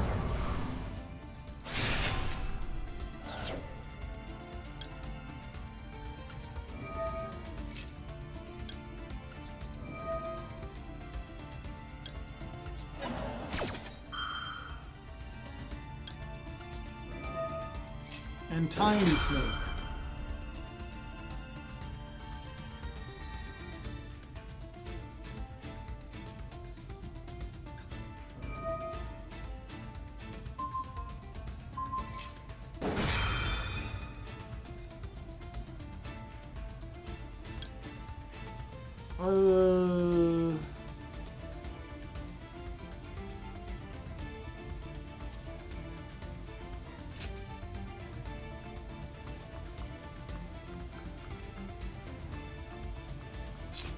Yeah.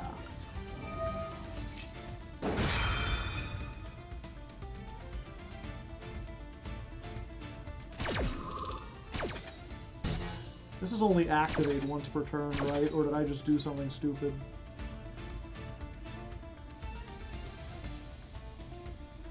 Each of the following. Okay, we're good.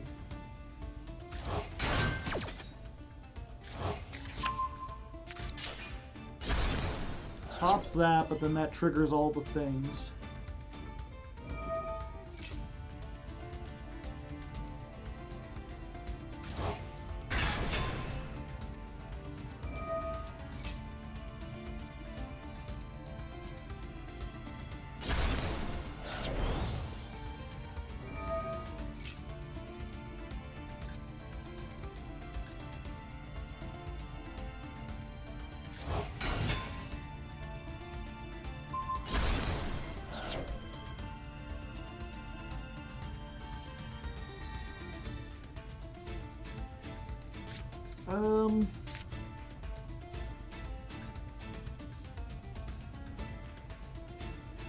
Oh, on the field.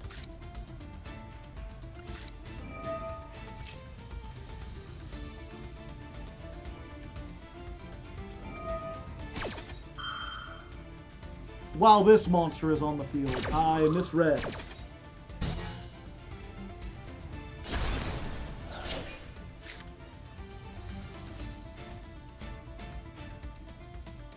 I thought it said when a monster is activated on the field.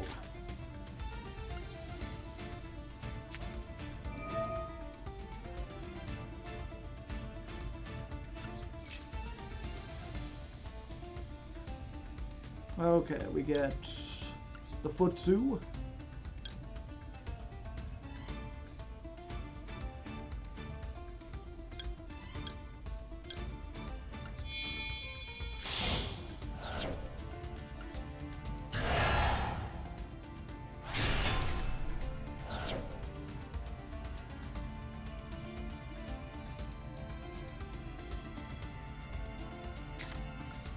I'm looking at the Mitsu in the mirror.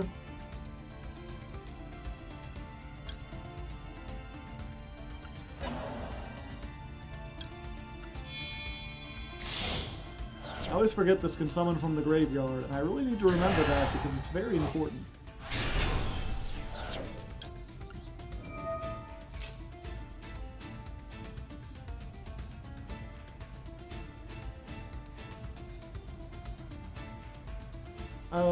Yeah.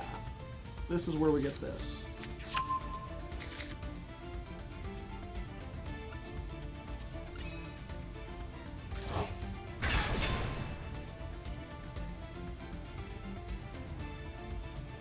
What do they got that they can activate?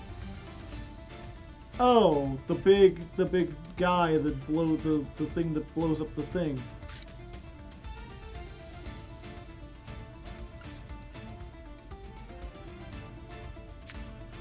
Okay. I got so lost in what we had here, I forgot it did that.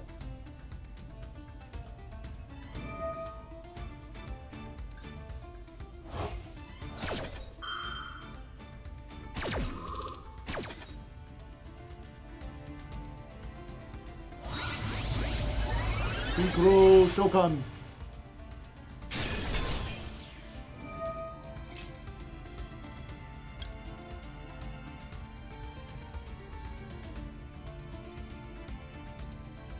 Yeah, wait, hold up.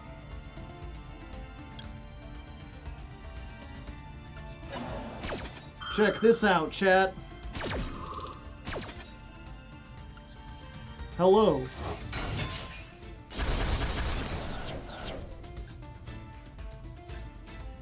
If another reptile would be destroyed, you could tribute this card instead. Why couldn't I do that, chat?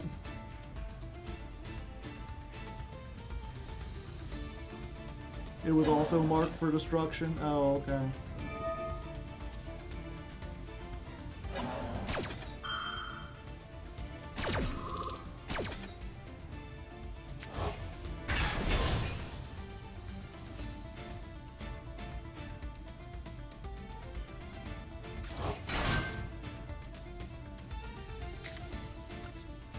Normal summon.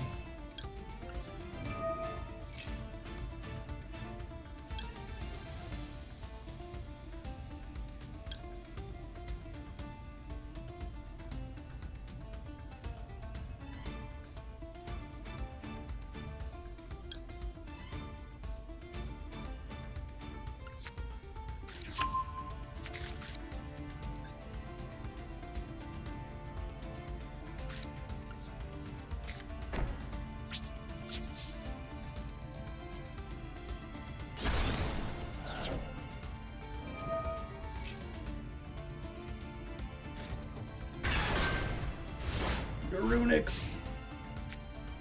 More like Goonix, am I right, chat?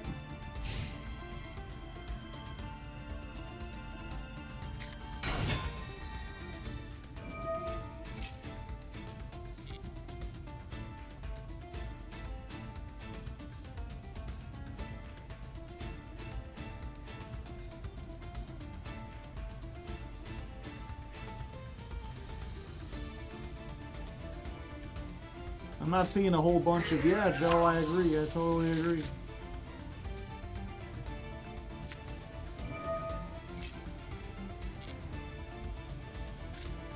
Yeah, Joe, you got the right idea.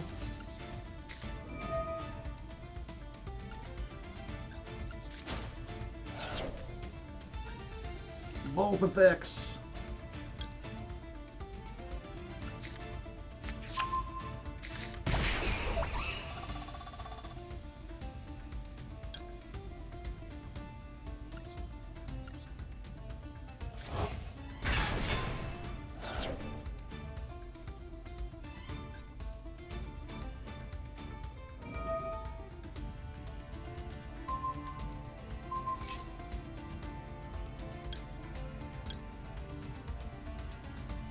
Ah, the timing.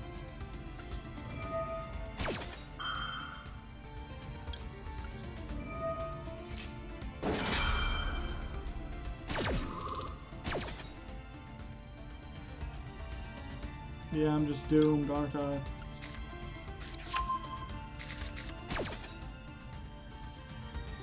I thought I would be able to negate that.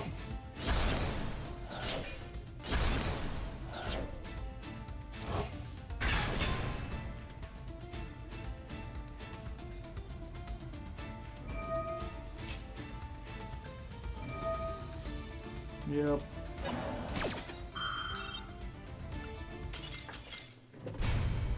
Huh. I wonder why I can't choose to negate if I get summoned. Did I have to, like, choose not to?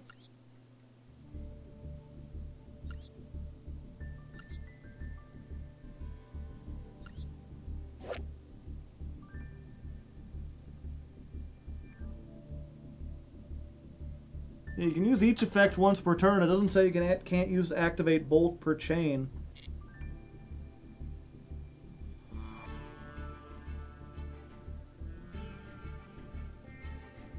To blow up or negate.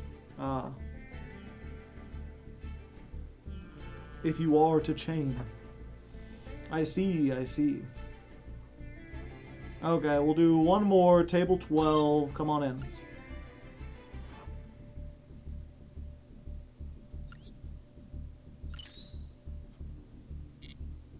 The Mastermind.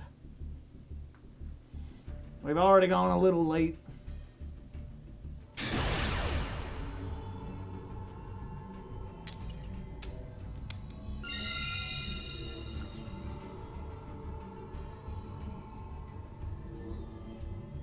It's getting popular, so this will probably come up again.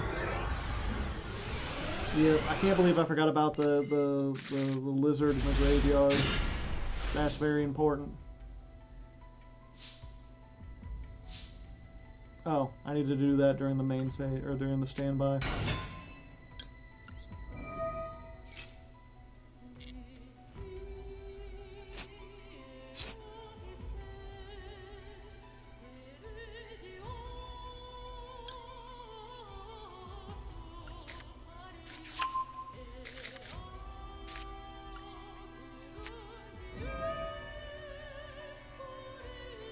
Nope, there's no reason to.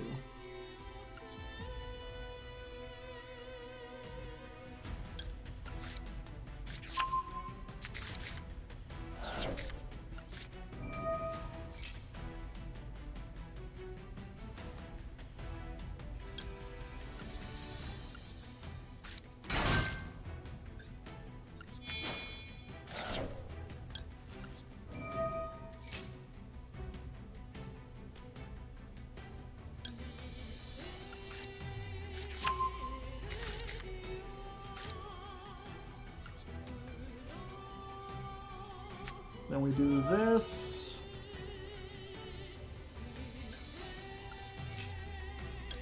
We got this guy out using these two. We summon the big dragon.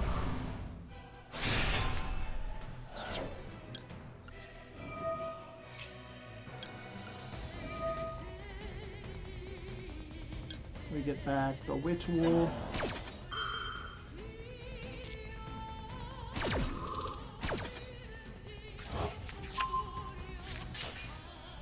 Snake.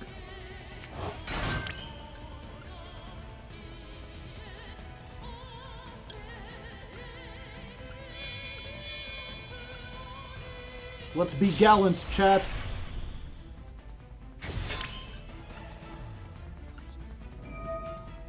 It was a rock monster.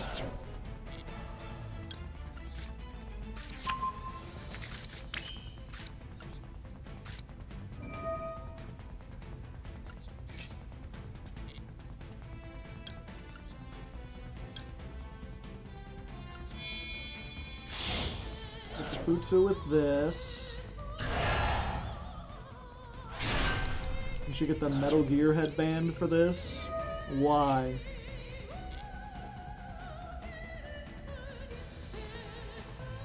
Metal Gear.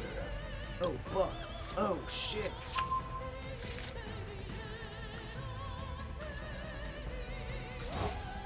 For snakes. I get it. It took me a moment, but I get it now.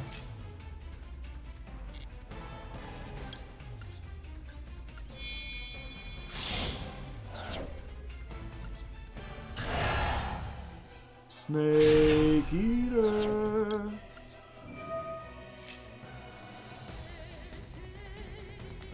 We get another prayers.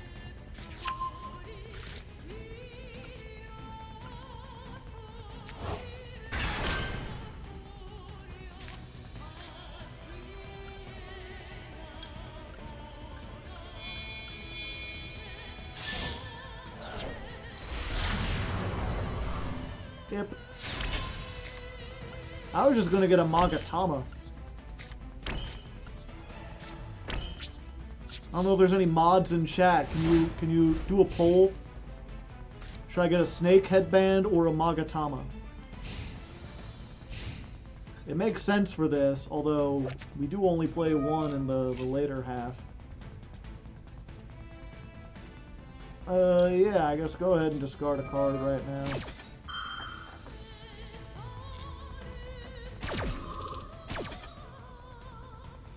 Still can't do a poll? You should be able to. Oh, there it is. Snake headband, Magatama.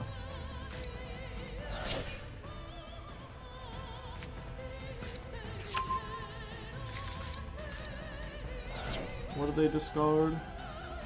Noble Arms Museum.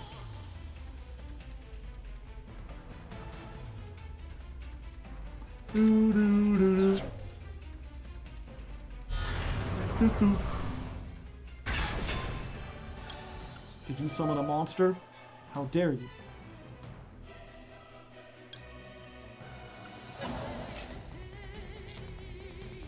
I'm getting a dude.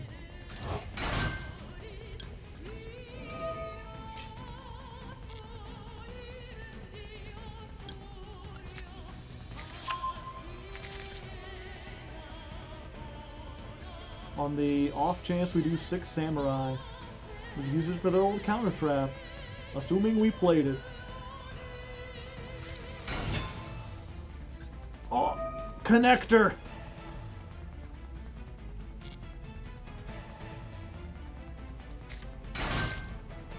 Dolphin!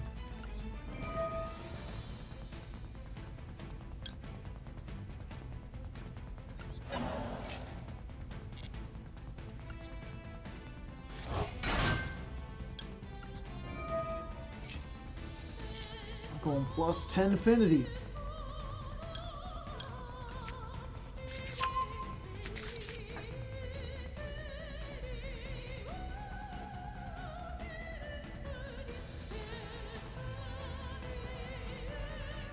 Yeah, Magatama has 91%. Only one person voted for the snake headband.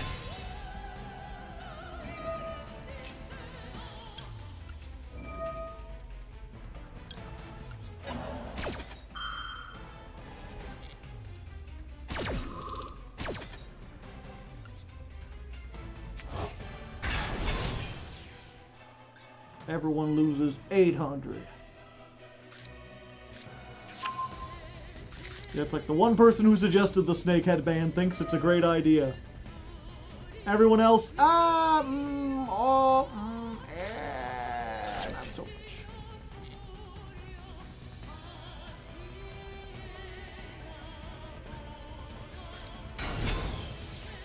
Infernoble? What is this, Genesis format?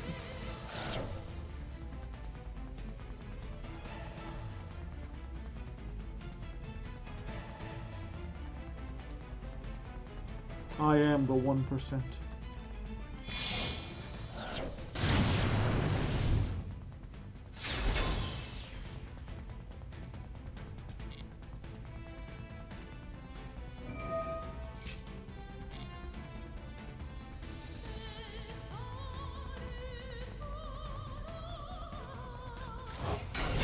Ricardetto! Aichiwa. The headband goes with Spiral, not Mitsurugi, of course.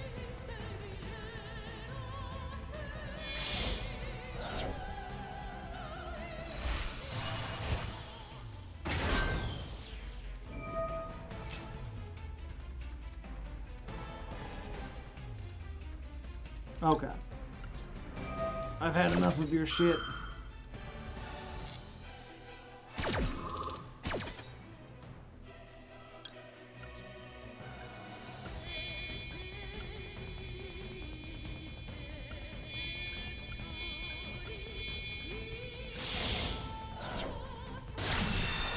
White lady jump scare.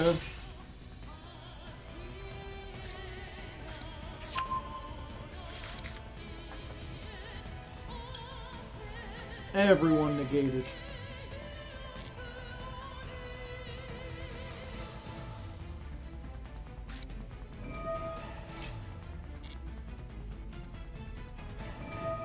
You had me at summon a board wipe.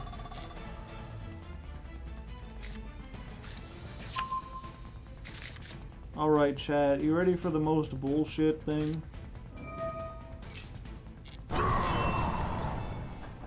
I'm awake! Who says I'm not awake? Now, 2 people ended up voting for the snake headband, but Magatama wins by 85%. Fire Flint Lady.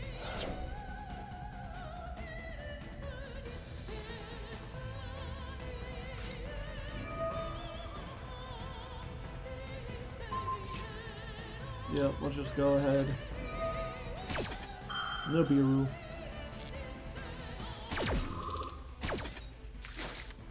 Big rock. Wait, how come that affected her? I thought she could only be affected by things that target.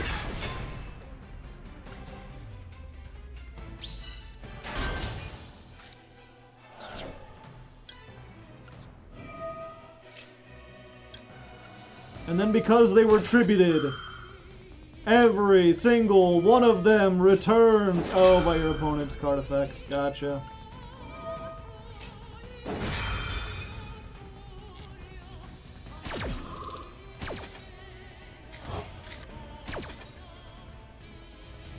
Oh yeah, I'm not even looking. Sure, I'll take one of those. But it came back. But it came back.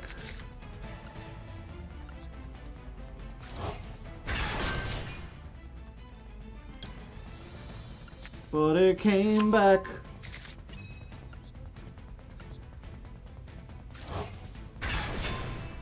And it wiped the field.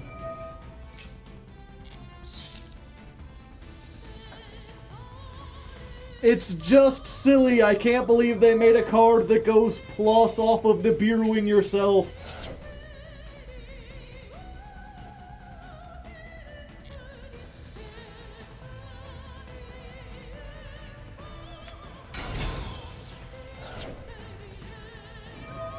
A lone horse.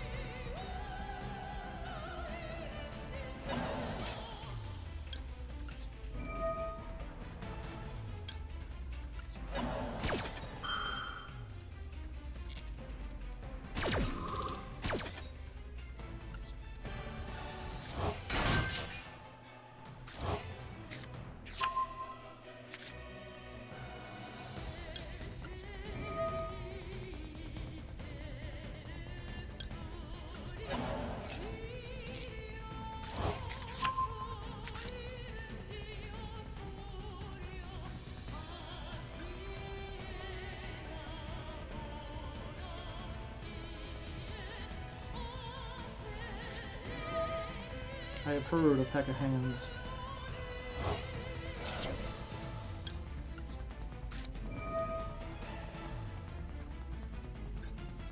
Think we have enough cards there, pal? Probably. I might have too many cards.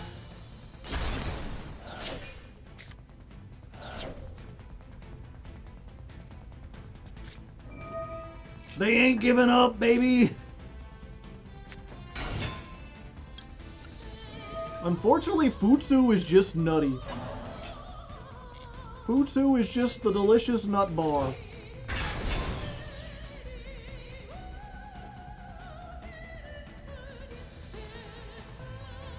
They're still trying to play Yu-Gi-Oh! They draw a card.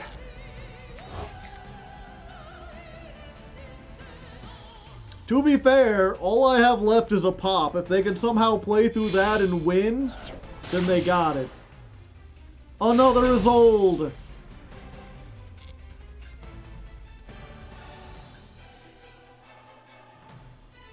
Now they go into the Fiendsmith engine. A valiant effort from the Mega Mind. They tried their best. Mitsurugi is pretty crazy, though.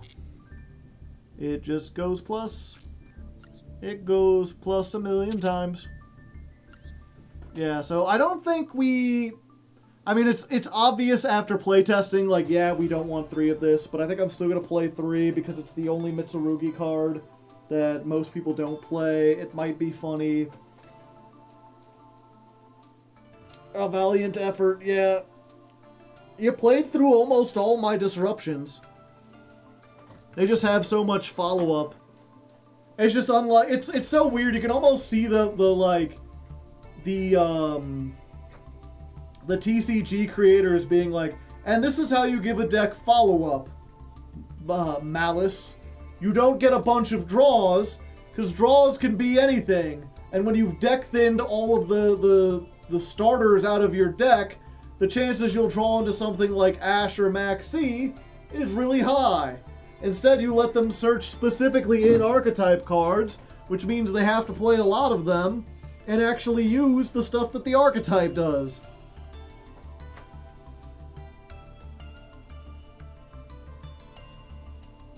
I think there is an argument for 2, or at least playing 1 in the side.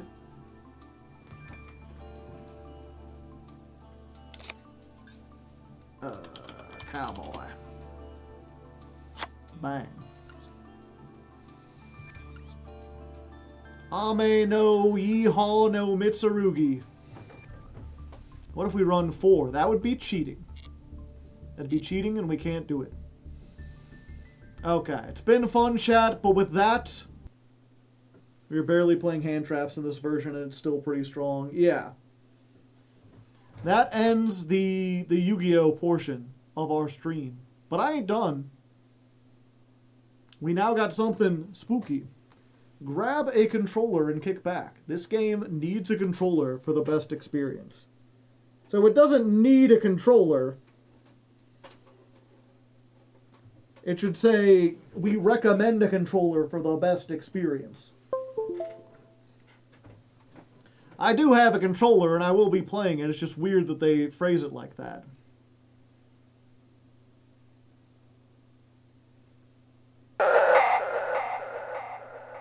Spooky.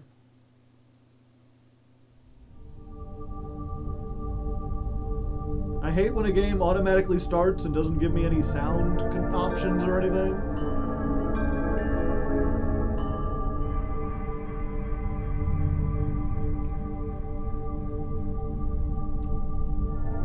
And I can't see because there's stream overlays. Oh, there we go. So, first of all...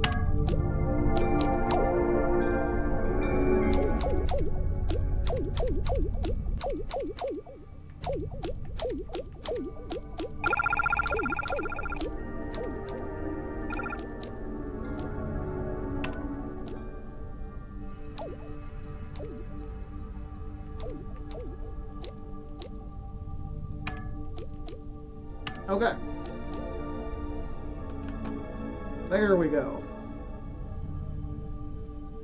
Crow Country for old men. Give me a moment. I'm going to change the thing on Twitch. But while I'm doing this, I'm curious. And you know what? Let's go ahead and do this as a poll. I mean, you can sound off in the chat if you want. How familiar are you with this game? Never heard of it. Heard? I guess I should be just heard of it. Watched someone play. Played myself. Congratulations, you played yourself. Have you heard about this at all? Have you heard the name and you were like, didn't look into it? Did you watch like another Let's Play or another streamer go through this? Did you play it yourself? I think I've watched like 5 minutes of someone playing it, but I haven't been... I don't know like anything really about the story or the big contents, except it takes place in an amusement park.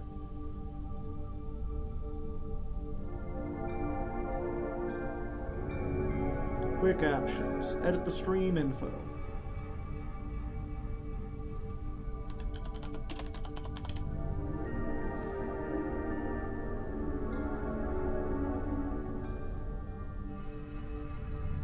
The question is also, chat.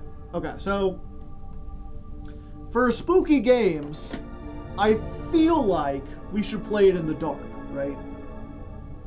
Also, I'm going to move you down here. I feel like I should play it in the dark. The problem is, let me just show you this. If I turn out the light, and I turn out the light,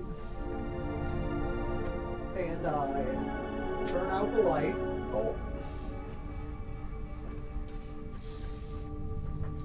What you get is the green screen illusion fails.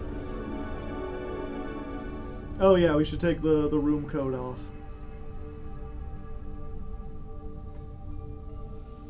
What room should I join?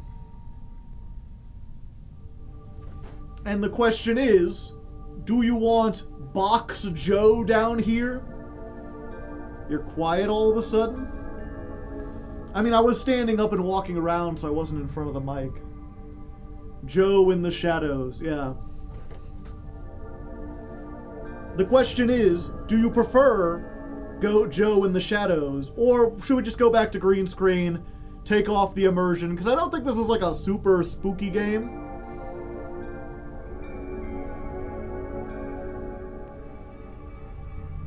Shadow leg. Let's try this. Is this big enough? I like the immersion.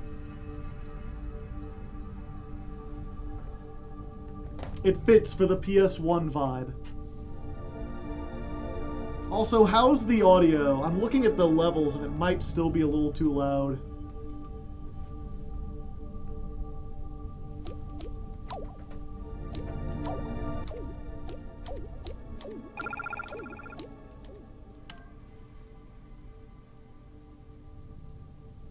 There we go.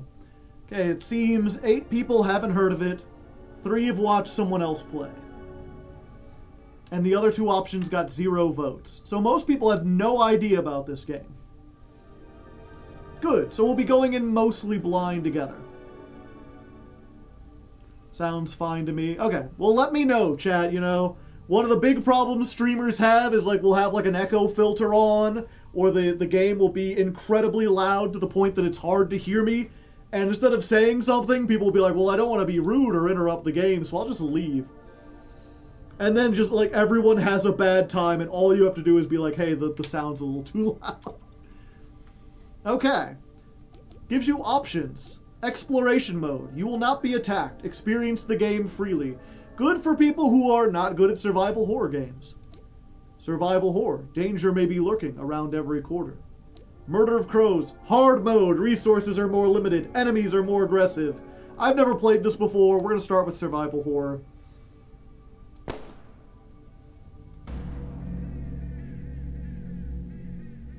It's got the, you know, it didn't Resident Evil, but just the crowing in the background. 2025.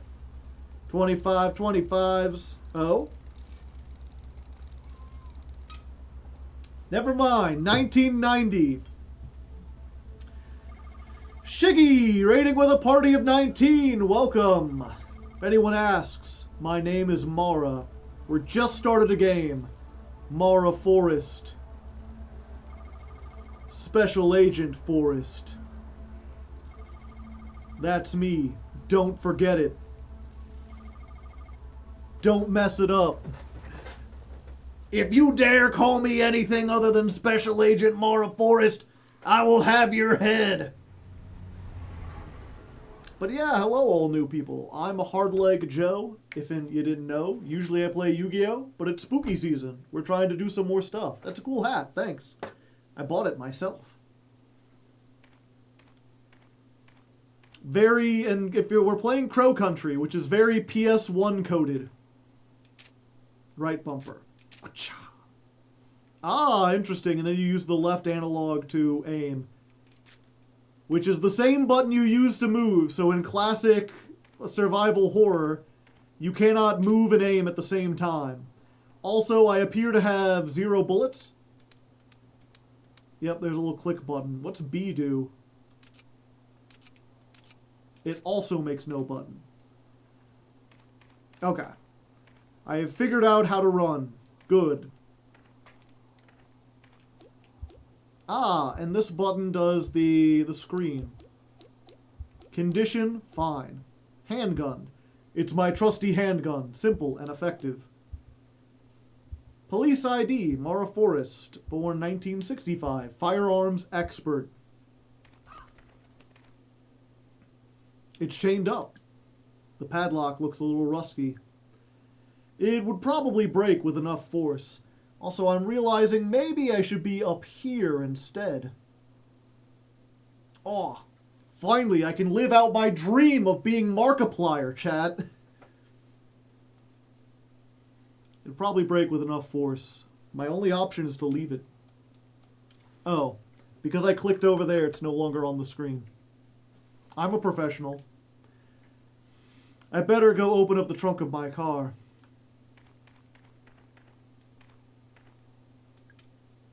There's something important stored in here. Open it. It's my box of handgun ammo. Well, there you go. Stock up? Yeah. Obtained handgun ammo. I have enough. Okay, fine. 8 shots. Reload. Are they going to tell me to shoot it?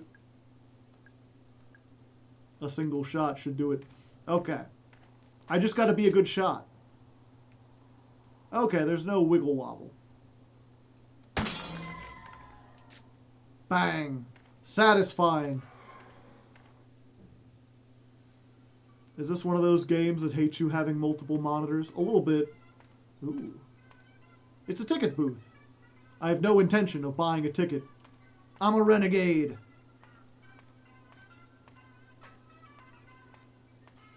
It's a trash can. It's full of trash. Reach in. Obtained a med kit. It's a ticket booth. There's nobody there. It's a page from a magazine. Megabyte Magazine, tips and tricks. You can hold down B or RT to run. The advantage of using RT is that it frees you up to use R to rotate the camera. Oh, I can rotate the camera. For some reason, I'm so, like, Resident Evil pilled, I didn't think to rotate the camera. I just assumed that it was, like, from a fixed perspective. This place used to be fairly popular with the locals. Okay, so we can really go around. What's that? It's a diagram of a video game controller. Quick turn. Okay, down B. X is the flashlight.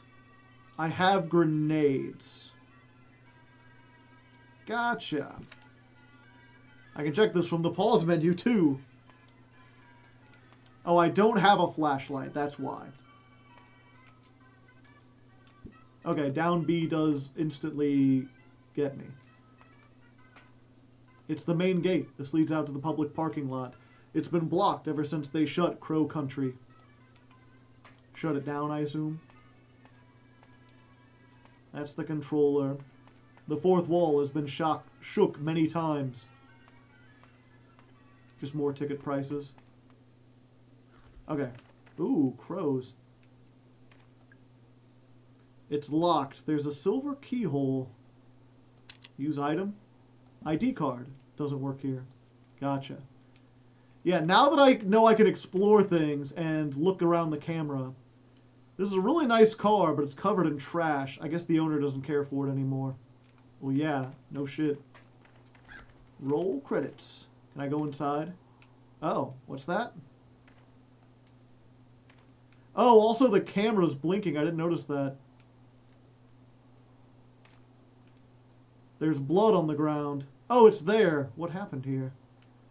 I was like, is it on the vehicle? Because it looks like there's some kind of stain there. What are you exactly? I'm Mara Forrest. FBI. There are crows here. It's a med kit. Another one.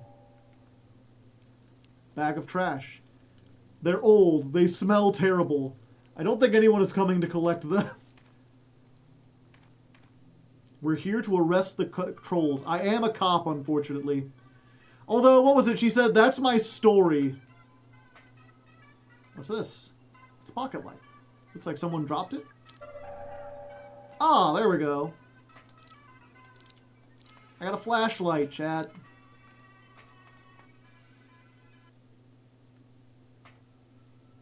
Yeah, it's real quick. Yeah, I've got a police. We're apparently in Georgia, if this is to be believed. And I'm a firearms expert. Another trash can. Check every trash can. A large med kit. Telephone? No, what the hell is this? I don't think I should be shooting shit. It's a door. Bathroom time? Let's read what this says first. Megabyte tips. When shooting, your bullets will do more damage if you're closer to an enemy, so attempting to shoot enemies from far away will use up your ammo supplies more quickly. Interesting. That doesn't really make sense in universe.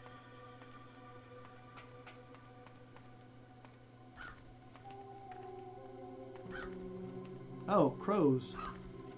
What is this? Some kind of dead animal? I can't make out any features. Okay, let's go in the bathroom, Chad.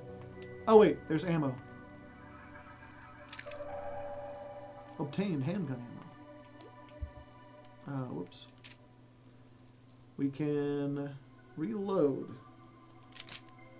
Okay, I can reload one at a time. I was worried it would use like a bunch of them or empty the chamber or whatever.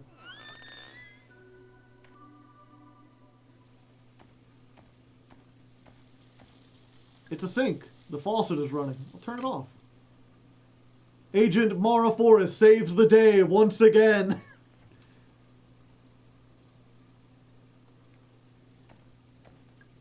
Box of handgun ammo. Yeah. What's this?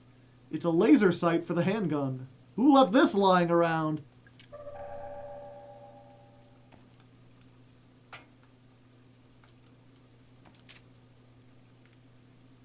I mean, I already had the thing anyway, but I guess that makes it look a little more dynamic.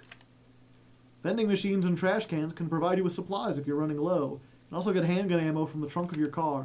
Oh, okay, so I can always run back. Doesn't look like anyone's cleaned it in a while. Seems so convenient. Is this the men's bathroom? Oops. Stall door. Something's blocking it.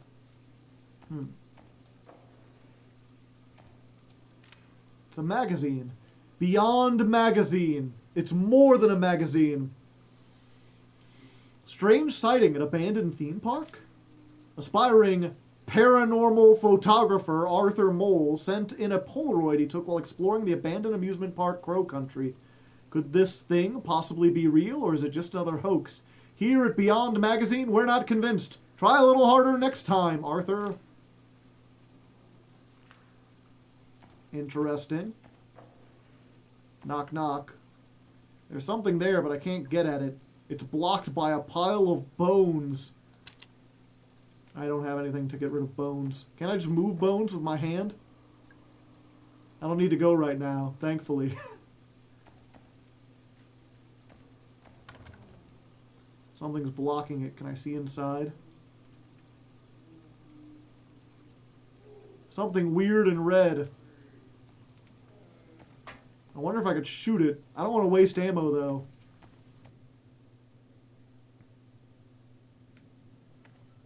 How'd the poster know you have ammo in your car? It's America. Everyone has ammo in their car. It's a door.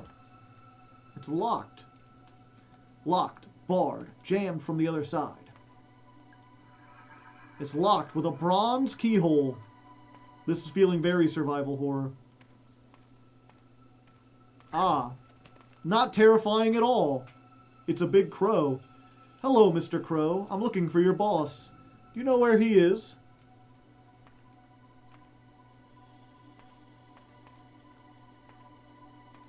It's a fortune-telling machine. We are in Georgia, yeah.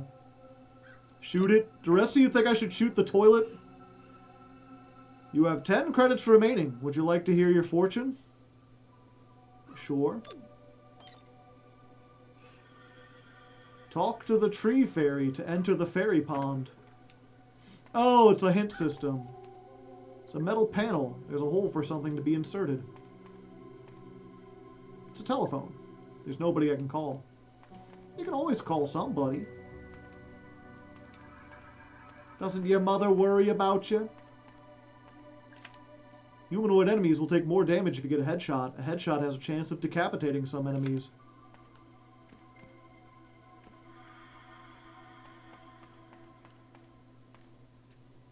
It's a staff memo. Fine, I admit it. I dropped the bronze key into the fairy pond. It was an accident. It wouldn't be such a problem if we made a spare.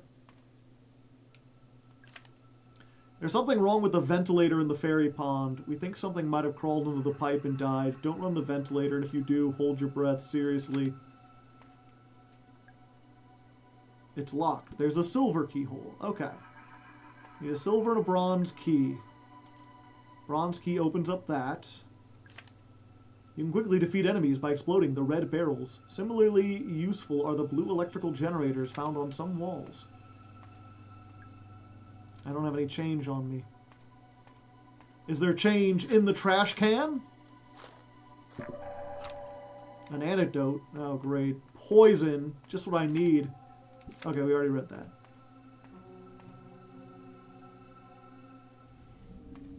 Fairy Tale Town.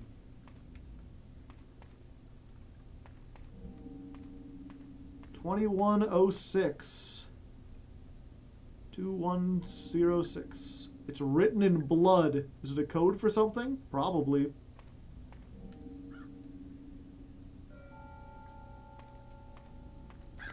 It's a little house. Is this a real door? It's locked, but there's no keyhole.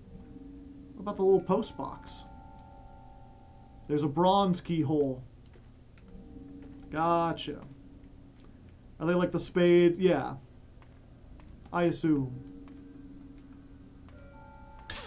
Ow. I should have noticed that. Condition, I'm okay.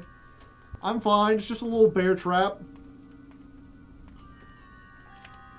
If you get poisoned, use an antidote. Large med kits also contain antidotes, but you might wish to use them sparingly.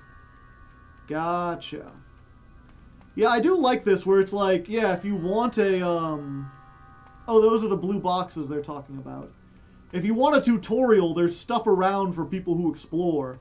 But if you're going in again, there's not like a big, huge tutorial you have to go through. You can just run past all of the signs.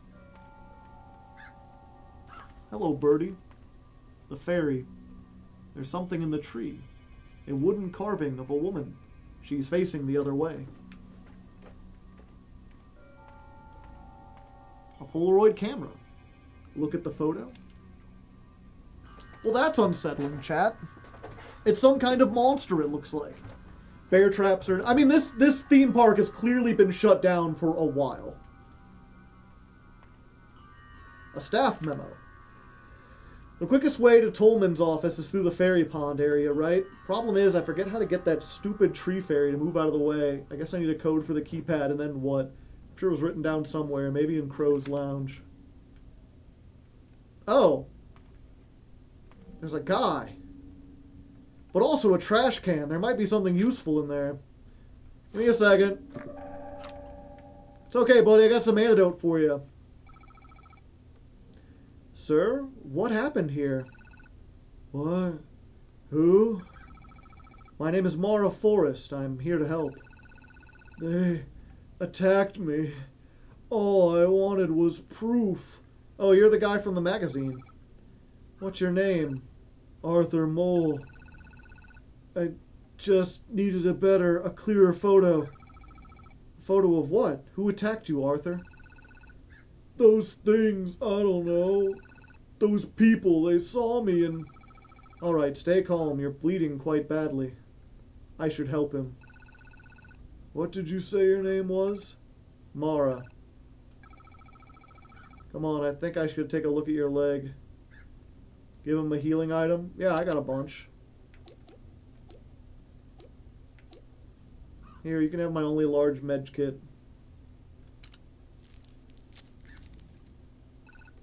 Thanks. I still feel kind of bad. Let's move you someplace safe. You don't look too heavy. Take her back to my car. He's a mole! Don't trust him!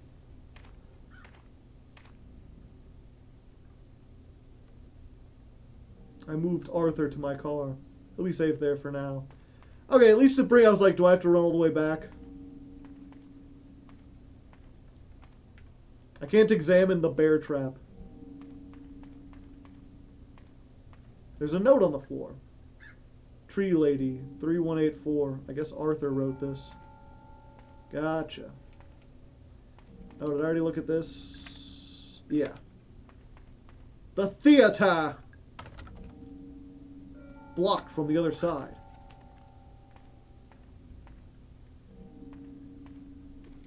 Ooh, another. Oh. It's a large bench kit.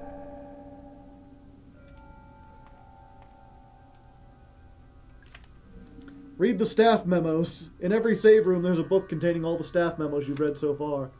Oh, good. Okay, we've already read that one. Oh, is this a save room?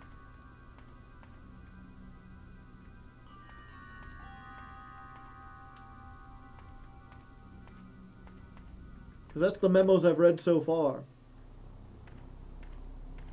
Cosmic Future. Coming in 1990. It was supposed to be finished this year. Now it'll never happen. Not with that attitude. Shows the surrounding area. Obtained map.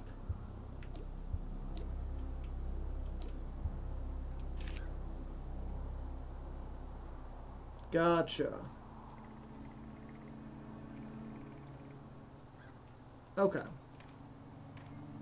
Soda machine. Oh, wait. I don't have any change on me. Kick it. Wait for it. Nothing.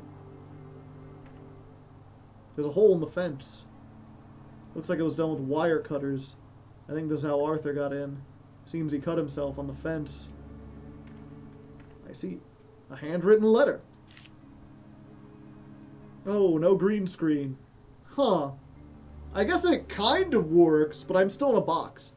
Hey Ed, want some good news? I finally found a good site for a gold mine. It's in Para, northern Brazil. Just like we wanted, there's a disused mine there. The locals gave up on it years ago. Still a decent shape, so it shouldn't be too much work to get it to looking the part. Marv. Who's Marv? Also, yeah, real quick. Huh. When there's like light, the green screen kind of works, but I think while we're doing this, since I'm in the square anyway, let's just turn off the green screen effect.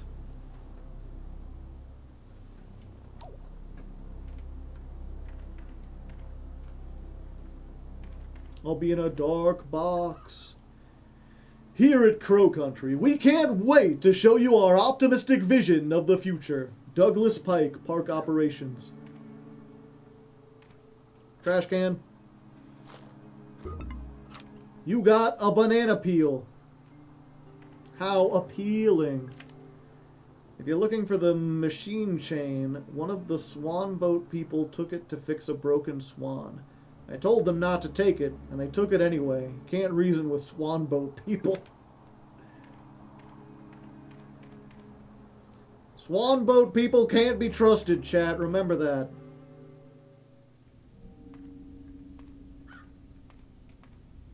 What is this? It's a cigarette machine. I'm not allowed to smoke. Why not? Oh, because you're pregnant. I see.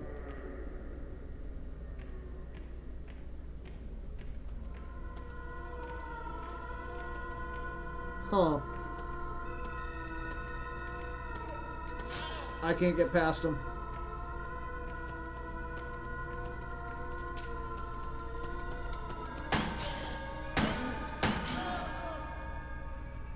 Oh. They dealt more damage than I thought. Oh. Oh, I see.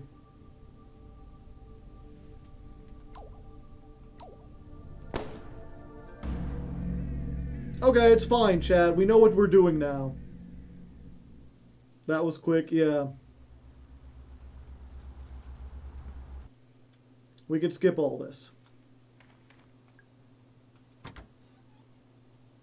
Give me the handgun ammo.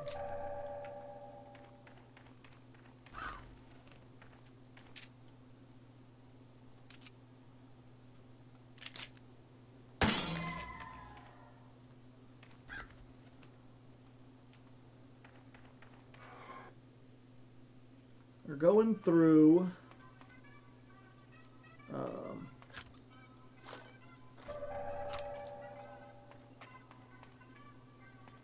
wasn't there another trash can? No.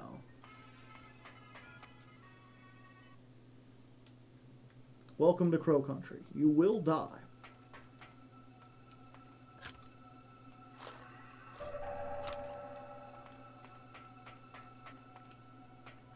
Bathroom.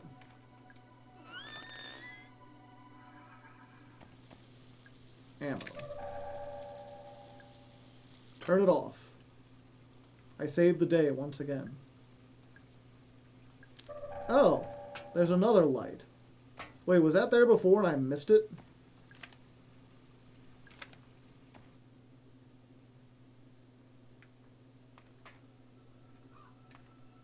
It's a backpack. UFO tour 1998. Someone lose it?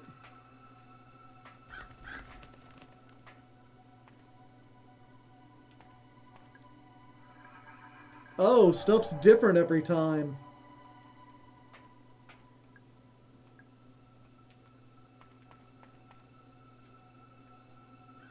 Well, I didn't use a hint this time.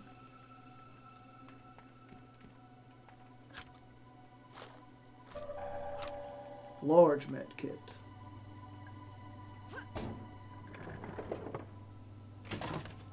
Hey! Neat. Okay, so things are somewhat randomized. Good to know.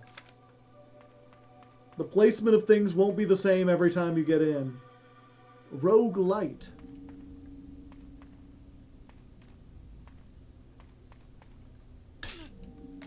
And I wasn't even looking for it.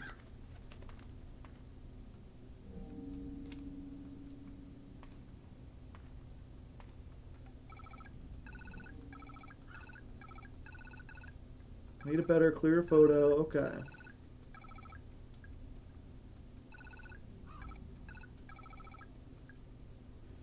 Give him a healing item. He gets the large med kit.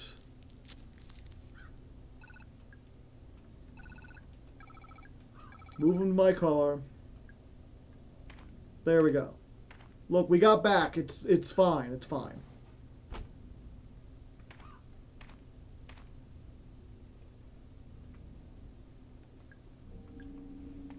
Okay. I remembered this time.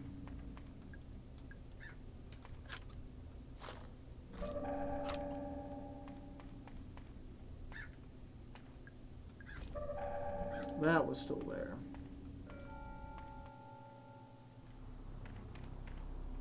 We need a counter for how often Joe steps on specific things.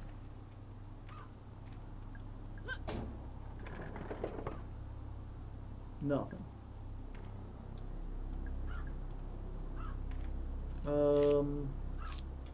Yeah, I want to read the notes again, just because it said the safe room will have all the notes that I've read.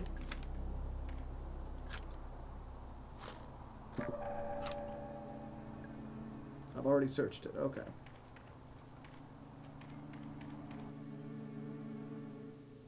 Let's try this again, chat. This time we'll be a little bit more cautious. I was like, maybe I can run around him. That's what my survival instincts tell me. Oh.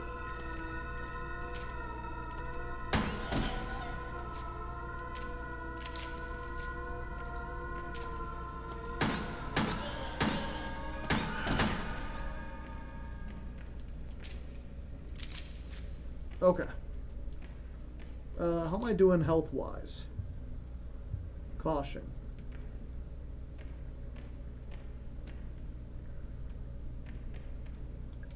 There's a note taped to it. Ship to Marvin in Brazil. Contents, geological interest. Gold? It's just full of rocks. Each one is embedded with pieces of shiny metal. Is this a crate full of gold ore? Well, you're not going to take any of it?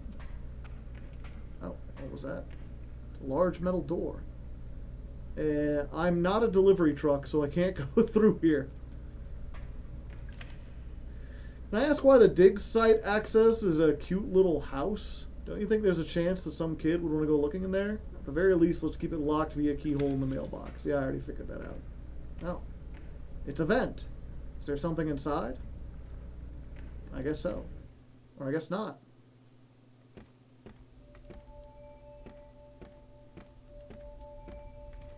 What's this? Antidote? Yeah, I'll take an antidote. Why not? It's a letter. State Court, Atlanta, Georgia, legal summons. Dear Mr. Crow, I am writing to you in relation to the incident which occurred within your theme park on July 1988. As you know, a 15-year-old girl by the name of Elaine Marshall was injured. The incident occurred within your premises and within working hours. As such, the Marshall family is holding you personally responsible. Your presence is required in court. We expect to hear from you immediately. G. Williams, State Court. Which state? I'm... Ashtray. I'm surprised this whole place hasn't burned down. A book. It's a collection of staff memos. 1, 2, 4, 6. Okay. It's a cabinet. There's a keypad down here. I forgot what the note is. Tolman's Records, March 21st, 1988. Monday morning, driven to work, boss calls in on my car radio. He doesn't normally do that. Something has obviously gone wrong. Intruder alarm going off in the second unit. Boss thinks someone is down there. Get to work, check the security cameras. Someone is down there. He's standing right by the pool. All security doors down to the pool are locked. Check security records. Doors untouched since 6 p.m. on Friday. Alarm has only just now been triggered. I try the intercom, try to communicate. No response. But I hear the sound he's making. Something is wrong. His clothes don't fit him. Something is very wrong. Huh. Some kind of infection. It's a fireplace. The fire is crackling. Staring into the flames, I can feel something. A curious mixture of hope and dread. Maybe everything will be okay, and maybe it won't. Ah, I see. I say, by staring contemplatively into the fire. At least there's no ink ribbons or whatever. All that glitters, a history of the 1848 gold rush. It's a magazine. Collection of video game tips. I see. It's just the same one with different backgrounds, because I only looked at one.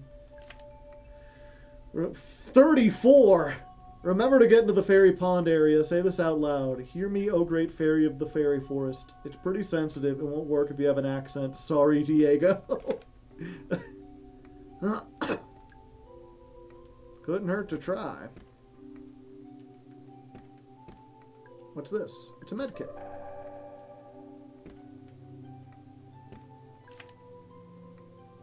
If you're using blink to move, you can do a 180. Oh, I see. Kick it. Handgun ammo? Why is that in the soda machine?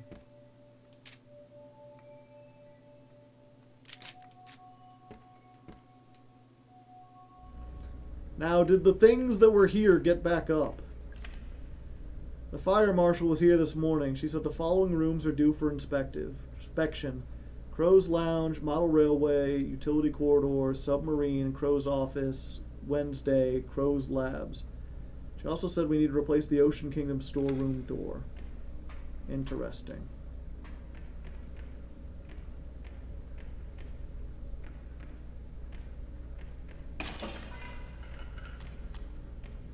The fuck?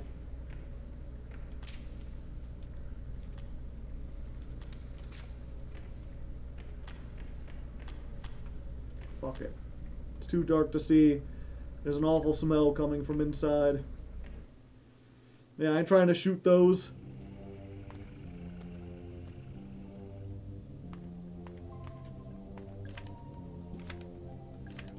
Okay, just looking at those real quick.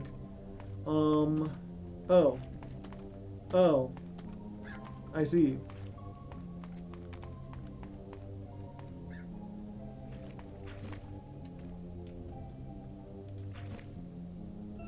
Two, 1, 0, 6.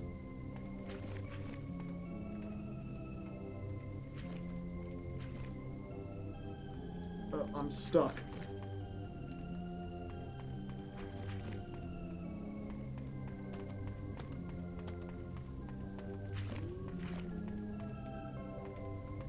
Two, 1, 0, 6, and this said that's the tree lady. Okay. He's twitching. It must be someone from Twitch.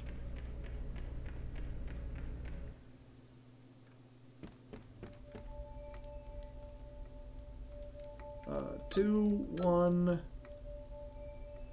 There's no 0 here. What if it was reversed? 2, 1, 0, 6 backwards. It would still be 0.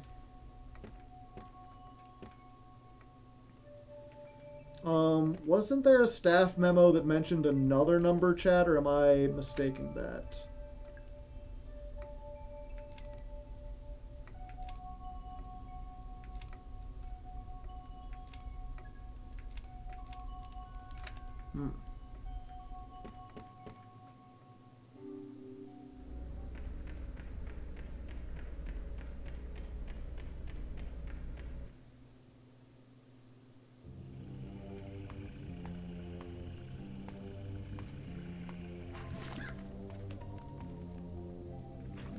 Okay, there's only one place I haven't been, which is up here.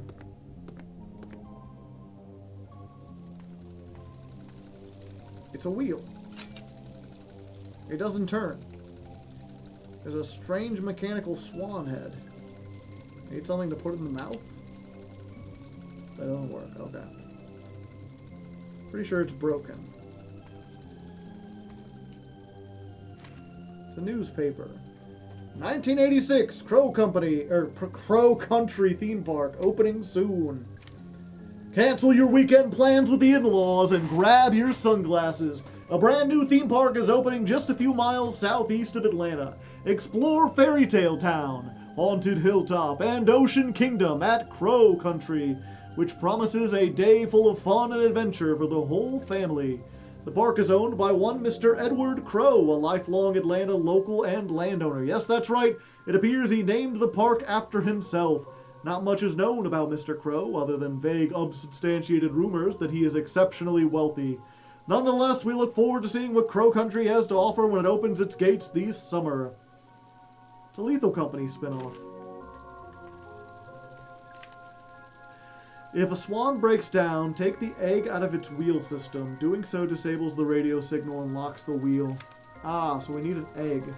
There's a hole in the fence. I can reach the edge of the water. So the eggs are going missing. I think the kids are stealing them. Luckily, it turns out you can use anything as long as it's the right size and shape. It's weird. I'd assumed that the eggs were magnetic or something, but apparently not. What's this? Shotgun shells. What's this? Oh, it's broken. I don't know how to repair it. Yeah, one of the weird... Oh, it's not inverted. I thought it was inverted at first. Maybe when she's scared. No, I must just be losing my mind. That seems much more likely. Those blasted kids are stealing our eggs! I mean, we've all been kids. We all stole eggs at times.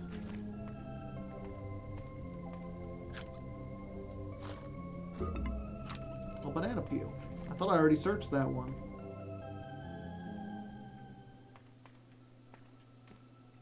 Hang on. This wood panel looks a little different. It's a switch. Press it.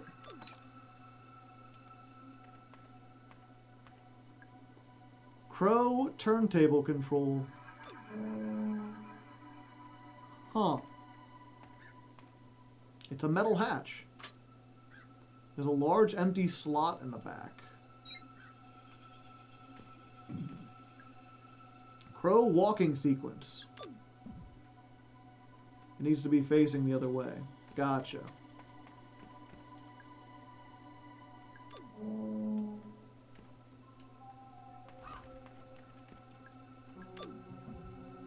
Nothing happened. I think it's out of power. Okay.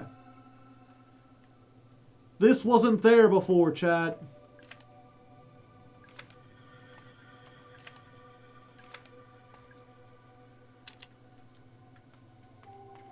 Okay.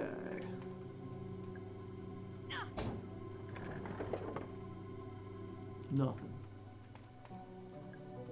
I've already searched it. Yeah, I guess I should look at these real quick if I haven't already. I can't get through here without some kind of thing.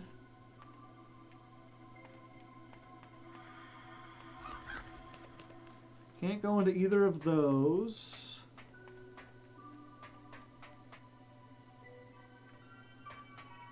Anomaly. Okay. Let's go see if Arthur knows anything. How you holding up, buddy? How you doing? I'm okay. Checking in. Talk to Arthur while he's waiting in the car. 1 achievement of 15. You can be honest, your leg hurts pretty bad, right? Yeah, it's throbbing. It feels weird. And you have a headache and feel kind of queasy? How did you know? The thing that hurt you, it hurt me too. Not the exact same one, but still. Do I need to go to the hospital? Mara? Just sit tight, alright? You'll be safe in the car. Are you done? Can we leave? No, sorry. Why? What are you doing? I have to find Edward Crow. The owner? Mara, the park shut down ages ago. He won't be here. He's here. I have to talk with him. Why? There's something I have to tell him. Mara, I want to leave. I can't, sorry. You have a car? Go get to your car. How'd you get in here? Just walk around the outside of the park. He stepped in the bear trap. No, he got attacked by one of the monsters. Okay, so there's nowhere I can go here. There's something I need to tell him with my gun. I've got no keys. He doesn't look very happy. Is this the door? I can't see him any way to open it.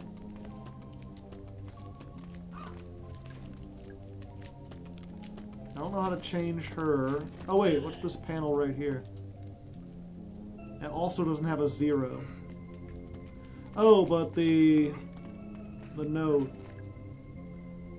3184. Oh. Come over here, buddy. I've played enough of these to know I don't need to waste ammo on guys who ain't gonna... what was it? 3184? Okay.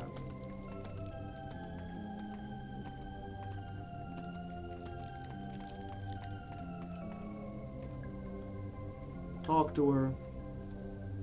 Take heed. Hear me, O great fairy of Fairy Forest. Welcome, child. Will you protect our precious natural world? I will. Follow me. Alright. I could fit through easily. Climb through. I remembered, chat. Ooh, there's a secret hidden over there. Okay, what's this? Oh. Read the gameplay tips posted around Co-Country. Okay, we know that already. It's engraved message. Those who seek the capital T truth stare into the pure reflective water of our fairy pond. It's a pool of water. It's filthy.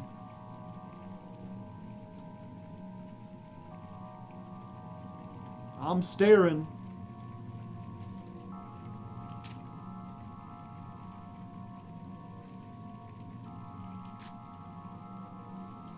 I guess I need to drain it somehow. Does this drain it? Tighten it.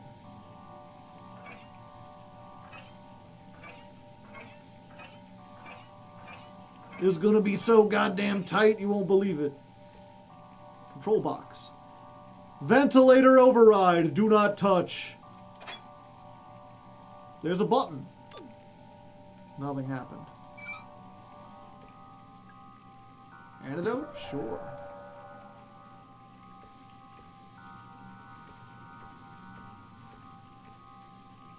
Staff memo. So the guy who fixed the water filter did it by running it through the air ventilation system. If you run the filter pump behind the curtain with the incorrect pressure, it'll trigger the ventilator. Be careful. And tighten up the pressure valve using the valve handle. Gotcha. Wait. Did it stop? So we push the button now. Nothing happened. Okay. Oh, behind the curtain. It's the pump mechanism. Pull the lever! Ah, I see. I can't get out. I have to turn off the ventilation.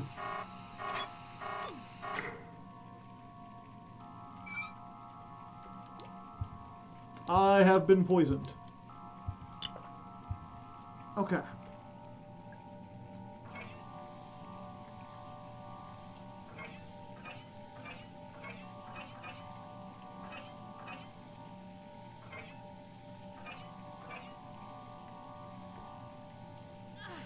Ow. Okay, I guess I'll use that. Medkit. I see, I see. So wait for it to get just right.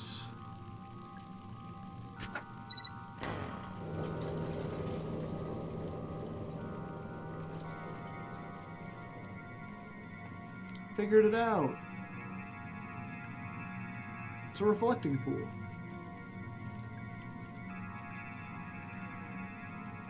Wait, is that a...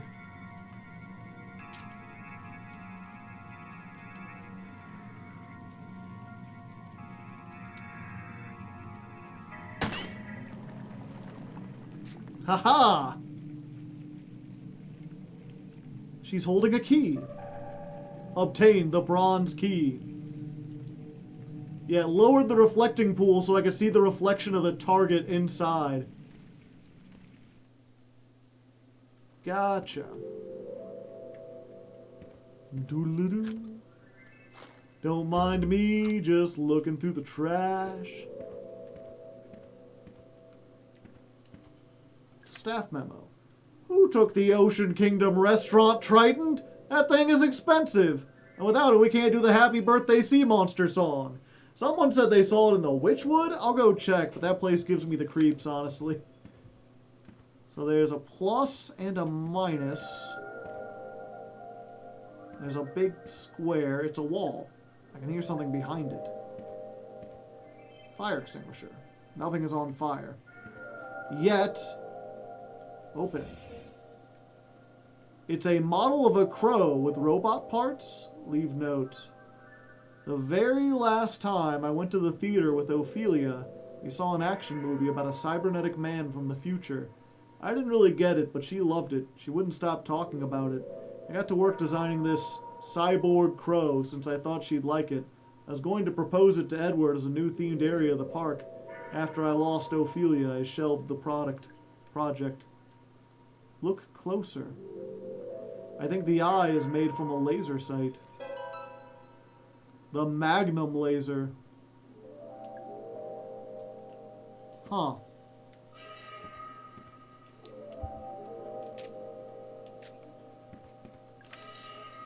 Watch out for bear traps. You can set them off with a single handgun bullet.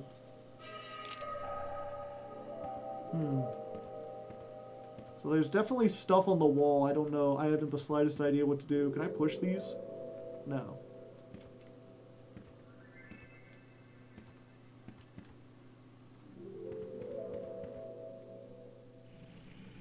Oh, I see. Don't mind me. Is Mr. Crow the purple guy? Something like that. Okay, I've got the bronze key. First of all, let's go save real quick. I did a lot of stuff and I don't want to have to do it again.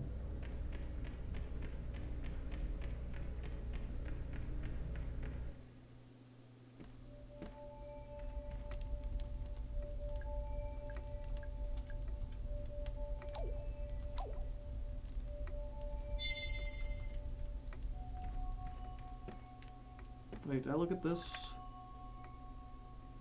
Oh yeah, I did. Oh, hear me, great fairy of the forest. Alright, so now that we've got a bronze key, there are a couple places in that first room we could open. Out of my way, I'm a motorist. Ooh, that's a biggin'.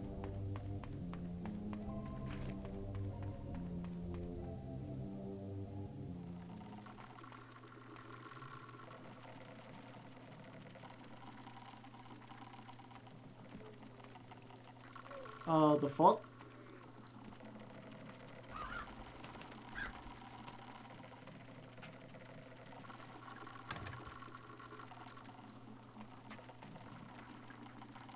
There's a bronze key. I was expecting zombies. I was not expecting giant weird tree animatronics, chat. A ring-bound book. A collection of staff memos. Oh, it's just, this is a safe room. It's a magazine. Okay. A portrait. Douglas Pike, the builder. Natalie Crow, Autumn's child. Okay. No, that couldn't be me, right?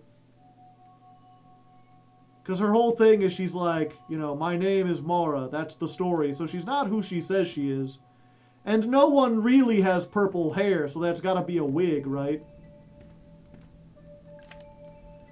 The computer system is both the railway room and the dungeon. In both the railway room and the dungeon now need security disks to access. I know it's inconvenient, but these are the new regulations. It's a computer. Access denied. There's a slot for a disk. It's the sun. Staring into the flames, I feel something. Natalie Crow, the daughter of Mr. Crow, or the wife? I think Mara's the daughter of Mr. Crow, if I had to guess, because she looks younger. It's a notebook. Tolman Records, March 1988. The intruder is contained in the lab.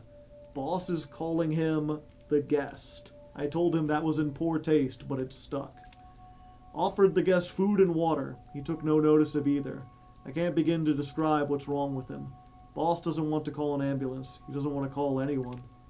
I suggested we shut down all root excavation just until we worked out what happened. Boss says we can't shut down just yet, so the machines are back on. I have a bad feeling. I think we're going to make things worse. So they were digging for gold in all the wrong places, and they found some kind of zombie monster creature, and it's infected everything else?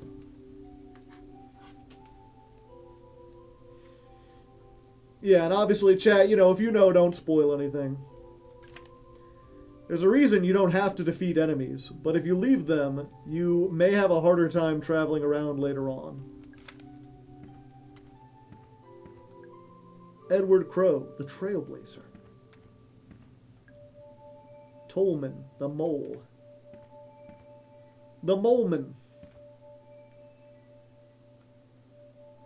The Duke of Farnham, 1927. A handsome steam engine stylishly combines the Umbrella and Delilah designs. There's a button. Choo-choo! Huh. The Earl of Edgecombe, a fine steam engine, beautifully combining the Arabella and Bernadette design styles.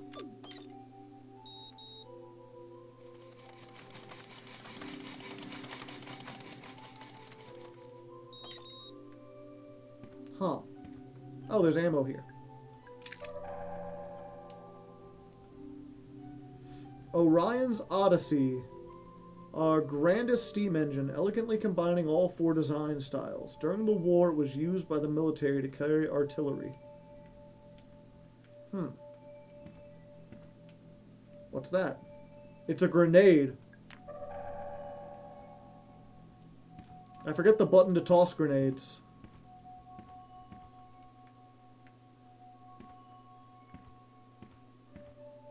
Okay.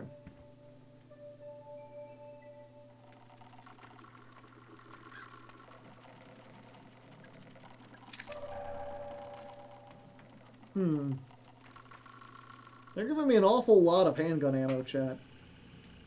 Oh, that's what was in there. Oh, oops.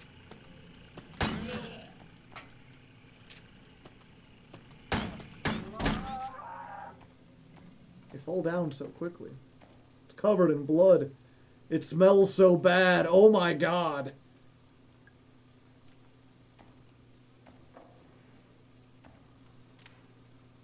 Yep, and that's the Arthur. This is this thing, but I can't get it.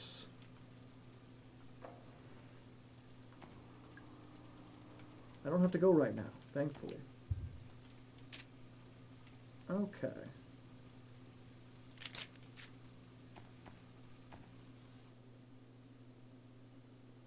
Could use some crow emotes about now.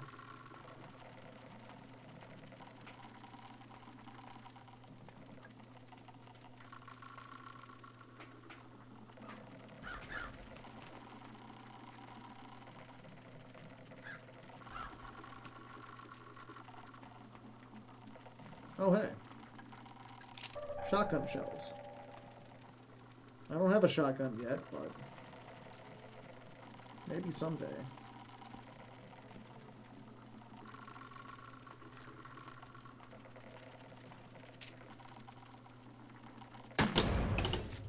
Oh.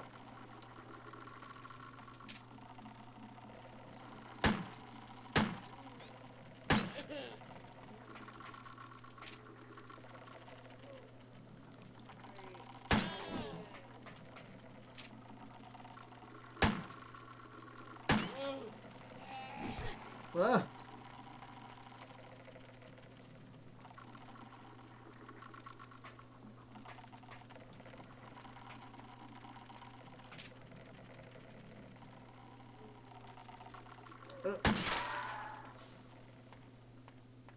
Okay.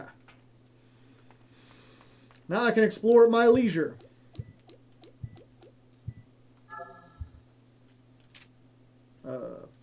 There we go.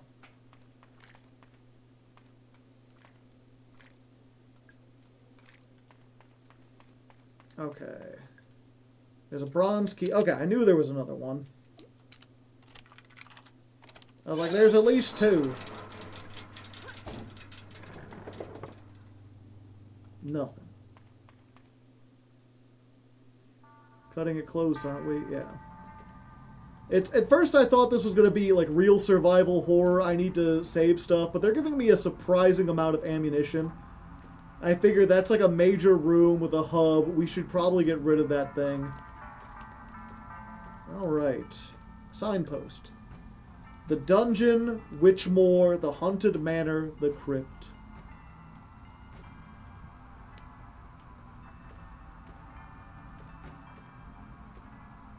Wooden notice board. There's a map.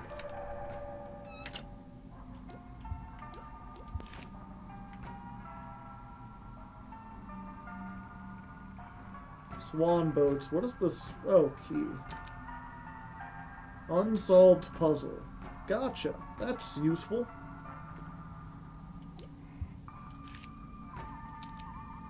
An open door is yellow. A locked door is red. Save point. Oh, I went beyond Fairy Pond, but it didn't tell me what was in that.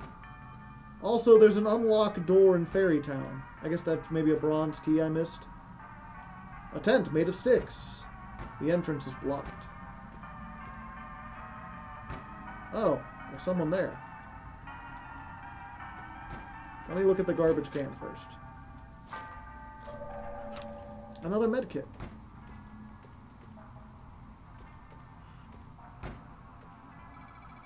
What are you doing? Trying to get through this door. Oh, right. Is it locked? Obviously. Is there another way around? It's possible. Right, I'll go have a look. So they're not even going to be like, hi, what brings you to this abandoned amusement park? Please be careful around the Haunted Manor bookcases. Read the book titles carefully. In fact, it'd be easier if you just didn't touch them at all, okay?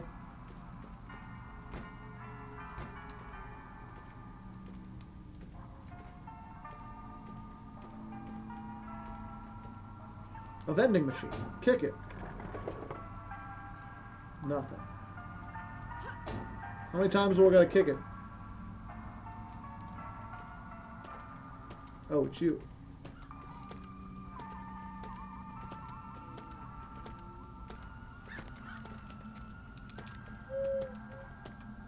Maybe I can get both of them.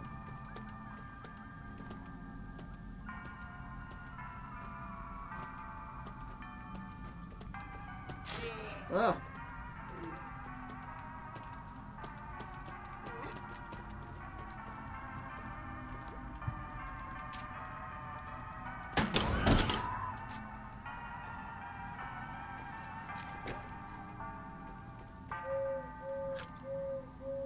It's full of trash. A grenade. If you're doing maintenance in the Haunted Manor or trying to access the Ocean Kingdom, you'll need a crank handle. It's locked in the safe in the southeast utility corridor. The code is something to do with the crypt, I think. How useful. Damn it! I knew that was there and I done fucked it up. Okay. It's an animatronic bird. He's hooting and hollering. It seems like he hoots 5 times, then stops. Is it supposed to be an owl? He's shaped more like a bell.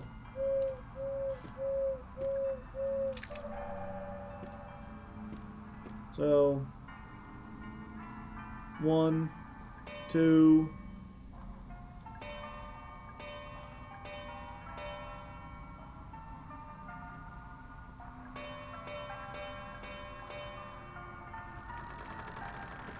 Haha!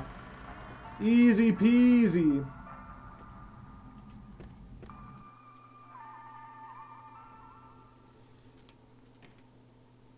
Oh wow. It's an old globe.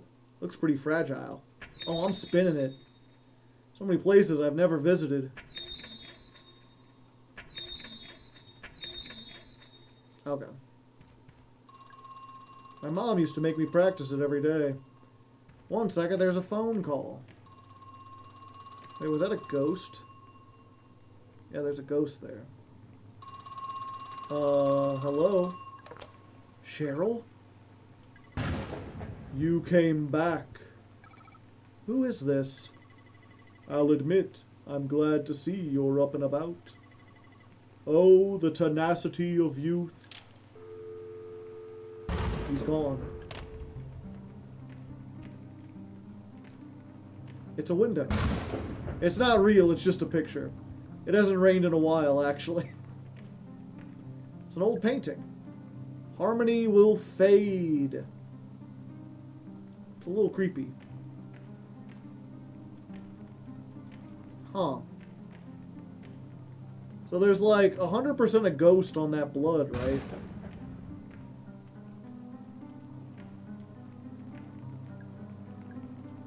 Okay. The bookcase. History of Deadliest Poisons by O.T. Plagueis. The Pulling of the Pin by G. Nade.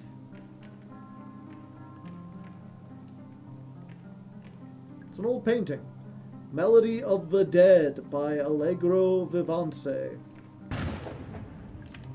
The clocks need regular winding, but please don't attempt it without the correct tool. It's a painting of a demon.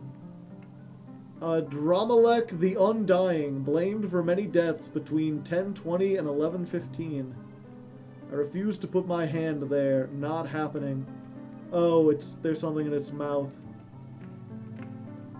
It's a large clock. There's a hole in the middle of the clock face. It doesn't work. Song of Cage. Song in a Cage. History's deadliest poisons. Gotcha. The tall wooden cage can be broken open at the cost of a single bullet. However, there's no guarantee. Oh! I was wondering. They seemed something. It's a coffin. There's a vampire inside. Look closer. He's not real, obviously.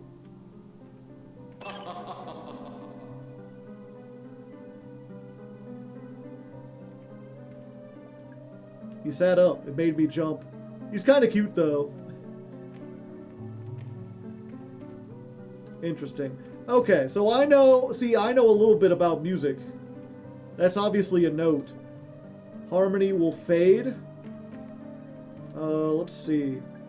Let's play the piano.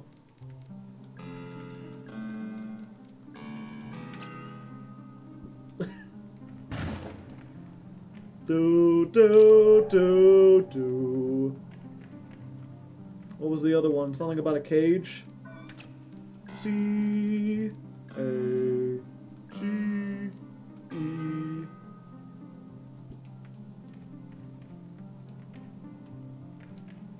Oh.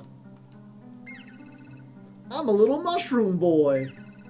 Well, I'll use my mushroom magic to grant you a wish. Tell me, what is it that you wish? What's what? You want to improve the range of your flamethrower? To each their own, I guess. Refuse. No thanks. Wow, rude.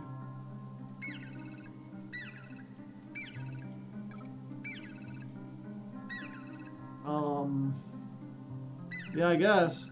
You don't even have a flamethrower. No wish for you.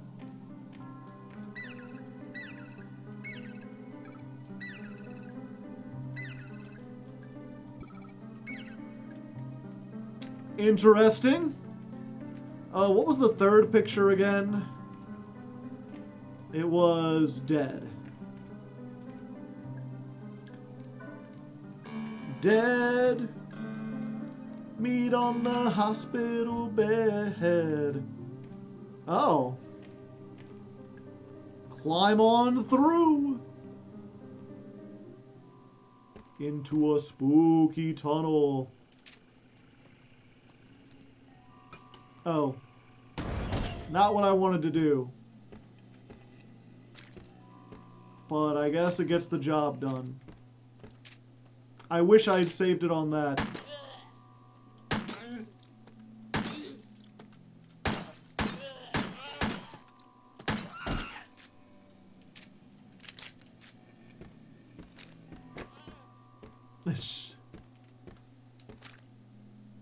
That monster have titties? What the fuck? The door is stuck. Kick it. It won't open. Watch for small explosives lying on the ground. They're rigged to blow up when touched. Keep a keen eye. Some of them look familiar to other items you might want to pick up. Great.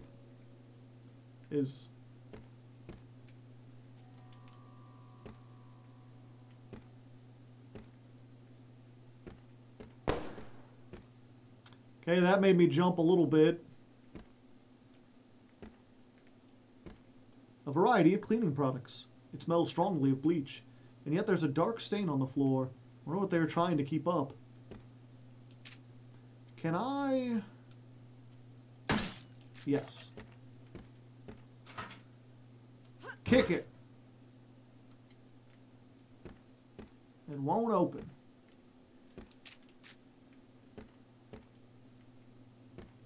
One of these has to open, right?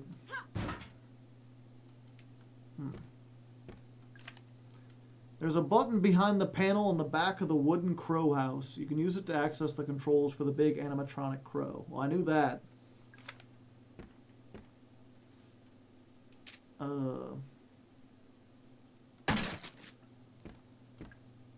Small tank of gasoline. Huh. I guess for the flamethrower. State Court, legal summons, final warning. Dear Mr. Crow, we sent you a letter 14 days ago and have not heard back. This is a serious matter that demands your immediate attention. You should know that Elaine Marshall's family have appointed a lawyer. The case against you is being prepared as I write this letter. It's a door. D. Pike, Park Operations. I don't think it's locked. Okay, I'll go in there in a minute. Let me explore the rest of this first. Cigarette machine. It's a notebook. Tolman records. Alarm triggered. 2 a.m. 2 more guests appeared in the pool room. This time I made sure the cameras were running, so we have proof. They came out of the pool. They're worse than the first. Broken, wrong shape, falling apart. I feel heartless describing them so, but I have no other words for them. Boss said we wouldn't be able to move them like we did with the first guest. He spent 23 minutes trying to talk to them, then he shot them both. I can't open any of these, can I? Oh, there's a lady there. Crow moved the electric battery charger to the southeast underground level. I know that means it won't be able to access it anymore, but I think that was the idea. It's a door. It looks electrified. Hi. Are you alright, ma'am? My head. I threw up. Hey, it's alright. Don't worry about it. Can I ask, did something happen to you? It only grazed me. I thought I'd be fine. I don't even know what it was. My head is pounding. My stomach is... Ah, right. You were attacked. I feel dizzy. I have something that might be able to make you feel better, at least for a little while.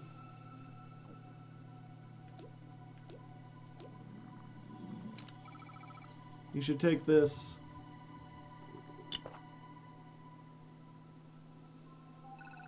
Thanks. I think that actually helped. Oh, I'm so rude. What was your name? I'm Mara.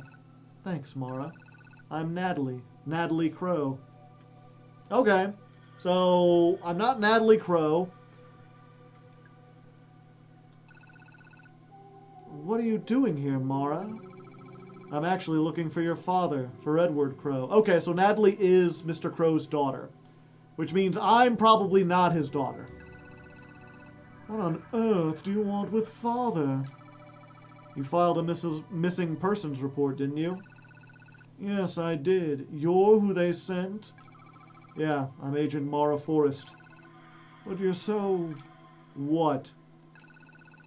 What about the man I spoke to on the phone? Detective Harrison something? Detective Harrison James. He couldn't make it. Problem with his car. So they sent you instead? Yup. This is your father's office? He's not in there. I've been out here for hours and I haven't heard a sound. Be that as it may, I'd still like to take a look inside. Do you know how to get in? That's going to be difficult. You'll need the key. It's a big fancy gold one. Gold key, got it. And you'll have to turn off the electrified door handle. How do I do that? No idea. It wasn't electrified the last time I was here. Father must have only recently had it installed. Why? What's he hiding in there? I'm sorry, Mara. I'm still not feeling great. Right, of course. I'll leave you alone. Sorry. It's an elevator. Fatal error. You know what? I'm not going to press the button.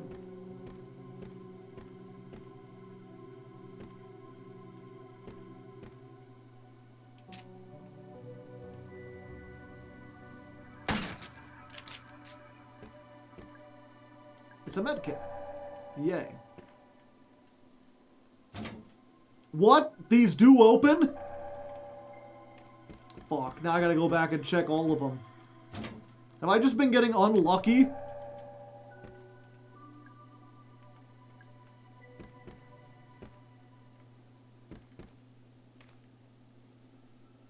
A set of stairs. Okay. So now I'll go into the other room before I go up.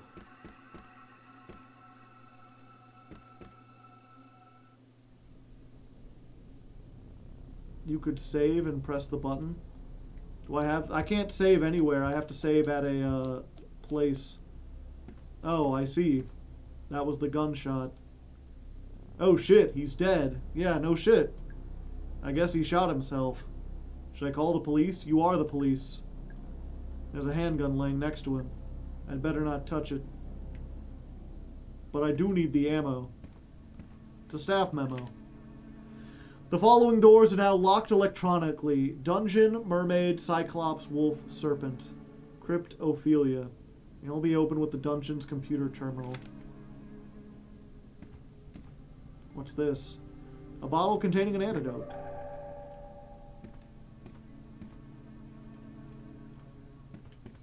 It's a filing cabinet. It's well organized. Edward has pulled all the funding for Cosmic Future, and we've halted construction.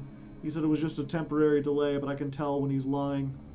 Something is seriously wrong with Edward. He looks sick, but at the same time, there's a kind of manic energy in his eyes. I asked Tolman about it, but he gave me the silent treatment. So whatever it is, I think they're in on it together.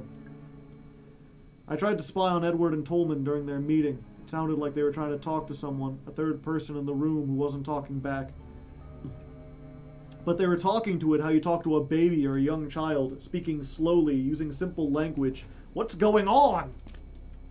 Must be the guest, whatever that is. It's a TV. There's a videotape.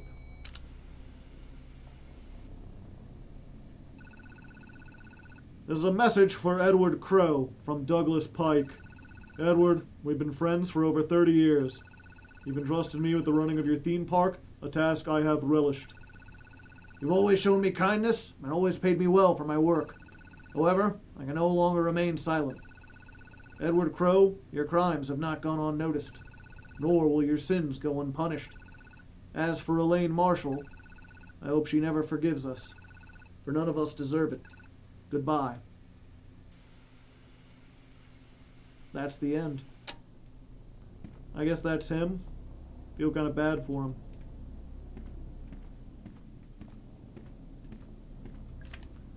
Edward had his office electrified. Decently high voltage, too. I turned off all the mains power, but the door was still electrified. So I think he must have hooked it to the generator on the underground level.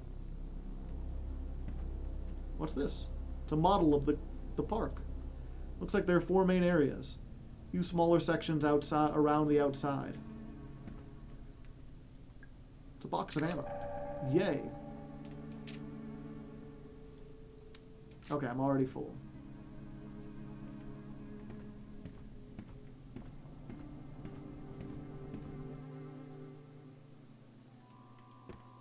I should tell the girl, like, hey, there's a dead guy in there. Did I already read this one? Yeah. Oh, she's gone. And she left her vomit. That's perfectly good vomit. I got a map. Okay, I'm in the staff hallways. Oh, it connects out there. I see, I see. Gasoline.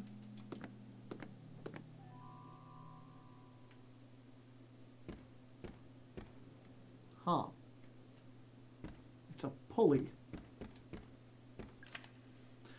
Can someone from maintenance please varnish Ocean Kingdom storage room door, or else just replace the door entirely? It's made from really old wood and it's starting to crumble. It's not exactly fire safe.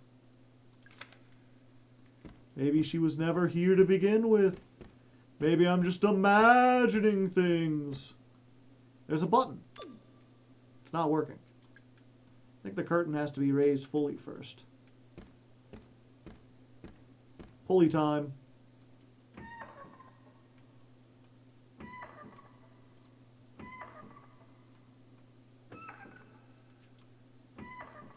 Oh, there's a zombie watching.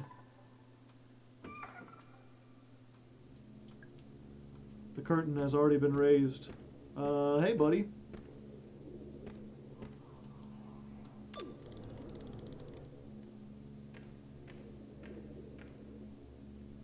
There's just a lady here. It's the fairy. Thank you for helping me from before. I never found the bronze key without you.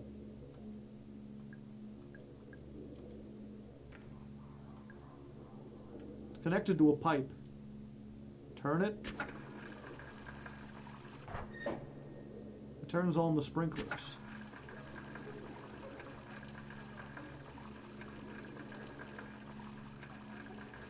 Huh. Weird. Are you a monster or... Oh god. Well, it's dead. I suppose that's all there is to say. Whatever it is, it ain't living anymore, and that's probably for the best, if we're honest.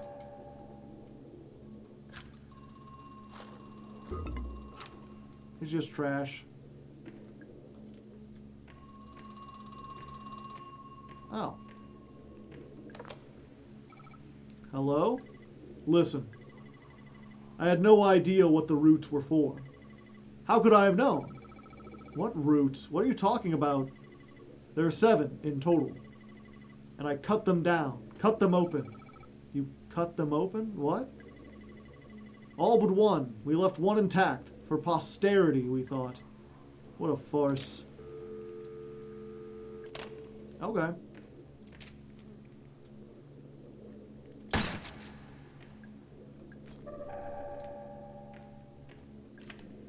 I noticed the Seven Seas Mermaid uses the same kind of battery as the Giant Crow. Not a great idea. These kind of batteries aren't waterproof. Those mermaids are going to need constant maintenance. Oh. Oh. Oh. Oh. I see. I don't like that at all, chat. It's a tank. It's full of water.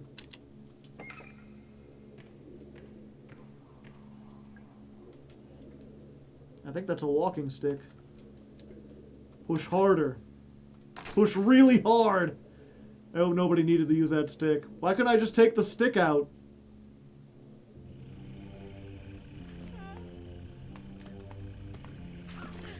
Ow. Fuck.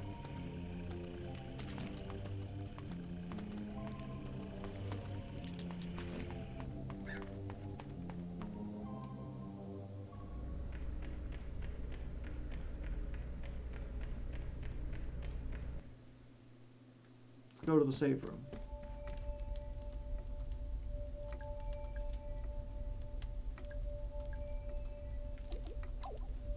Oh, whoops. Well, 2, 3, same thing.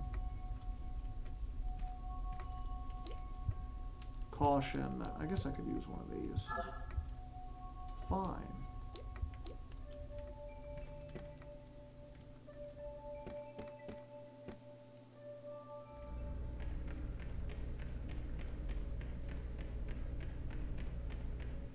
Alright, there's still a whole bunch of places in the, like, spooky part of the park that I didn't, like, super explore.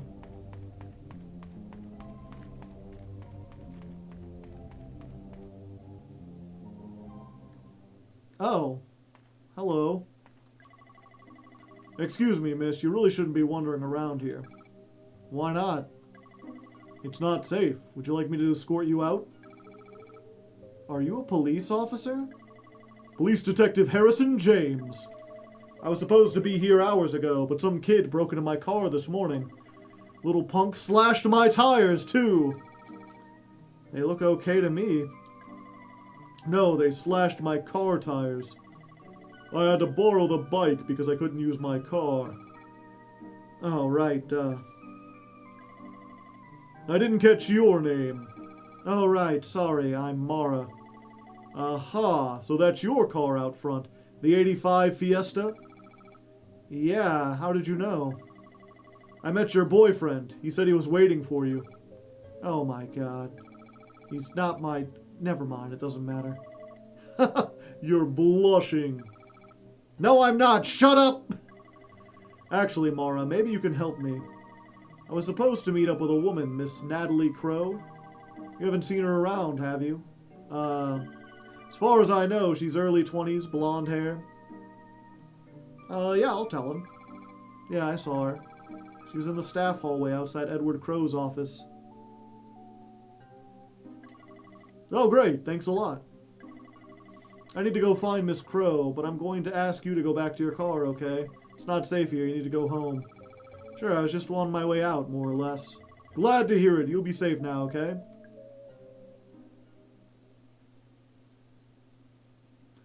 I really didn't think he was going to show up.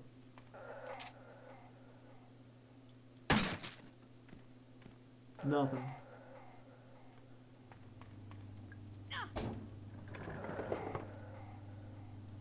Something happened.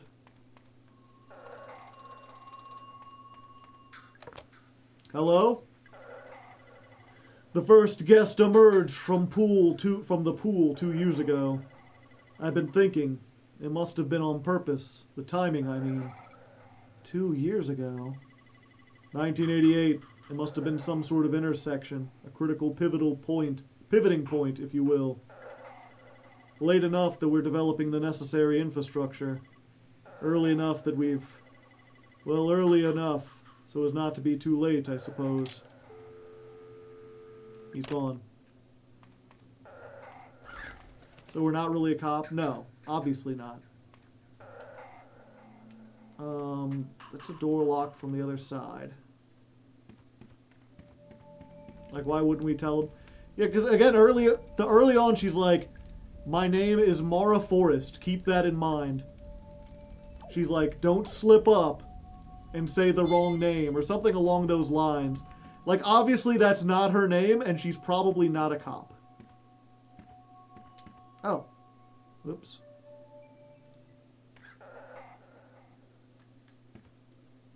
I missed anything monumental? We found a cop, a real cop. There we go. Okay. So using 4 handgun bullets on 4 boxes is worth it because we found 8 in that.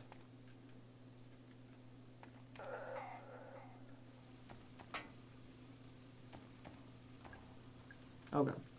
So far, nothing has respawned, so maybe killing the enemies is worth it. In a lot of these survival horror games, especially the early ones where they were really trying to get you on, like, item management, you weren't intended to kill everyone. I have enough. Not necessarily. Arthur, did a police officer come by here? Yeah, he was on a bike. Did you talk to him? Yeah, a little bit. Oh, that's it? I'd be like, did you tell him we were dating? Because we aren't. This isn't hard mode. True.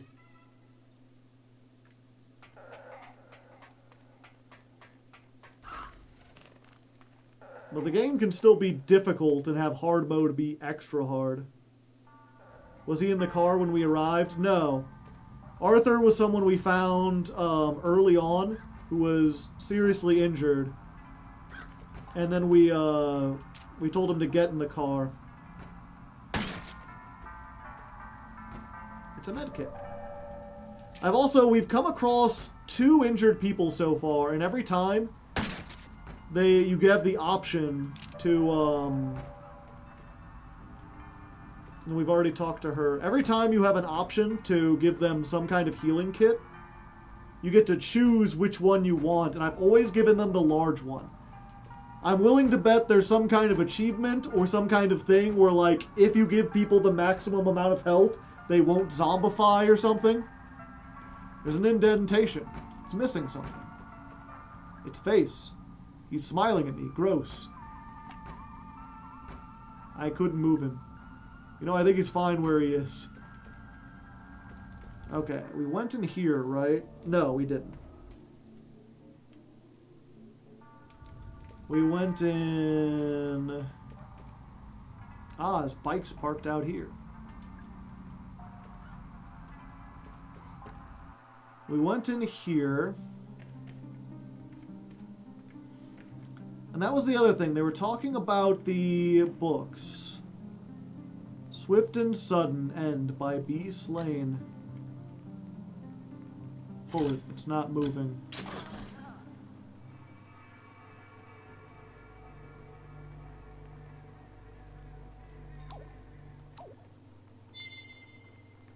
I get it.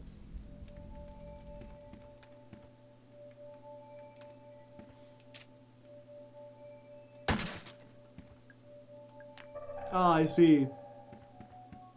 I was like, okay, so we know those things are... We know those things are randomized to some degree. I wasn't sure how randomized they were.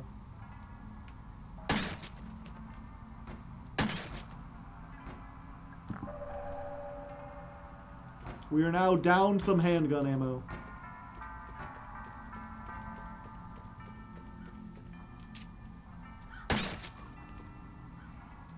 Nothing.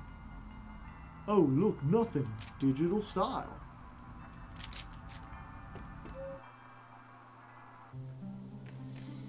Yeah, I remember reading these before.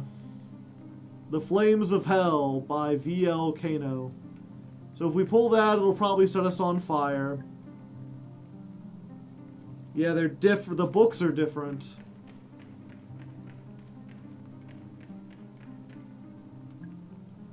Beginner's Guide to First Aid by A.M. Bulance. Pull it. It's a medkit.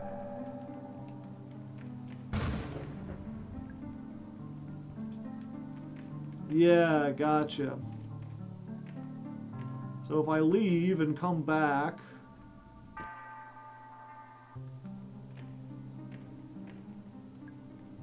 Flames of Hell. Oh, is it the same one? Inconsequential by Anonymous. Oh, look, nothing. Digital style. Swift and Sudden End by B. Slane. History's Deadliest Poisons. Yeah, the one that said grenade, I thought the puzzle was you gotta throw a grenade at the one, but it seems like they change every time. There's different books. I'm curious whether or not that one will give us a grenade or drop a grenade at our feet.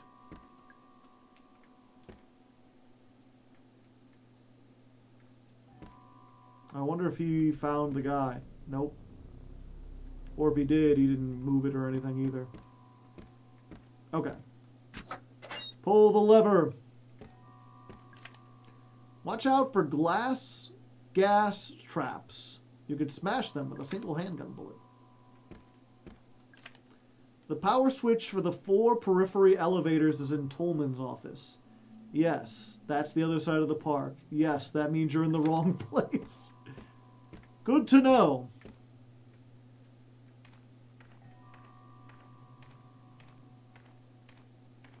Here's a little button. Press it.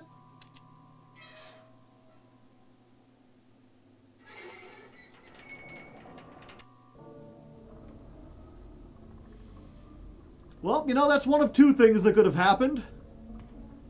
It's a newspaper. South American gold mine linked to local landowner. Reports have emerged detailing the activities in a recently revived Brazilian gold mine. Apparently the site, near the north coast in the state of Para, is currently operating as one of the most profitable gold mines in the Americas, selling to at least 2 major international companies. But why, you ask, are we reporting this in the Atlantic Globe?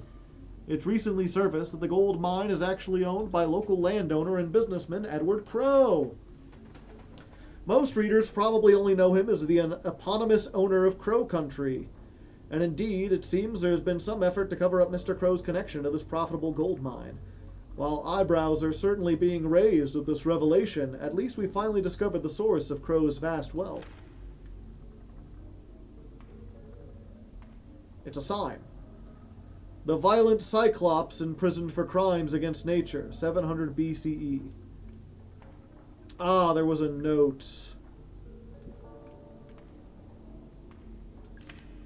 I'm talking to NPCs. Make sure you've seen all their dialogue before moving along. Gotcha.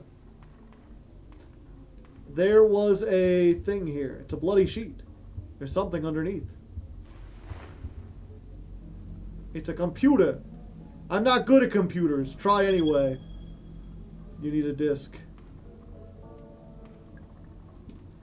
Yeah, there was a code. I don't remember. Oh, what's this? It's a metal handle. Turn it.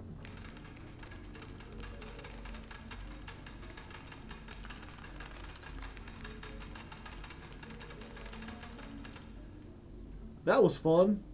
I would have made a good medieval torture guy. Wait, no, I take that back.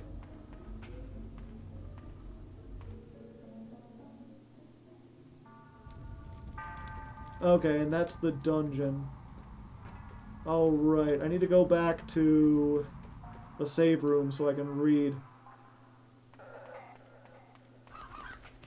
Oh. Nothing.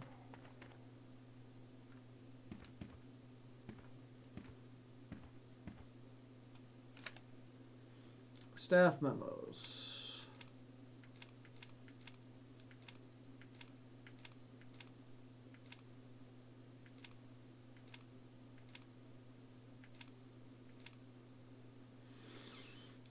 Mermaid, Cyclops, Wolf, Serpent. MCWS. MCWS. MCWS. Mind control with salami. Mind control with salami. Thank you, chat. Oh. There's stuff underneath there. Okay, that's the serpent. We need M. Mermaid. Press it. Cyclops was over here.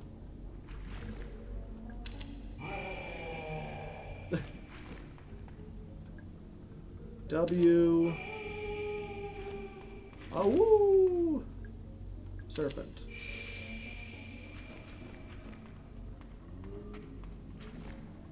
And then turn it.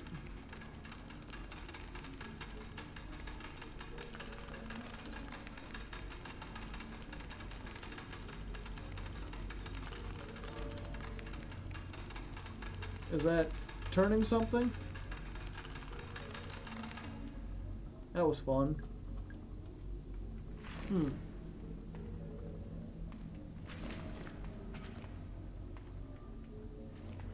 I could have sworn that would have done something.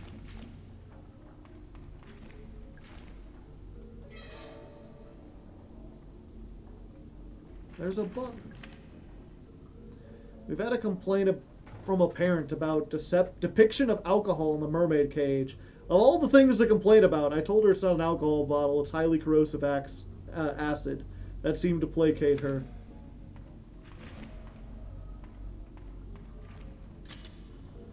It doesn't open. It doesn't open.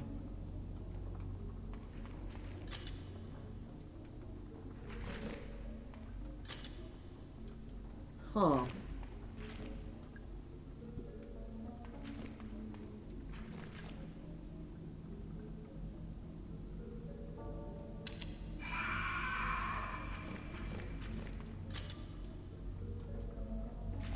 Maybe it's not just hitting the buttons in the right order.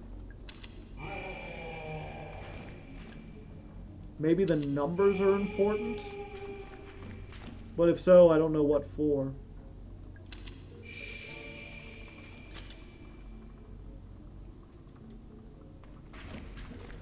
My ankles would never fit into those. Probably for the best.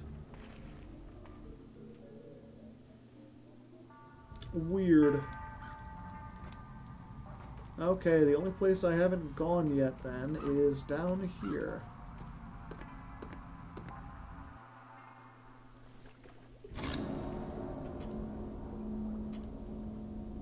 Unnerving. A soda can. It's just trash. What do I have 20 of? Oh, flamethrower. I have a lot of ammo for weapons I don't have. It's engraved plate. Here lies Ophelia, tragically drowned. Daughter, sister, human.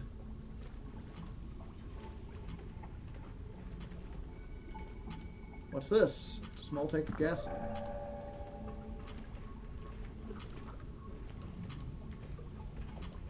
Oh. It's a drain. It's clearly not working. This whole place will be flooded soon.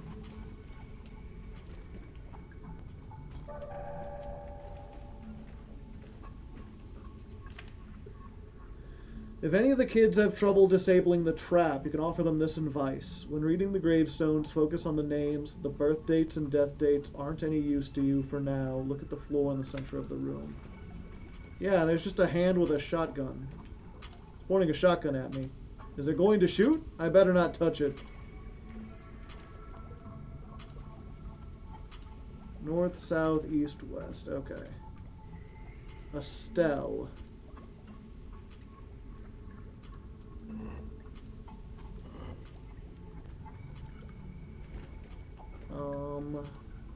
Solomon Wesselby.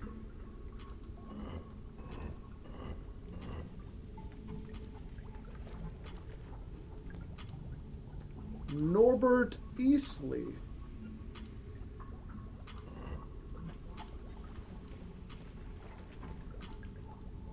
Solina.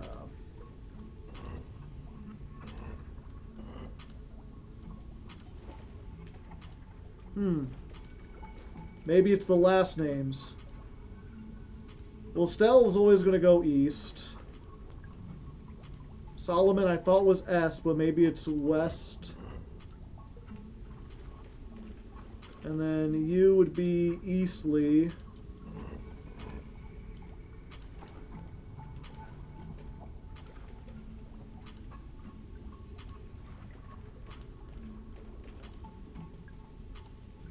Huh.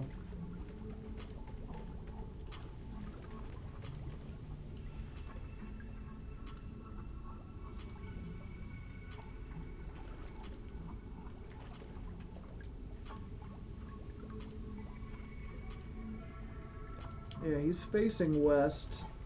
These are tilted though, so maybe if they were facing, that's how it would be.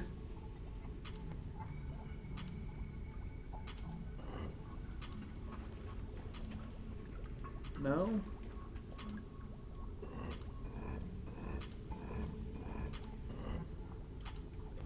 Maybe it's facing in the direction that they are.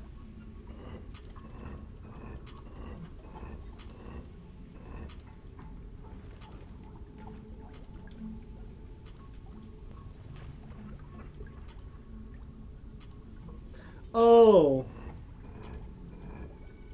Not, okay. Solomon West, so southwest. Gotcha. So southwest, east, northeast, south. Gotcha. Okay, we've opened it. There's still a shotgun pointing at me. Wait, what was it? I don't think it's going to shoot me. Maybe I could use it? It's stuck.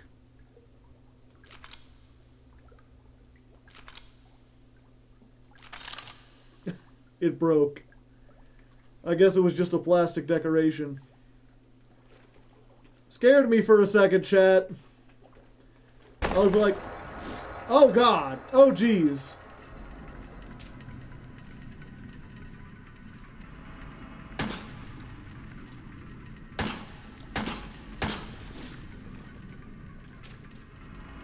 You know what? This seems like a good time to use.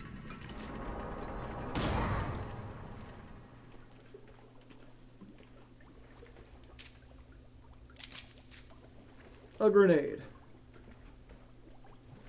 It's a handle.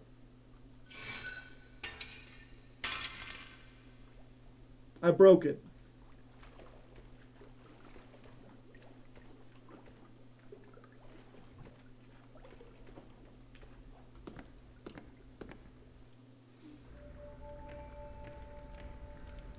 Save room? And maybe it won't.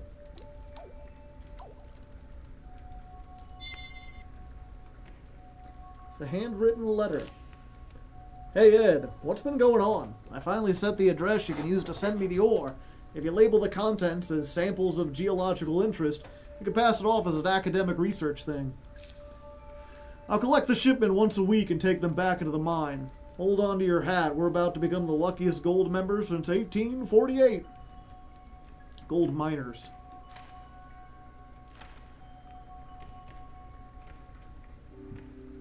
A staff memo. Field trips. Gather the kids in groups outside the haunted manor. Choose an older kid. Get them to ring the doorbell. Nothing will happen. Laughter and shoes. Then choose a younger kid and have them try. Quietly tell them the secret so they can get the door to open. Impressed gasps ensue. The secret is to ring it a specific number of times. Yeah, I figured that out. It's a coffee machine. I don't drink coffee. Good thing too, since I don't think it's working.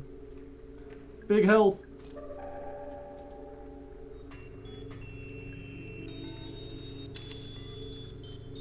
Nothing happened. Okay.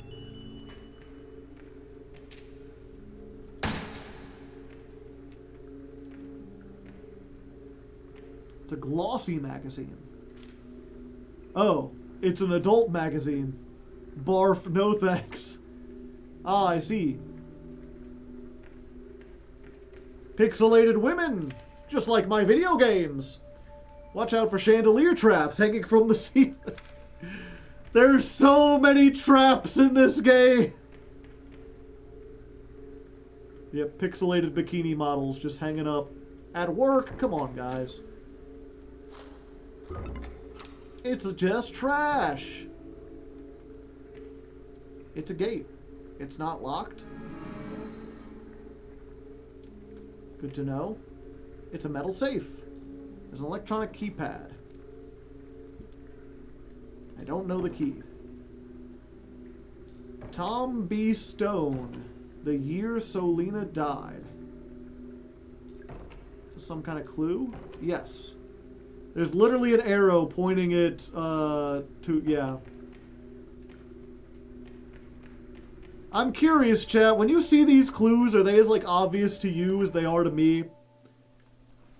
Or am I just, like, good at video games?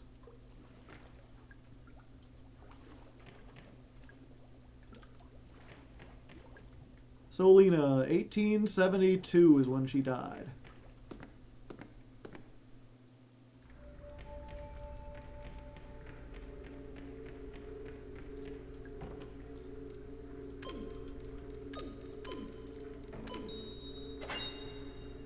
There's a crank handle. Oh! Now we can crank it! You were going much faster than the other streamer I watched. Well, that's good to know. What's this? Antidote? Sure. It's a lever. I think it operates the latch.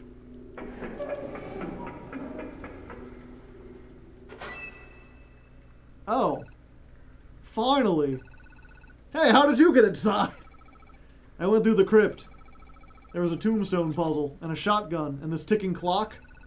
Okay, I didn't ask for your life story. Oh, sorry. I'm just kidding. You did good, all right. Now there's work to be done.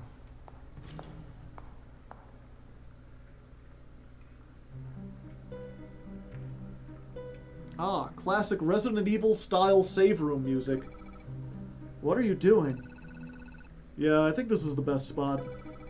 The best spot for what? I assume he uses that elevator, so he'll see it for he'll see it for sure. Are you talking about Edward Crow? Yeah? Hey, would you help me out with something? Sure. Sure, what do you need to do? I need to clear off these tables and then lay out some documents. It won't take a minute.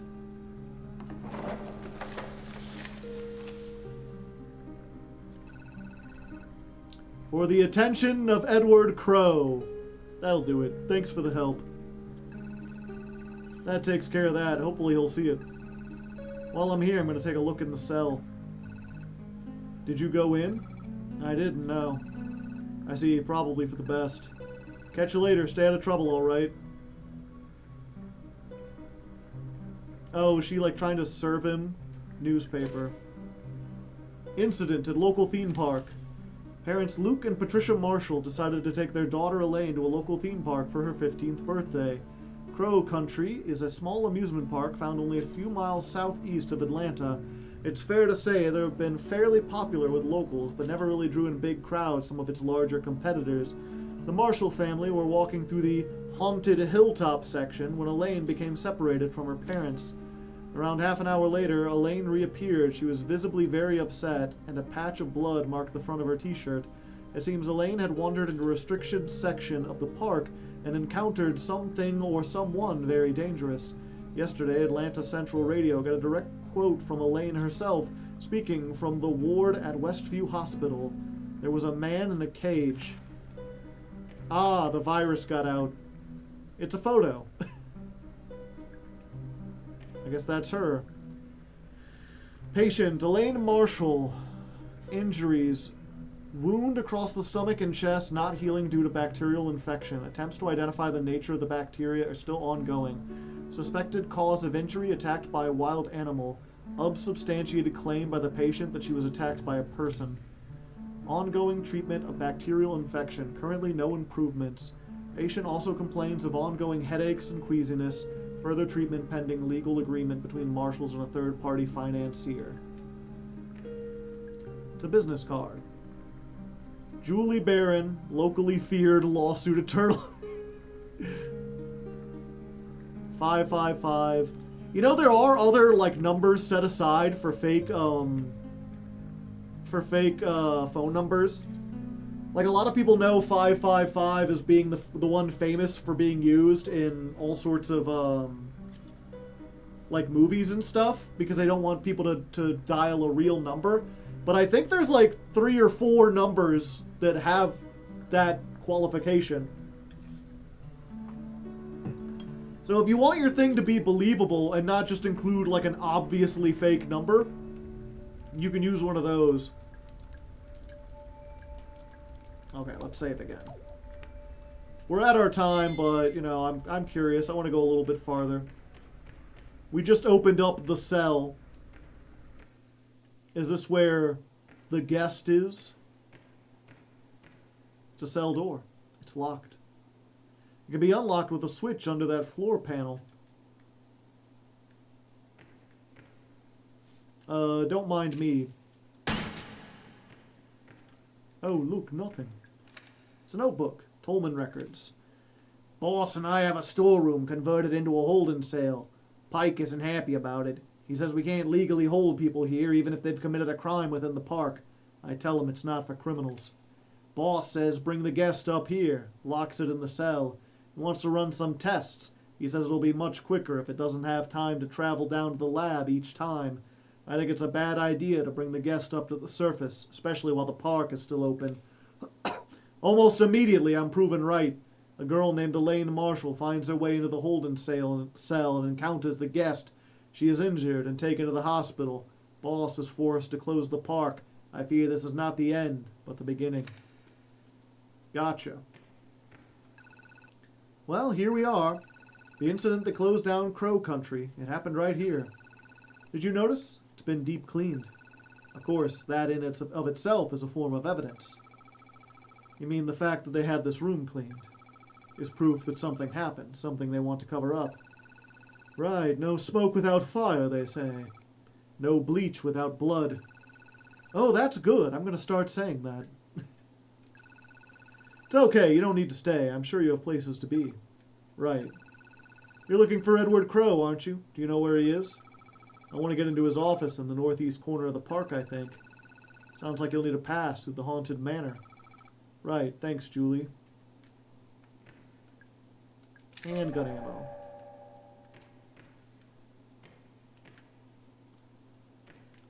How did they say it could be open? underneath the floor panel.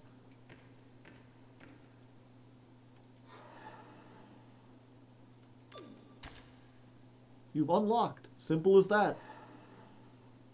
How did I know that was there? Oh, am I the guest?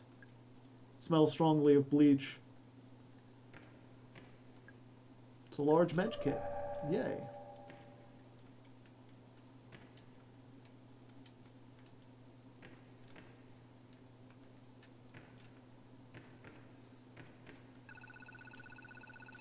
Okay.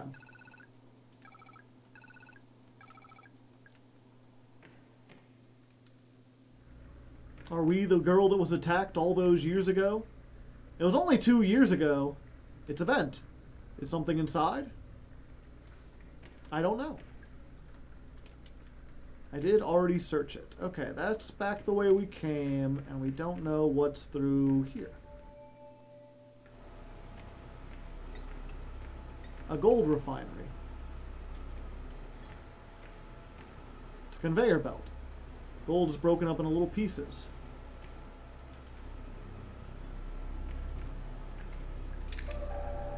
Handgun ammo. Each rock is embedded with little pieces of gold. Don't you usually do the opposite of that?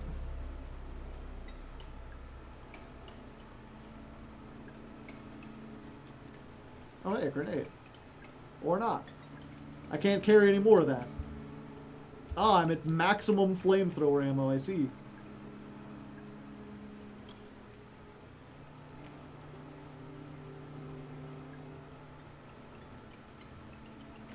Huh.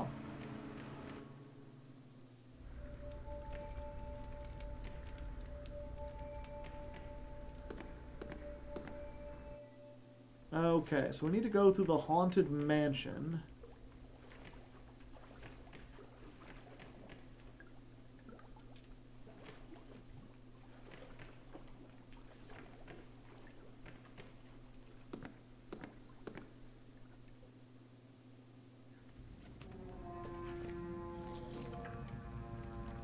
Oh!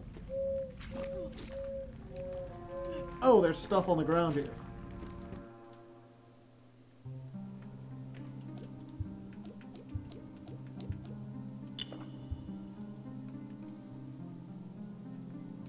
I see.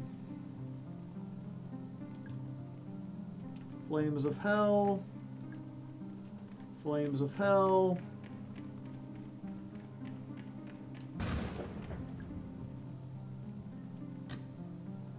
Nothing.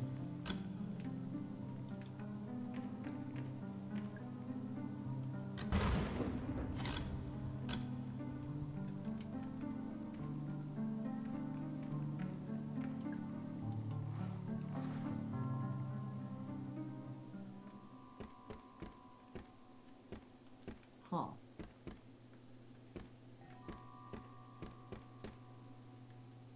Okay. Check real quick. Yep, still dead.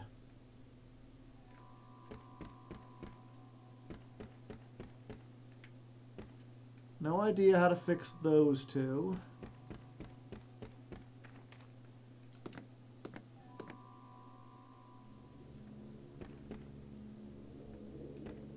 Oh yeah, the weird creepy puppets.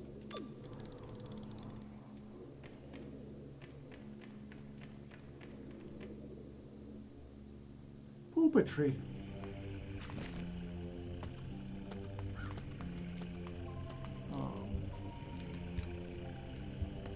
Are the things moving while I've got it paused? Ow.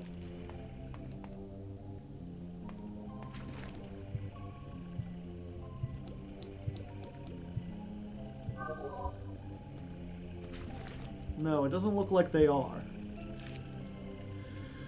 Okay. There's a puzzle in the theater. We need something to do with the wall. Oh wait, we got a crank. Yeah, that's it. But there's still a door we haven't gone into yet. In Fairy Town. Right next to us. Oh. That's the theater.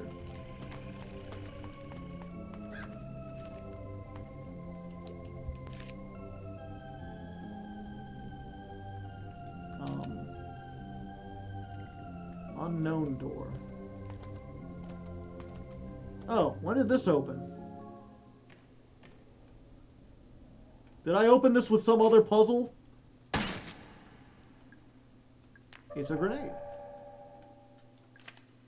Warning, I should not have to say this, but for your safety and my sanity, do not eat any of the mushrooms.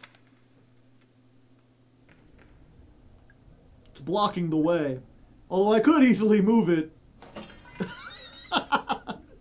Thank you, game. I appreciate that.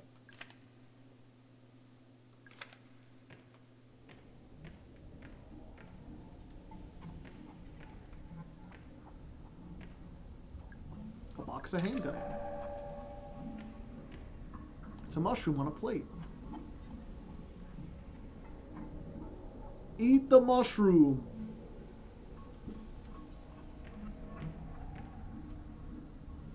The Honorable Amelia Phalotes. It's the Mushroom King. There's a button on his head. I invited Morcella to dinner. Alas, I find myself dining alone. I'm afraid the morel will be thrown to the pigs.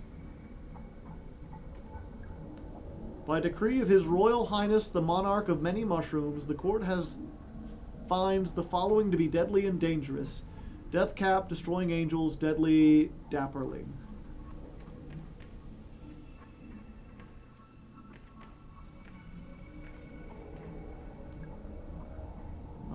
It finds to be innocent and harmless. Blusher, Morel, Shiitake.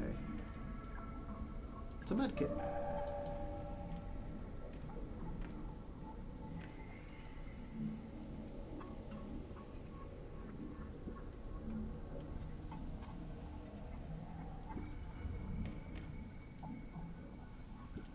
Do not eat any of the mushrooms. It's the mushroom. Chat, we're in the mushroom.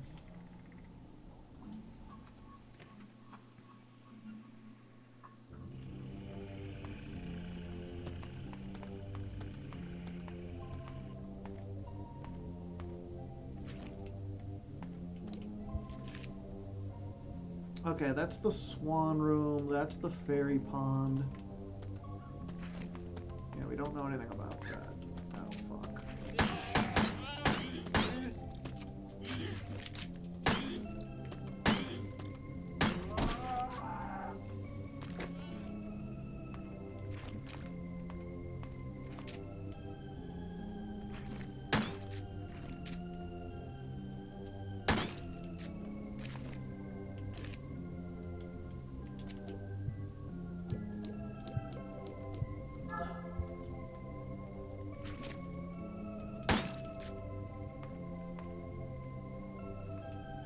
Okay.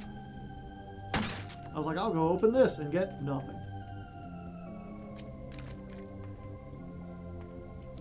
Okay.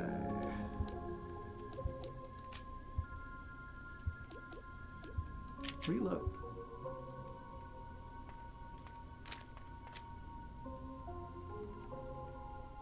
Yeah, I still haven't found one that has a 0 on it. Like a code input. The crank. That wasn't in the swan room. Was there something about it in the fairy pond? I don't think so.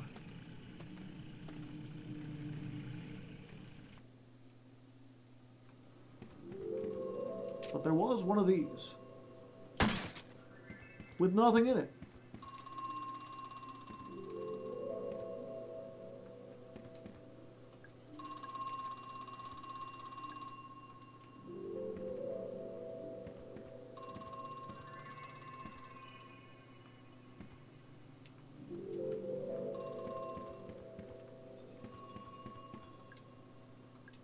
Huh.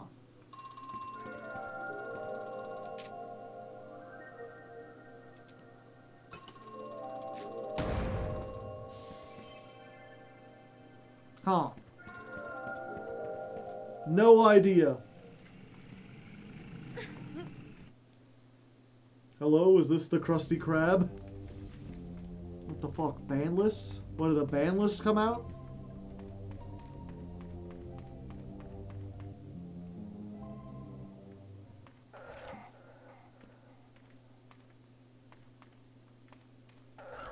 And there's these little goops. If I don't kill them, it looks like they form into like something bigger.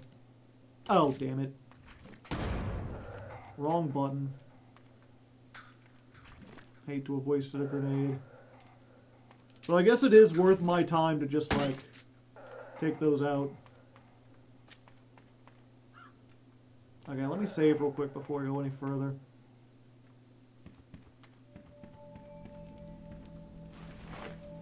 Oh, whoops, that's not it.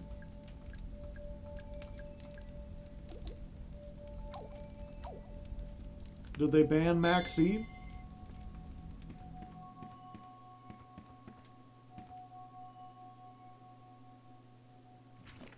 Okay, 1 second.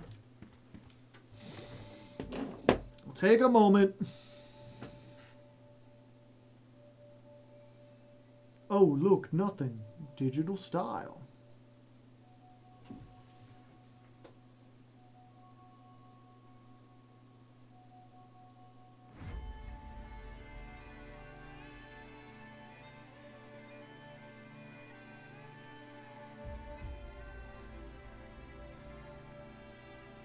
Oh, whoops.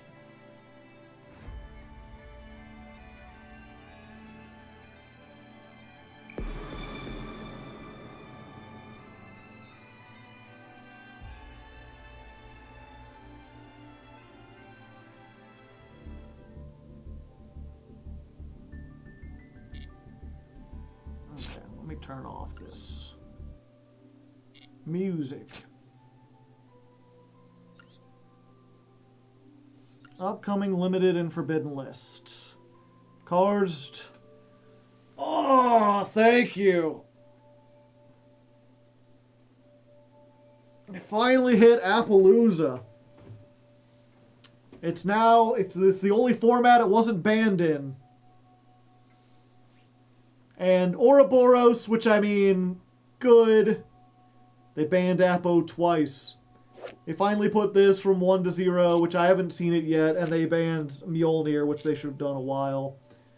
They have limited X'd and Sword, and Called By, and Jessie Cat.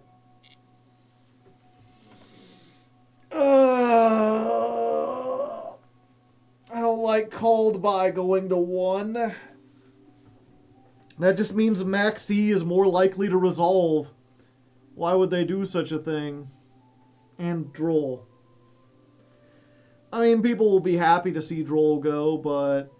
or go down by 1. Some people will. See, Droll is one of those, because it's reciprocal, it feels fair. Or at least more fair. Fewer cold buys, fewer... So... not only have they still not banned Maxi, but they just got rid of 2 of the big cards for dealing with Maxi. Called By is now even harder to activate, and Droll is harder to activate. Droll is not fair. So, Droll in, like, the TCG or the OCG, I would be like, yeah, that's not fair. Droll in Master Duel, where... if you get Droll, it means you can't search, but also you can't activate Maxi. Called By and Droll are super toxic, only in formats without Maxi. And they're letting those back.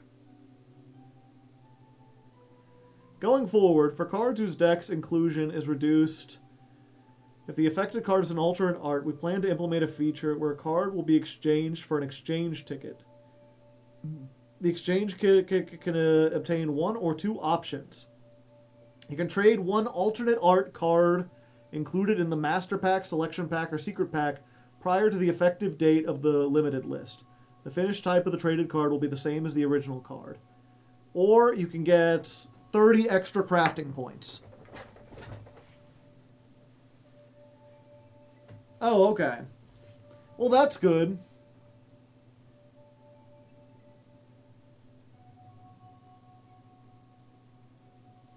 The alternate art of Appaloosa is subject to an exchange ticket.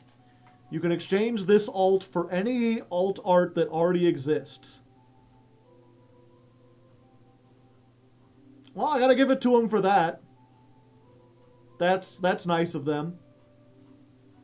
You know, if you went through the trouble of trying to get an alt art or whatever, now you can trade it for an alt art of anything else that has an alt art. Okay, I missed the access code also, alt art. Yeah, I never got the alt art. Yeah, so, I mean, this going to 0, good move. Like, everything banned, good.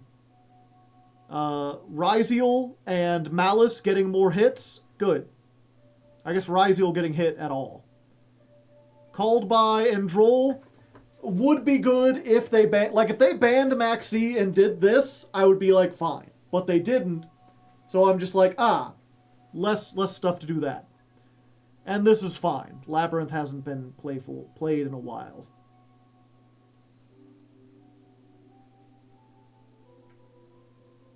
So overall, probably more good than bad, but they still didn't ban Maxi. Give me a moment, I gotta go to the bathroom real quick. I was almost like, maybe we should stop around here. Now I want to keep going. I'm curious. The light storm paladin. I have returned.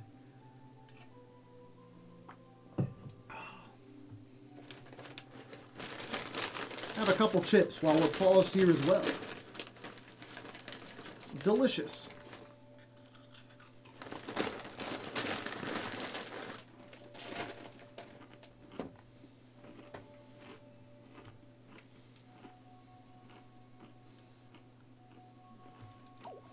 Okay.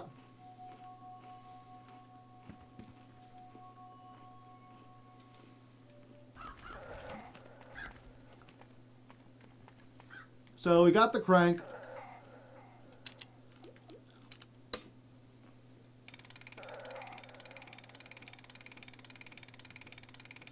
Ah, bloody spikes. This closed on someone.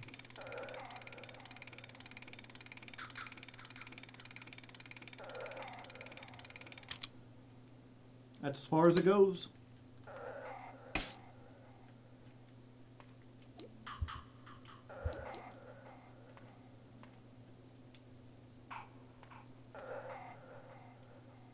Okay, they just wanted to scare us.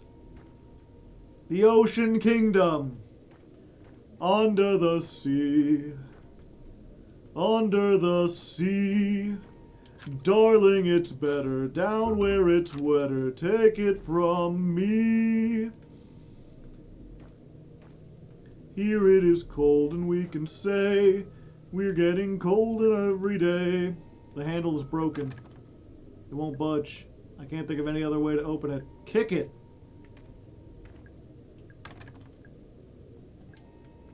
Just kick it.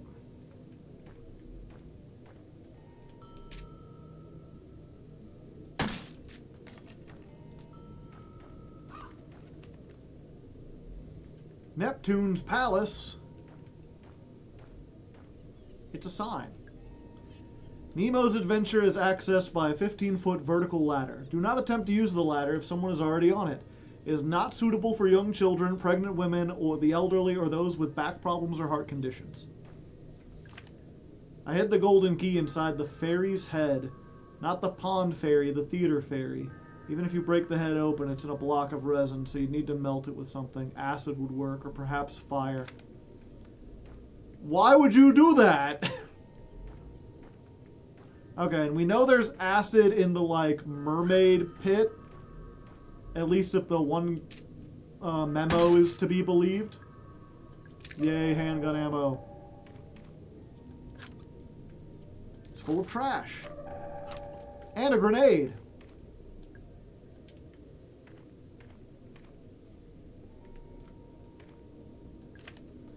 Can we get someone to hook up the sprinklers in the theaters to the main water supply? Currently it's just hooked up to a water tank, but it's not airtight, so it'll eventually dry out. Control room. Staff only. There's a golden keyhole. Oh, I don't have a key. Oh, it's a map.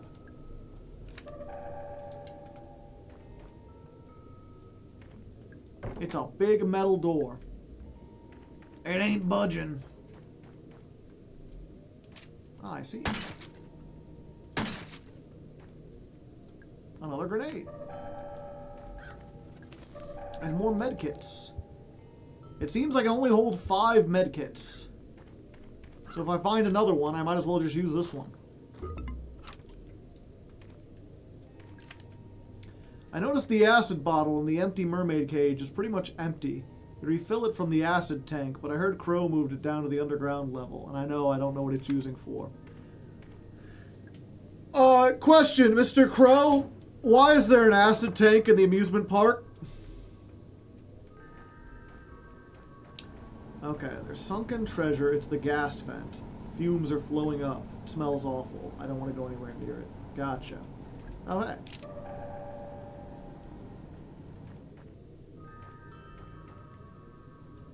So there's Nemo's Adventure. There's the door to the restaurant. It's locked from the other side. Locked, jammed, barred from the other side. Okay, so it looks like it's just Nemo's or sunken treasure. Start with the treasure. Ooh, the arcade with a fortune teller. There's no power. Gotcha.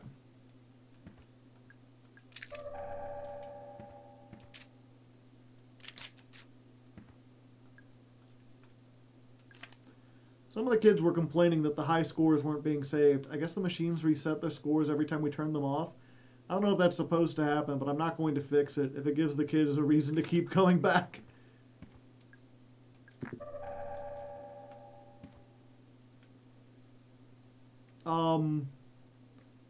Is that a dude in a mask, or...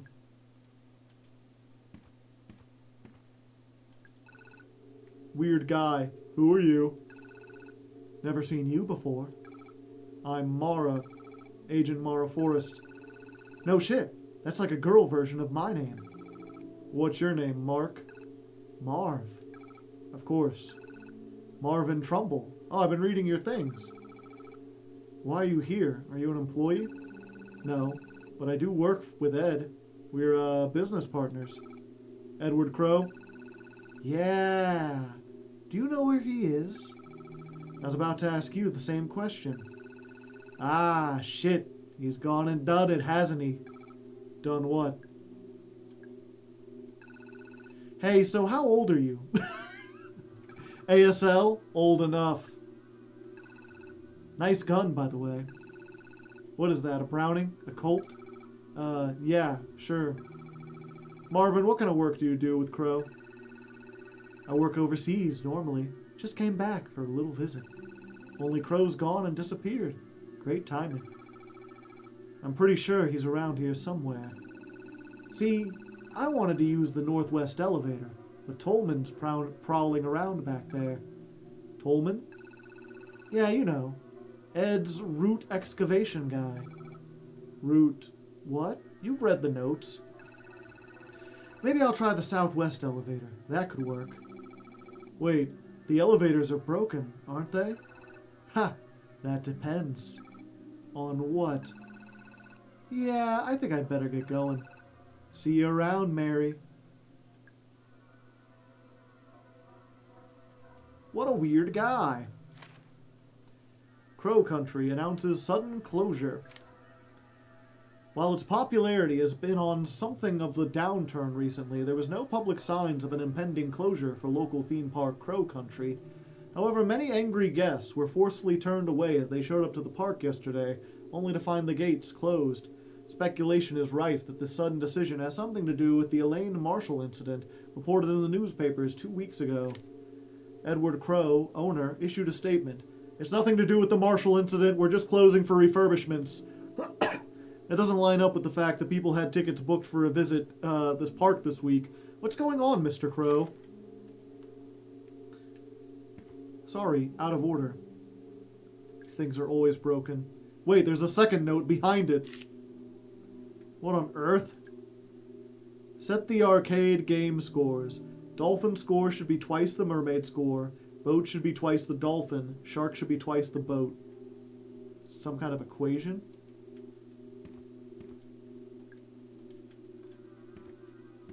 It's a control box. There's a silver keyhole. And shotgun shells. I have max... Oh no, I haven't maxed out the shotgun ammo. I've maxed out flamethrower ammo. I still haven't found a flamethrower. I can't carry anymore. Now I can.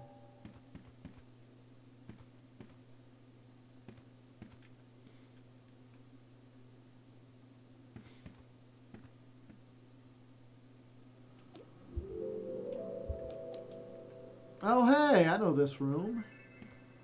We're in the back rooms. Part of it.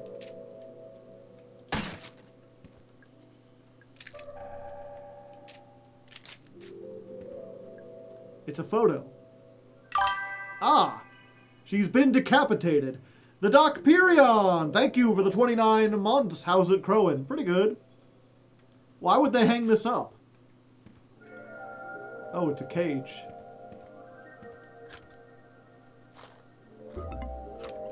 It's just trash. It's to the restaurant. Ah, I see.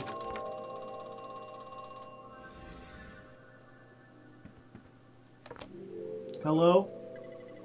The worst part is, I never really wanted the gold. I didn't really care.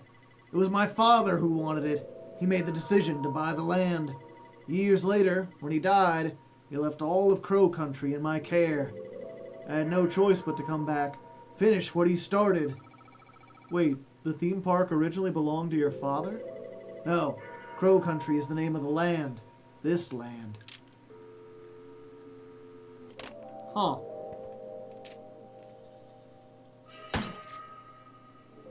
Oh, that's a wasted bullet.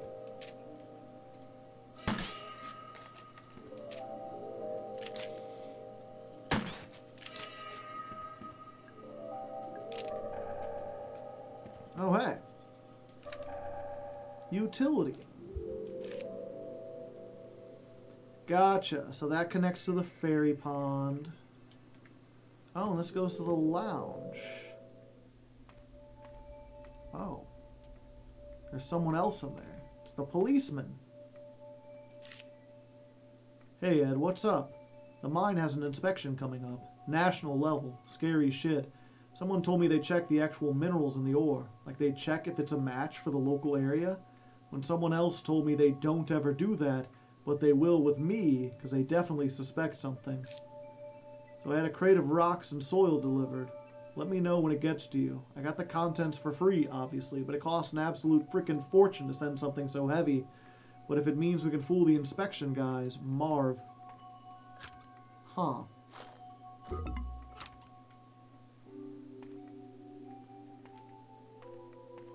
It's a piece of paper. Some kind of diagram? Yeah, that's what the other note said. Yeah, I've maxed out shotgun ammo. It's a lever. The root excavation area needs to stay locked when you're not using it. If you need to access it, the switch that unlocks the gates is in the break room. That's in the northwest underground area. It's a wooden panel. I can see through to the lounge. Harrison James is sitting on the couch. He hasn't noticed me. This is kind of fun. Okay, enough of that.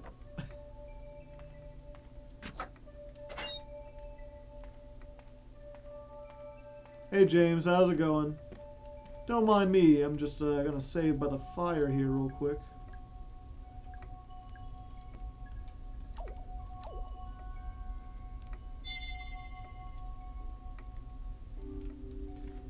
Maybe they steal gold from the bank and turn it into ore to trick people.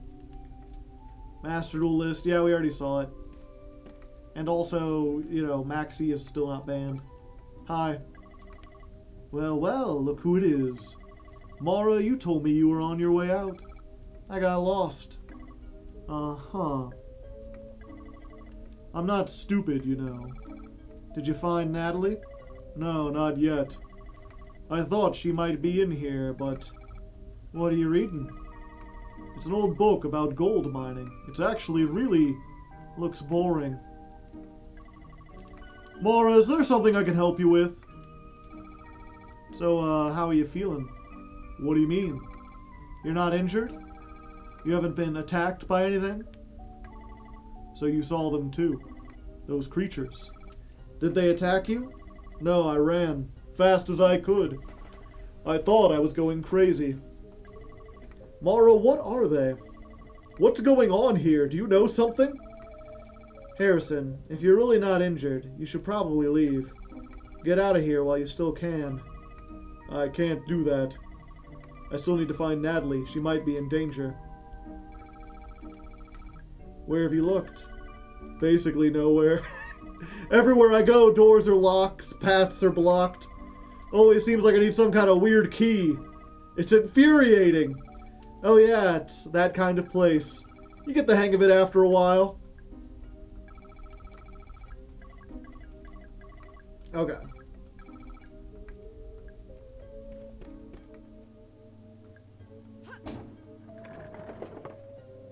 Wait for it? Nothing.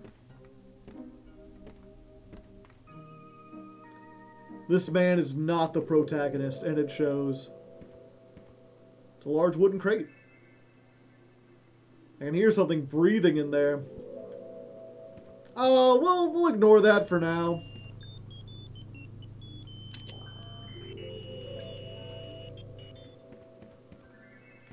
Yeah, so we found the key. This was the room that was locked before. Handgun ammo.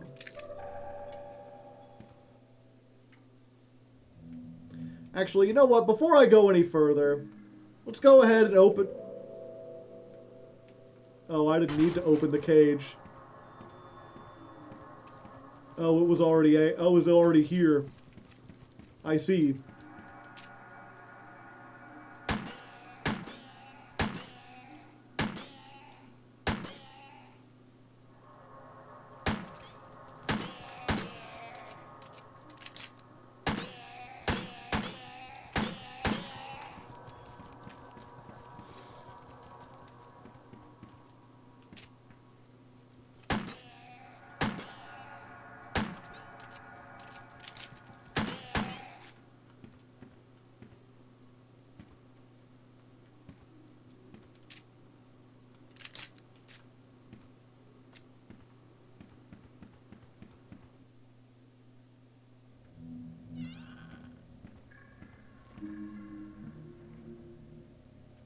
That's not creepy at all.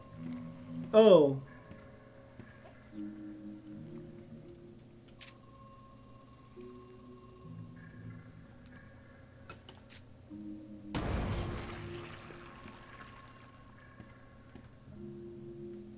Where's the phone?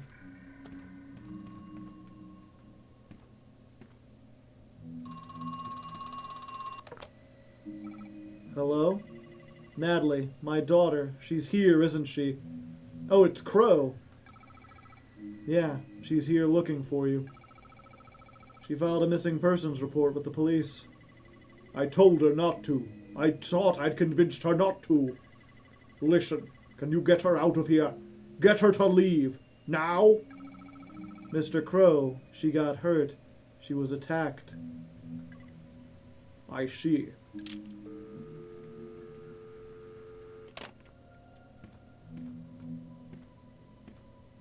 It's the statue. Fruits are friends! Good to know. I can't care anymore. Fruits are friends! It's all rotten, super grody. There's no keyhole. Something is holding the lid shut.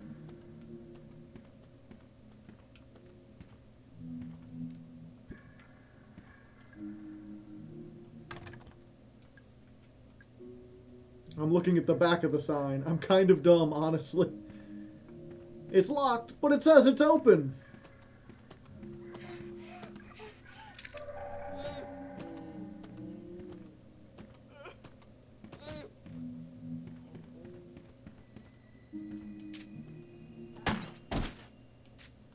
Nice. Headshot.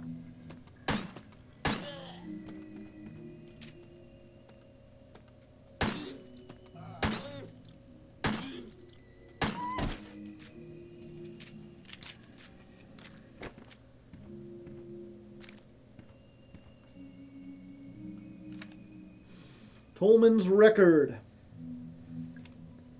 Boss has begun experimenting with the pool. He attaches a key to a long chain and slowly lowers it. He waits 25 seconds and pulls it back out again. It's changed. Too long in some places, too short in others. It's the wrong shape. Huh. It's a soda machine. The cup is empty. It's a menu. Hamburgers, french fries, chicken nuggets, exactly what you'd expect.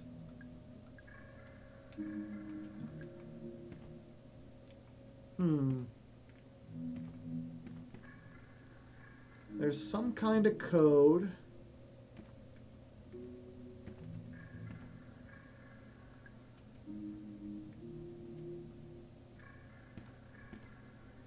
Am I supposed to know something lime, orange, strawberry?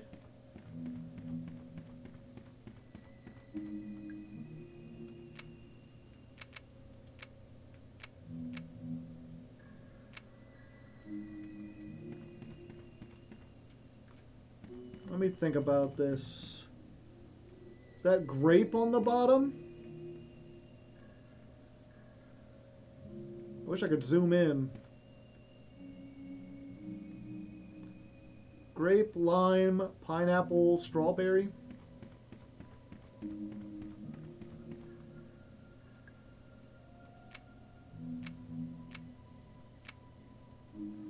Grape, lime, pineapple, strawberry. The cup is full, but I don't want to drink it. Empty it out. Oh, damn it.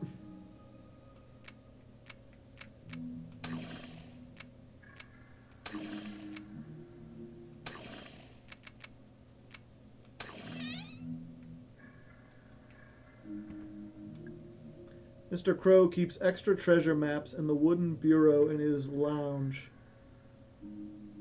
Code is 8891.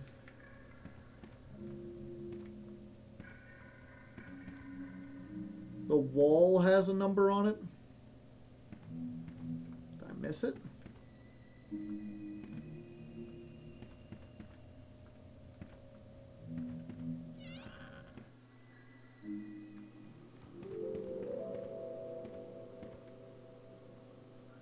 Oh. Okay, 1 second. Let me do this first.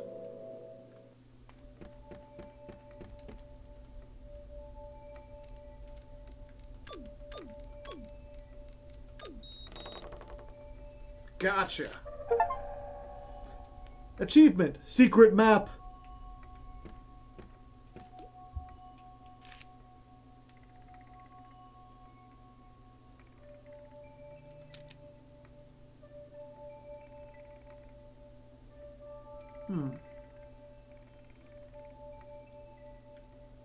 How do I know where there's secrets?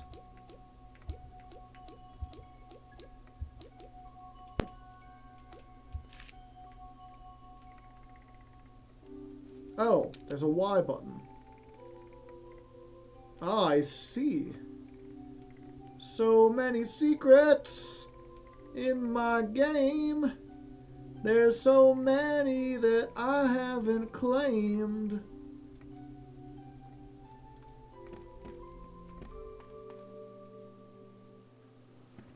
Okay. 2106.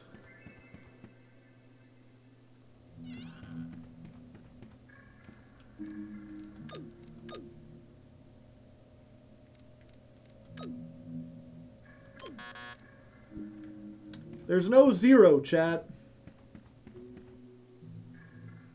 Unless did I misread that?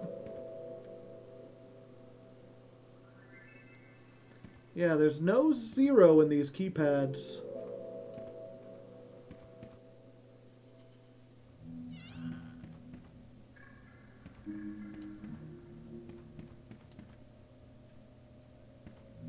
Someone tipped over the water.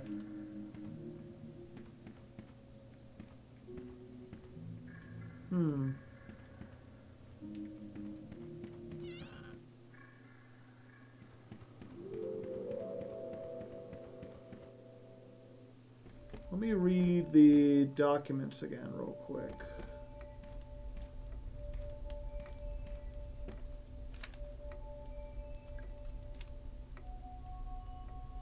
Need the gravestones, field trips. Can I get a quick TLDR?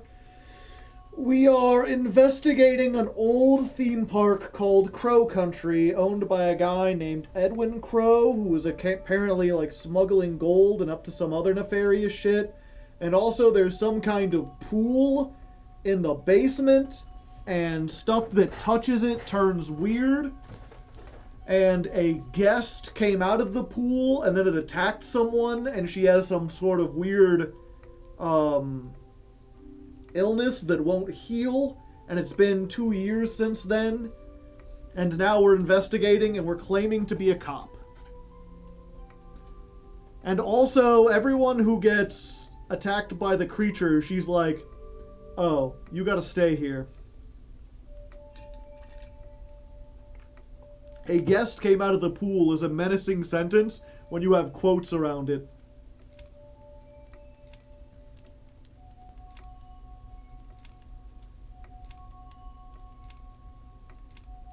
Okay. Yeah, there's no mention.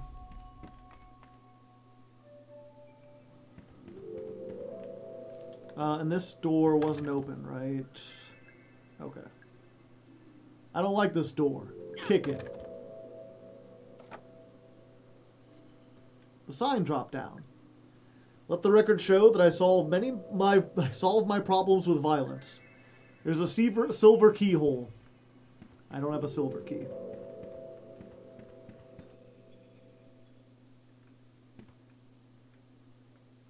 Okay, we need to get the power turned back on in the arcade.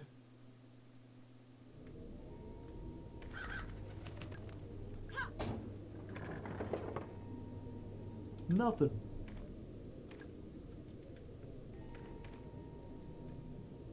There's now shit down here.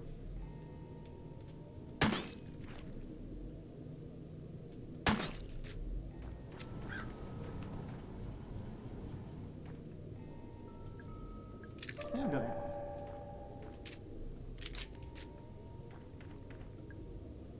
There's a golden key. Can't open that. Yep, the only way to go is down into the fucking submarine. Yeah, and if you don't kill these things now, then they eventually turn into big, ugly fuckers. They, like, congeal together.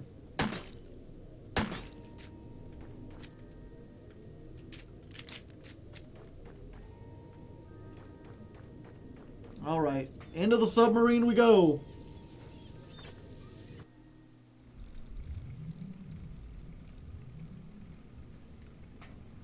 What's this? It's a big med kit. Oh, it's a small med kit. It's a magazine. Oh, this is a save room. It's a metal cabinet. There's something in there. Personal effects of Captain Nemo. It won't budge. Maybe there's a different way to get it open. That ain't it. Set of instructions. Rules of the sea. Octopus are +2. Sharks are +6. Jellyfish is -5. Dolphin -5. Pufferfish multiply by 2. Turtle resets to 0. Press the red button to reset your score. There's a red button. Let's leave it for now. It's a television. It's not displaying anything. A letter. Hey Ed, how's things? I got your shipment. The system's all up and running. And the important part, I've lined all up a major buyer for the gold. I had to put a bit of show when they visited the site, but I think I got away with it. I had a thought about the rocks you're using for the ore. You think anyone over on my end would be able to tell it's not Brazilian? Like they'd know it's from Georgia? Maybe I'm overthinking it.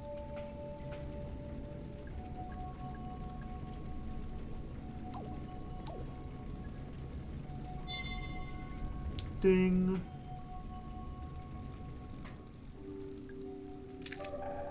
More handgun ammo.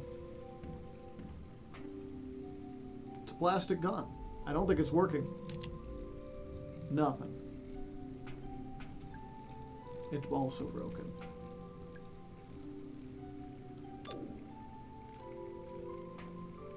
Okay. So I guess we just want to get the... It says 21 on top of this.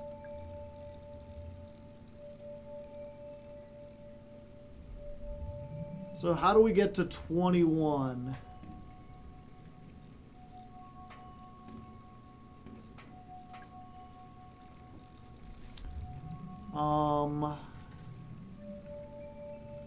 Multiply by 2.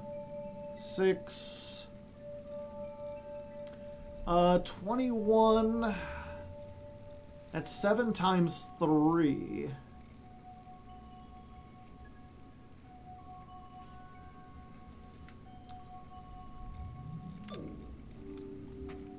Leave it. Okay, it looks like there's just one of every animal. So we just need to figure it out this way.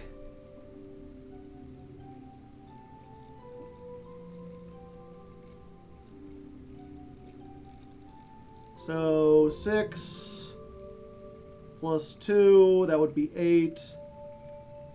Multiply by 2. That would only be 16. There's no way to get to 21.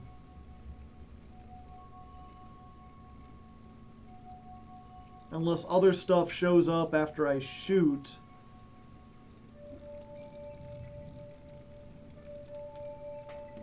Let's see here real quick.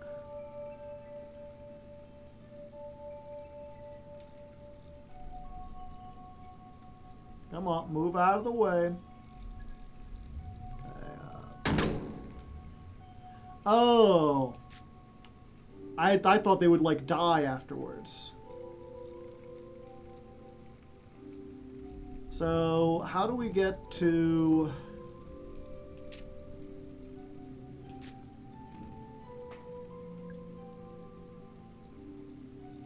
the pufferfish multiply by 2? I guess I could just shoot the shark again, though. 12.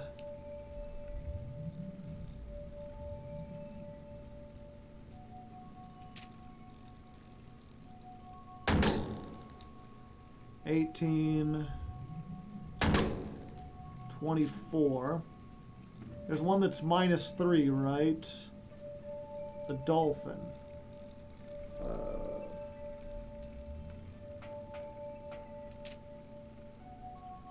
Which is hiding behind the dang turtle. Like a coward.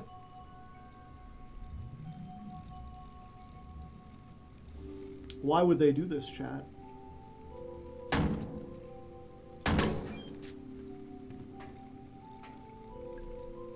There's a bunch of nautical trinkets in here. And a shotgun. It looks like a real one. Shotgun obtained! 12 gauge. I already took the shotgun. Oh, hey. Some information about dolphins. Average weight of 660 pounds. 4 meters. They can live for more than 40 years. They can jump a height of 20 feet. I feel like that's part of another puzzle. For now, I will just save, though.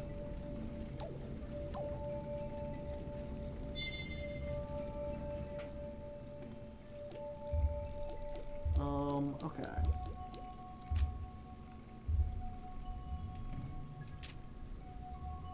Oh, nice. One-handing it.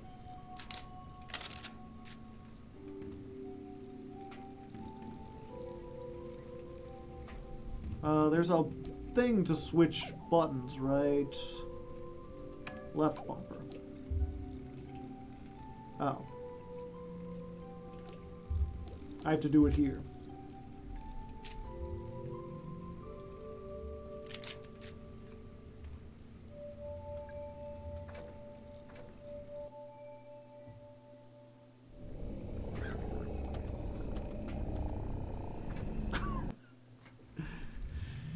You know what? Let's just consider that for a moment.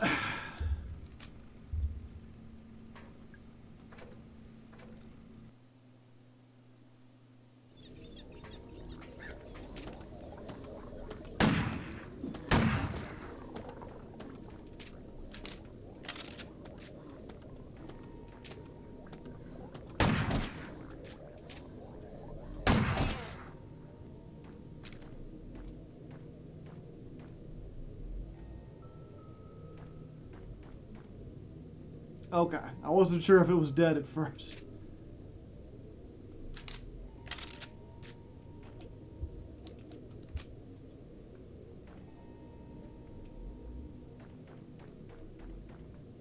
Okay.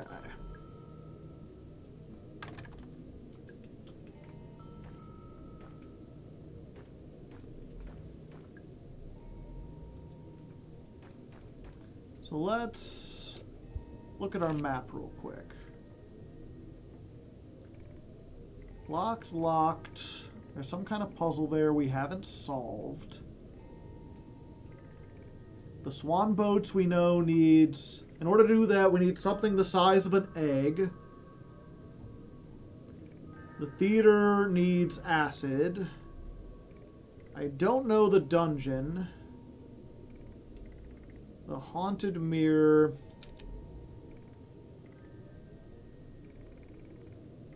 And there's secrets.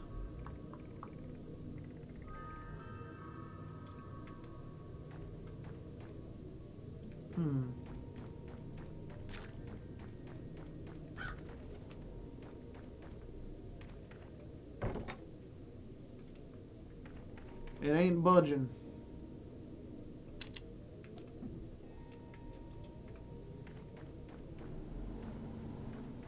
We don't know how to get through that.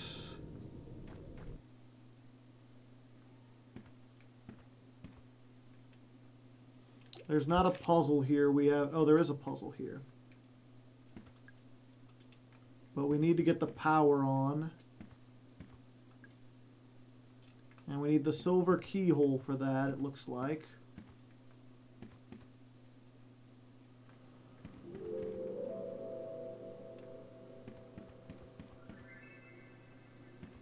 $21.06. We still haven't found a thing where that has a 0 on it.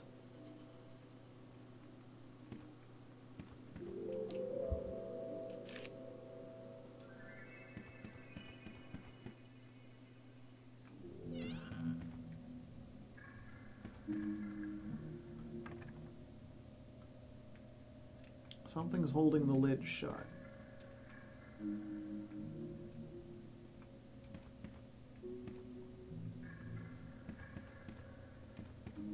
There's nothing else around here that I can see. I guess, let me double check the... Whoop. Dang Resident Evil ass camera angles.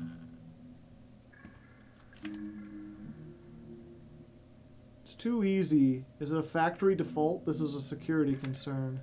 Did I not read that one before? Neptune's Palace. Birthdays. Have parents place gifts inside the treasure chest. During the meal, while I give the trident to the child, the sea monster will turn towards the trident. When they're facing the trident, they'll sing. As long as the trident isn't too far away. If all four are singing, the chest will open. Okay, so I need the trident.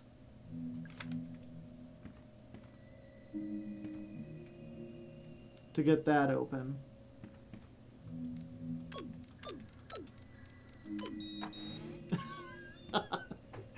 It's too easy to guess. Is this the factory default or something? So it's 1, 2, 3, 4 then. Okay, did that count as solving the puzzle there? No, there's still another puzzle.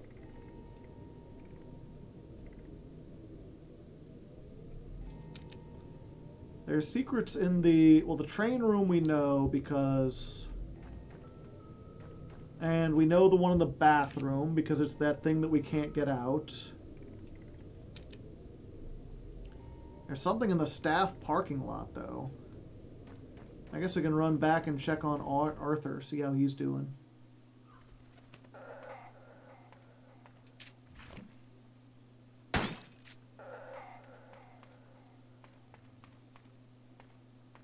The trap opened again.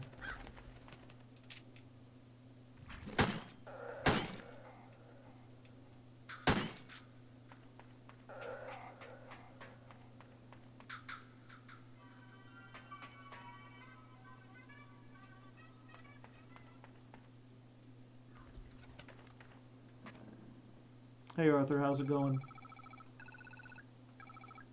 Did you talk to him? Yeah, a little bit.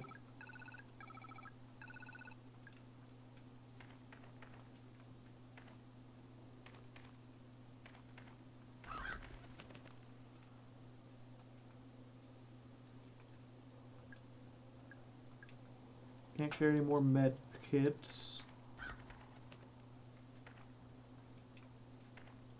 There's blood on the ground.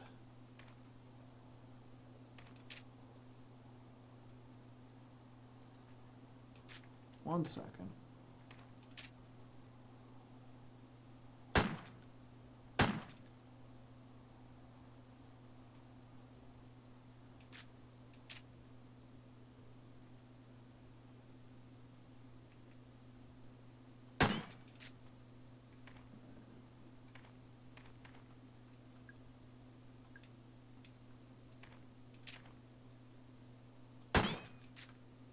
Ba-doo!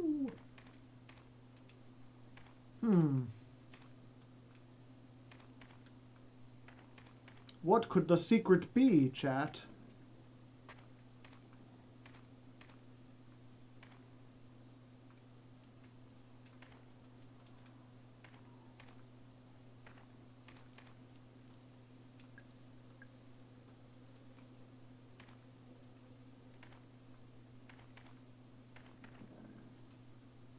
Get in the car and drive home.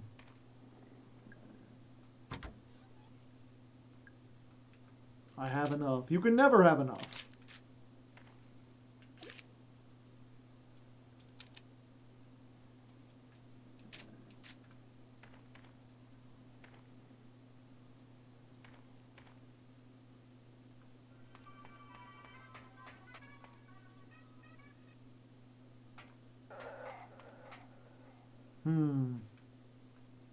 Okay. I guess I can use one of my many hints now. Would you like to hear your fortune? Yes. The ruby gemstone is hidden in a painting of a demon. Yeah, but how do I reach it? She said she wouldn't reach into there. Also, I don't know what the ruby gemstone does.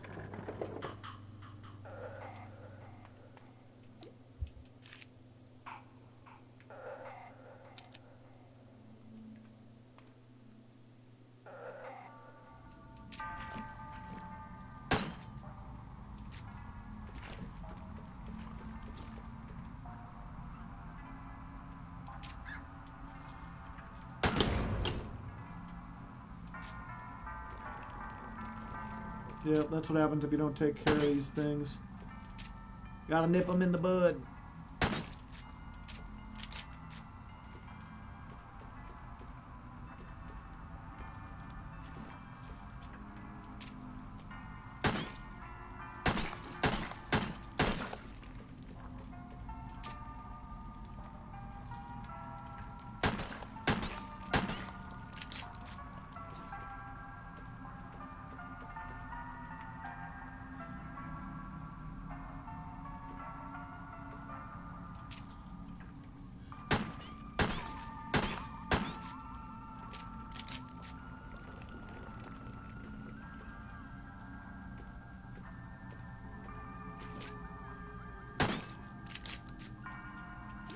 The map also said there was a hidden around here.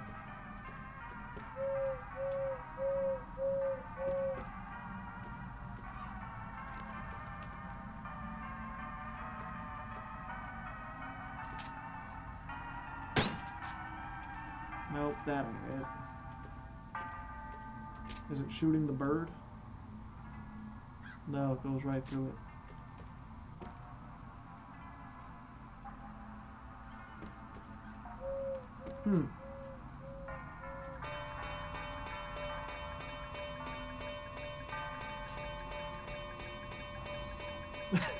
What if I just keep ringing it forever?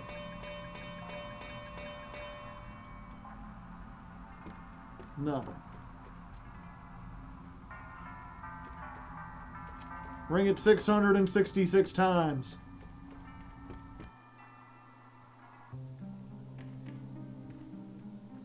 Okay.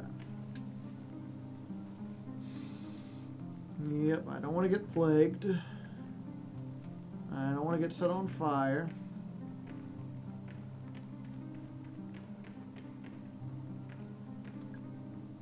I don't want to die. No, there's nothing.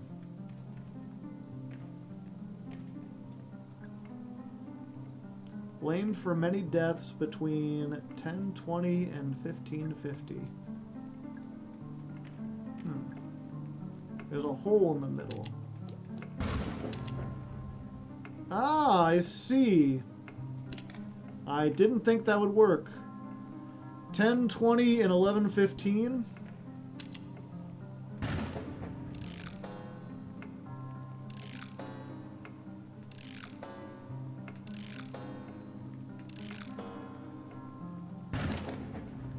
$10.20 and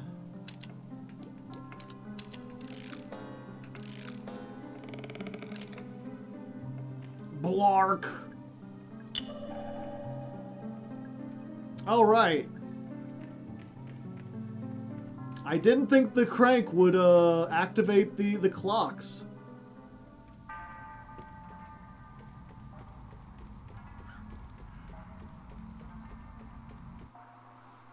You know what this was for, right, chat?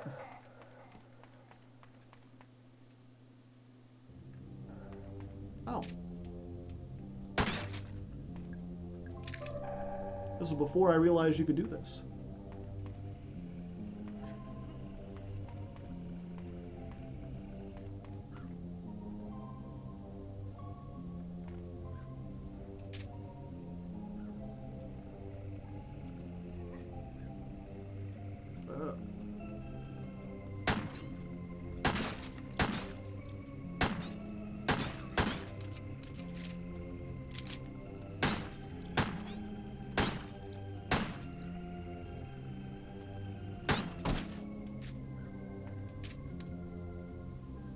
Oh, I am very low on ammo.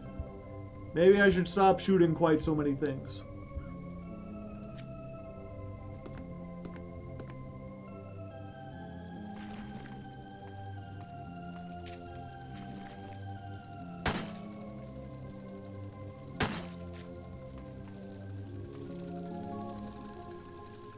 Okay. The wheel doesn't turn. There's a swan head. So we put the egg-shaped thing there. Now we turn the wheel.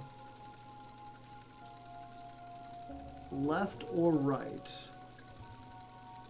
Ah.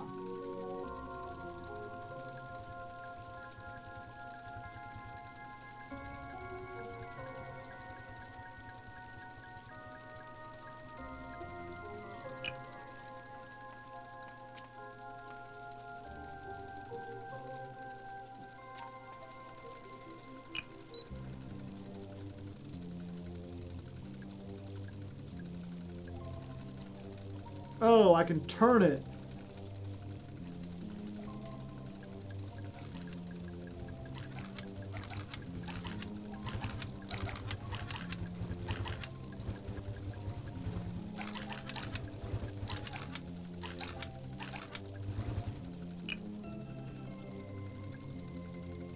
Let's get that grody chain off your neck.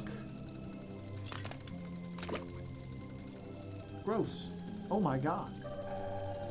Obtained chain. All right, we making progress. It looks like a chain on my bike.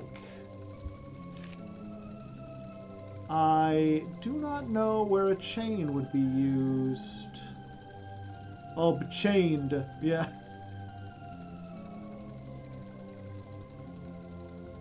Can you think of somewhere a chain might be used?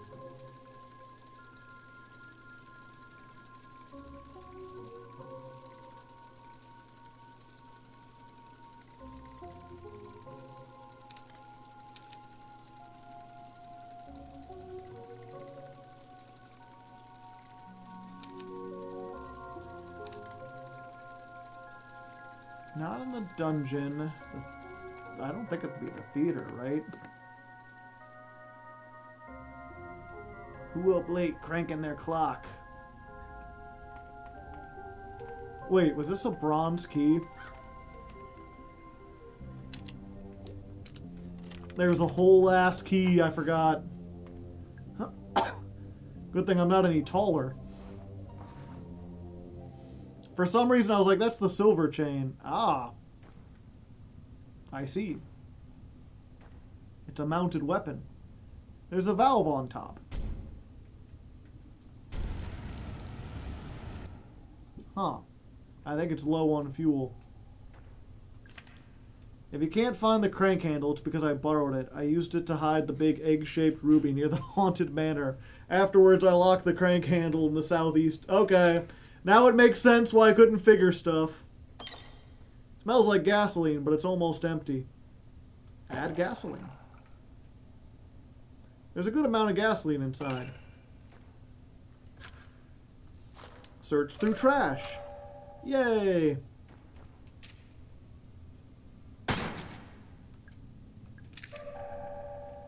Huh. I'm beginning to think, chat, that this game has some kind of system where if you're low on handgun ammo, it'll give you some. And if not, then you'll find nothing. And maybe I shouldn't be breaking these things unless I'm low on handgun ammo. We hired a company to start excavating. It didn't go to plan. Problem 1, they spent too long setting up the site. Problem 2, there was already a paper trail forming. The whole point was to do this quickly and quietly. And then, the deal breaker, they started asking questions about the roots. They wanted to know the full size and shape of the thing they were excavating. They wanted to know what it was made out of. They wanted to know how long it had been there. No deal, obviously. They had to go. It's a large metal tank. I wonder what's inside. It's a pipe valve. It's missing the handle. It fits. Turn the crank.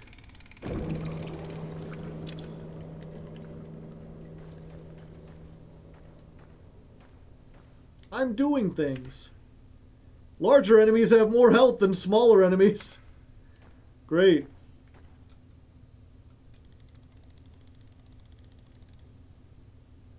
The mechanism is incomplete. Haha! That's where I needed a chain.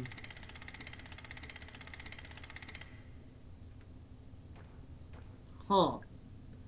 It's a block of solid resin. There's something trapped inside.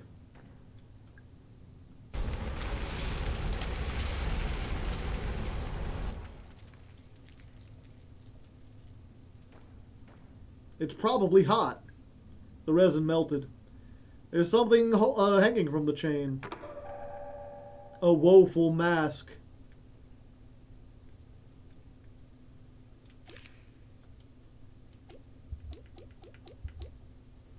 Strange mask I found in a hole in the ground. It seems sad about something. Okay.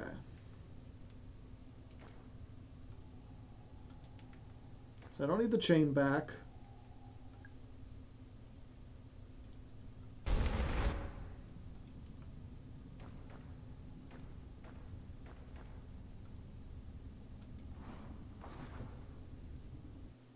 I know where this goes.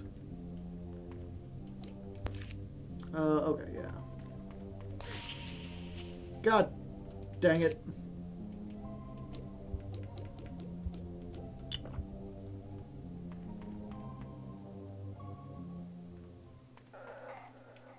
Oh, what? Oh, I don't need it anymore.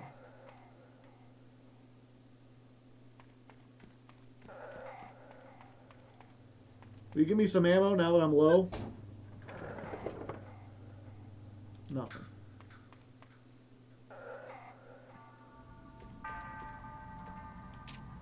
I guess I'm not low. I have 16 shots. I know where this goes. Wait, I still have the chain, but I already used the chain. A tent made of sticks. Climb on in.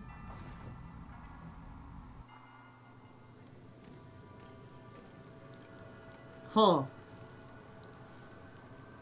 Well, that's an ominous thing.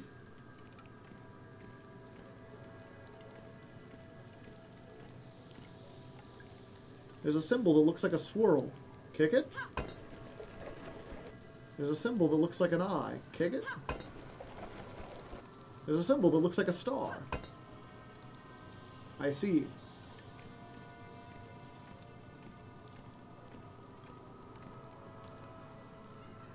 Okay.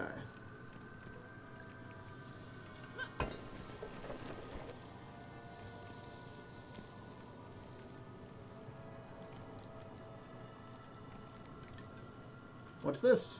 It's a medkit. I don't need any more medkits. It seems like the only way to go is through this.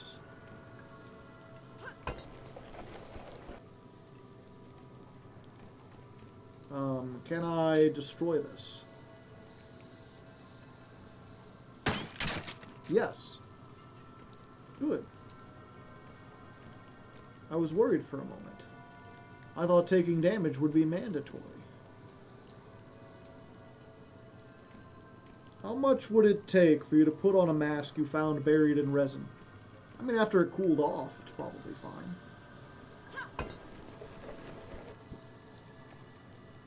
What's this?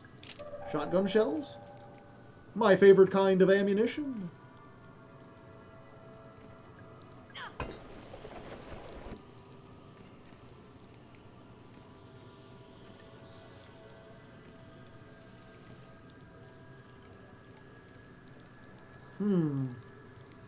Well, that's a bit... Oh, maybe get it from this side.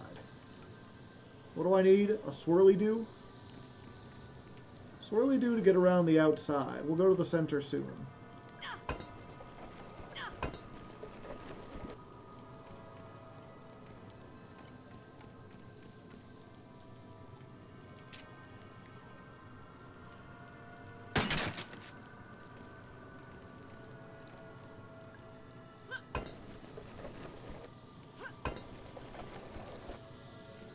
Stars. I want ammo.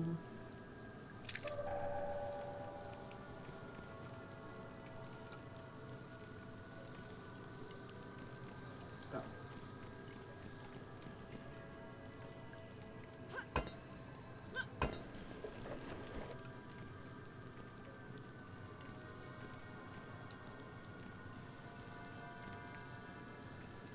Apple?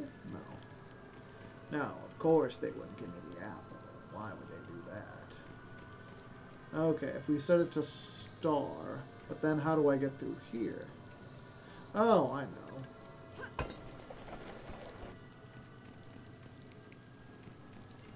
No, I don't know. Do I know? No.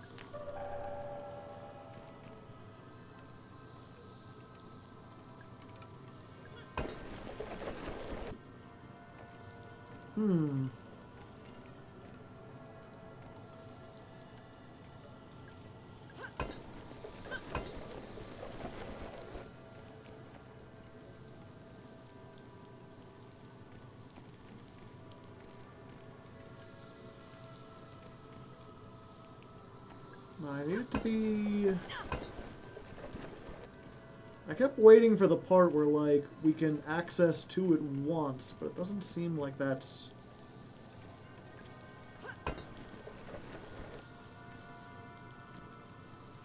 a thing. Oh. Somehow I got that mixed up with a pillar. Okay, we got it. It's full of murky water. It smells real bad. Let's reach in. It's weirdly warm. Reach in further.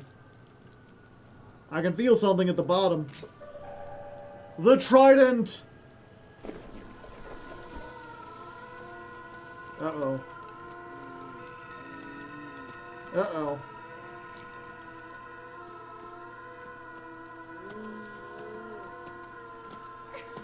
Ah!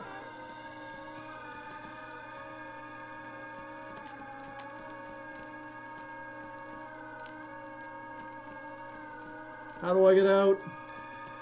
Let me out.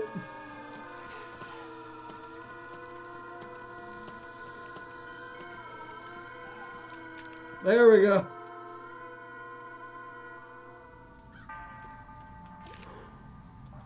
That was a little unsettling, chat. We got unsettled just slightly. Okay.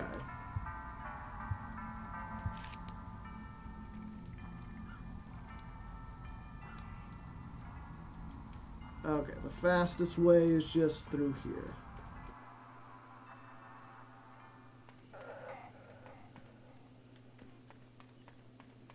I'm not going to worry about that.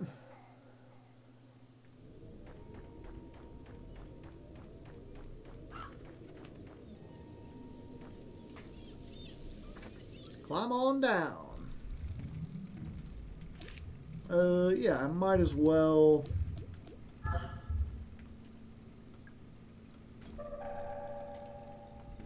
Take the med kit. Stare into the fire. The hope and dread and everything.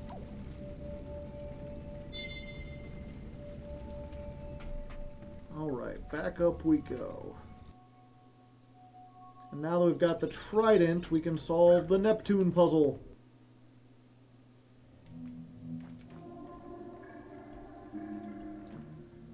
Did anything else spawn in here? Okay. So...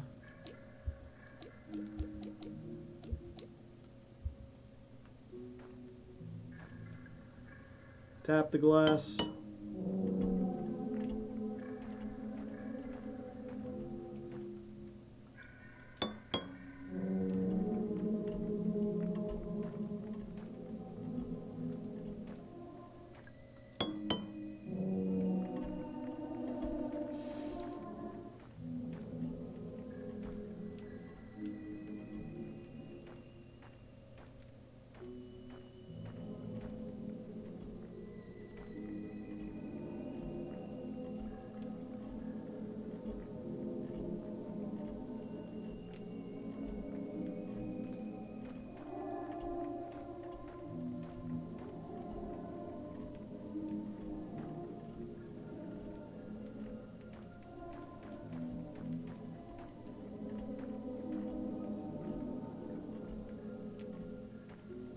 Huh.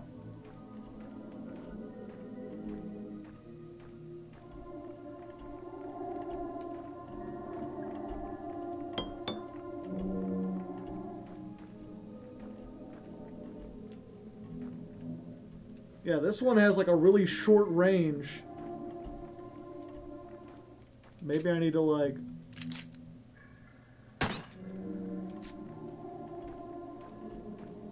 Ah, I see. There we go. You tap the glass with your gun. It's a small key. The silver key has been obtained. That opens up so many things. For now, though, chat, I think I'm going to call it here. Oh, God. Oh, jeez. Oh, criminy. Where the fuck did these come in?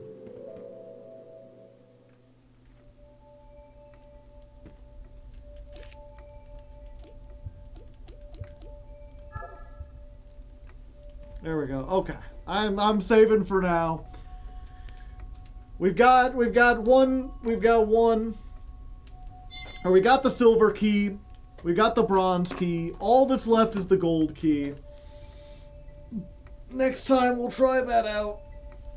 For now, I think I'm going to get going. But hopefully you enjoyed this. You know, let me know, especially if you're watching this on YouTube. If you like these kind of games. I feel like I made pretty good progress. It's pretty neat. It has a couple spooky moments. For now, though, let's go find someone to raid.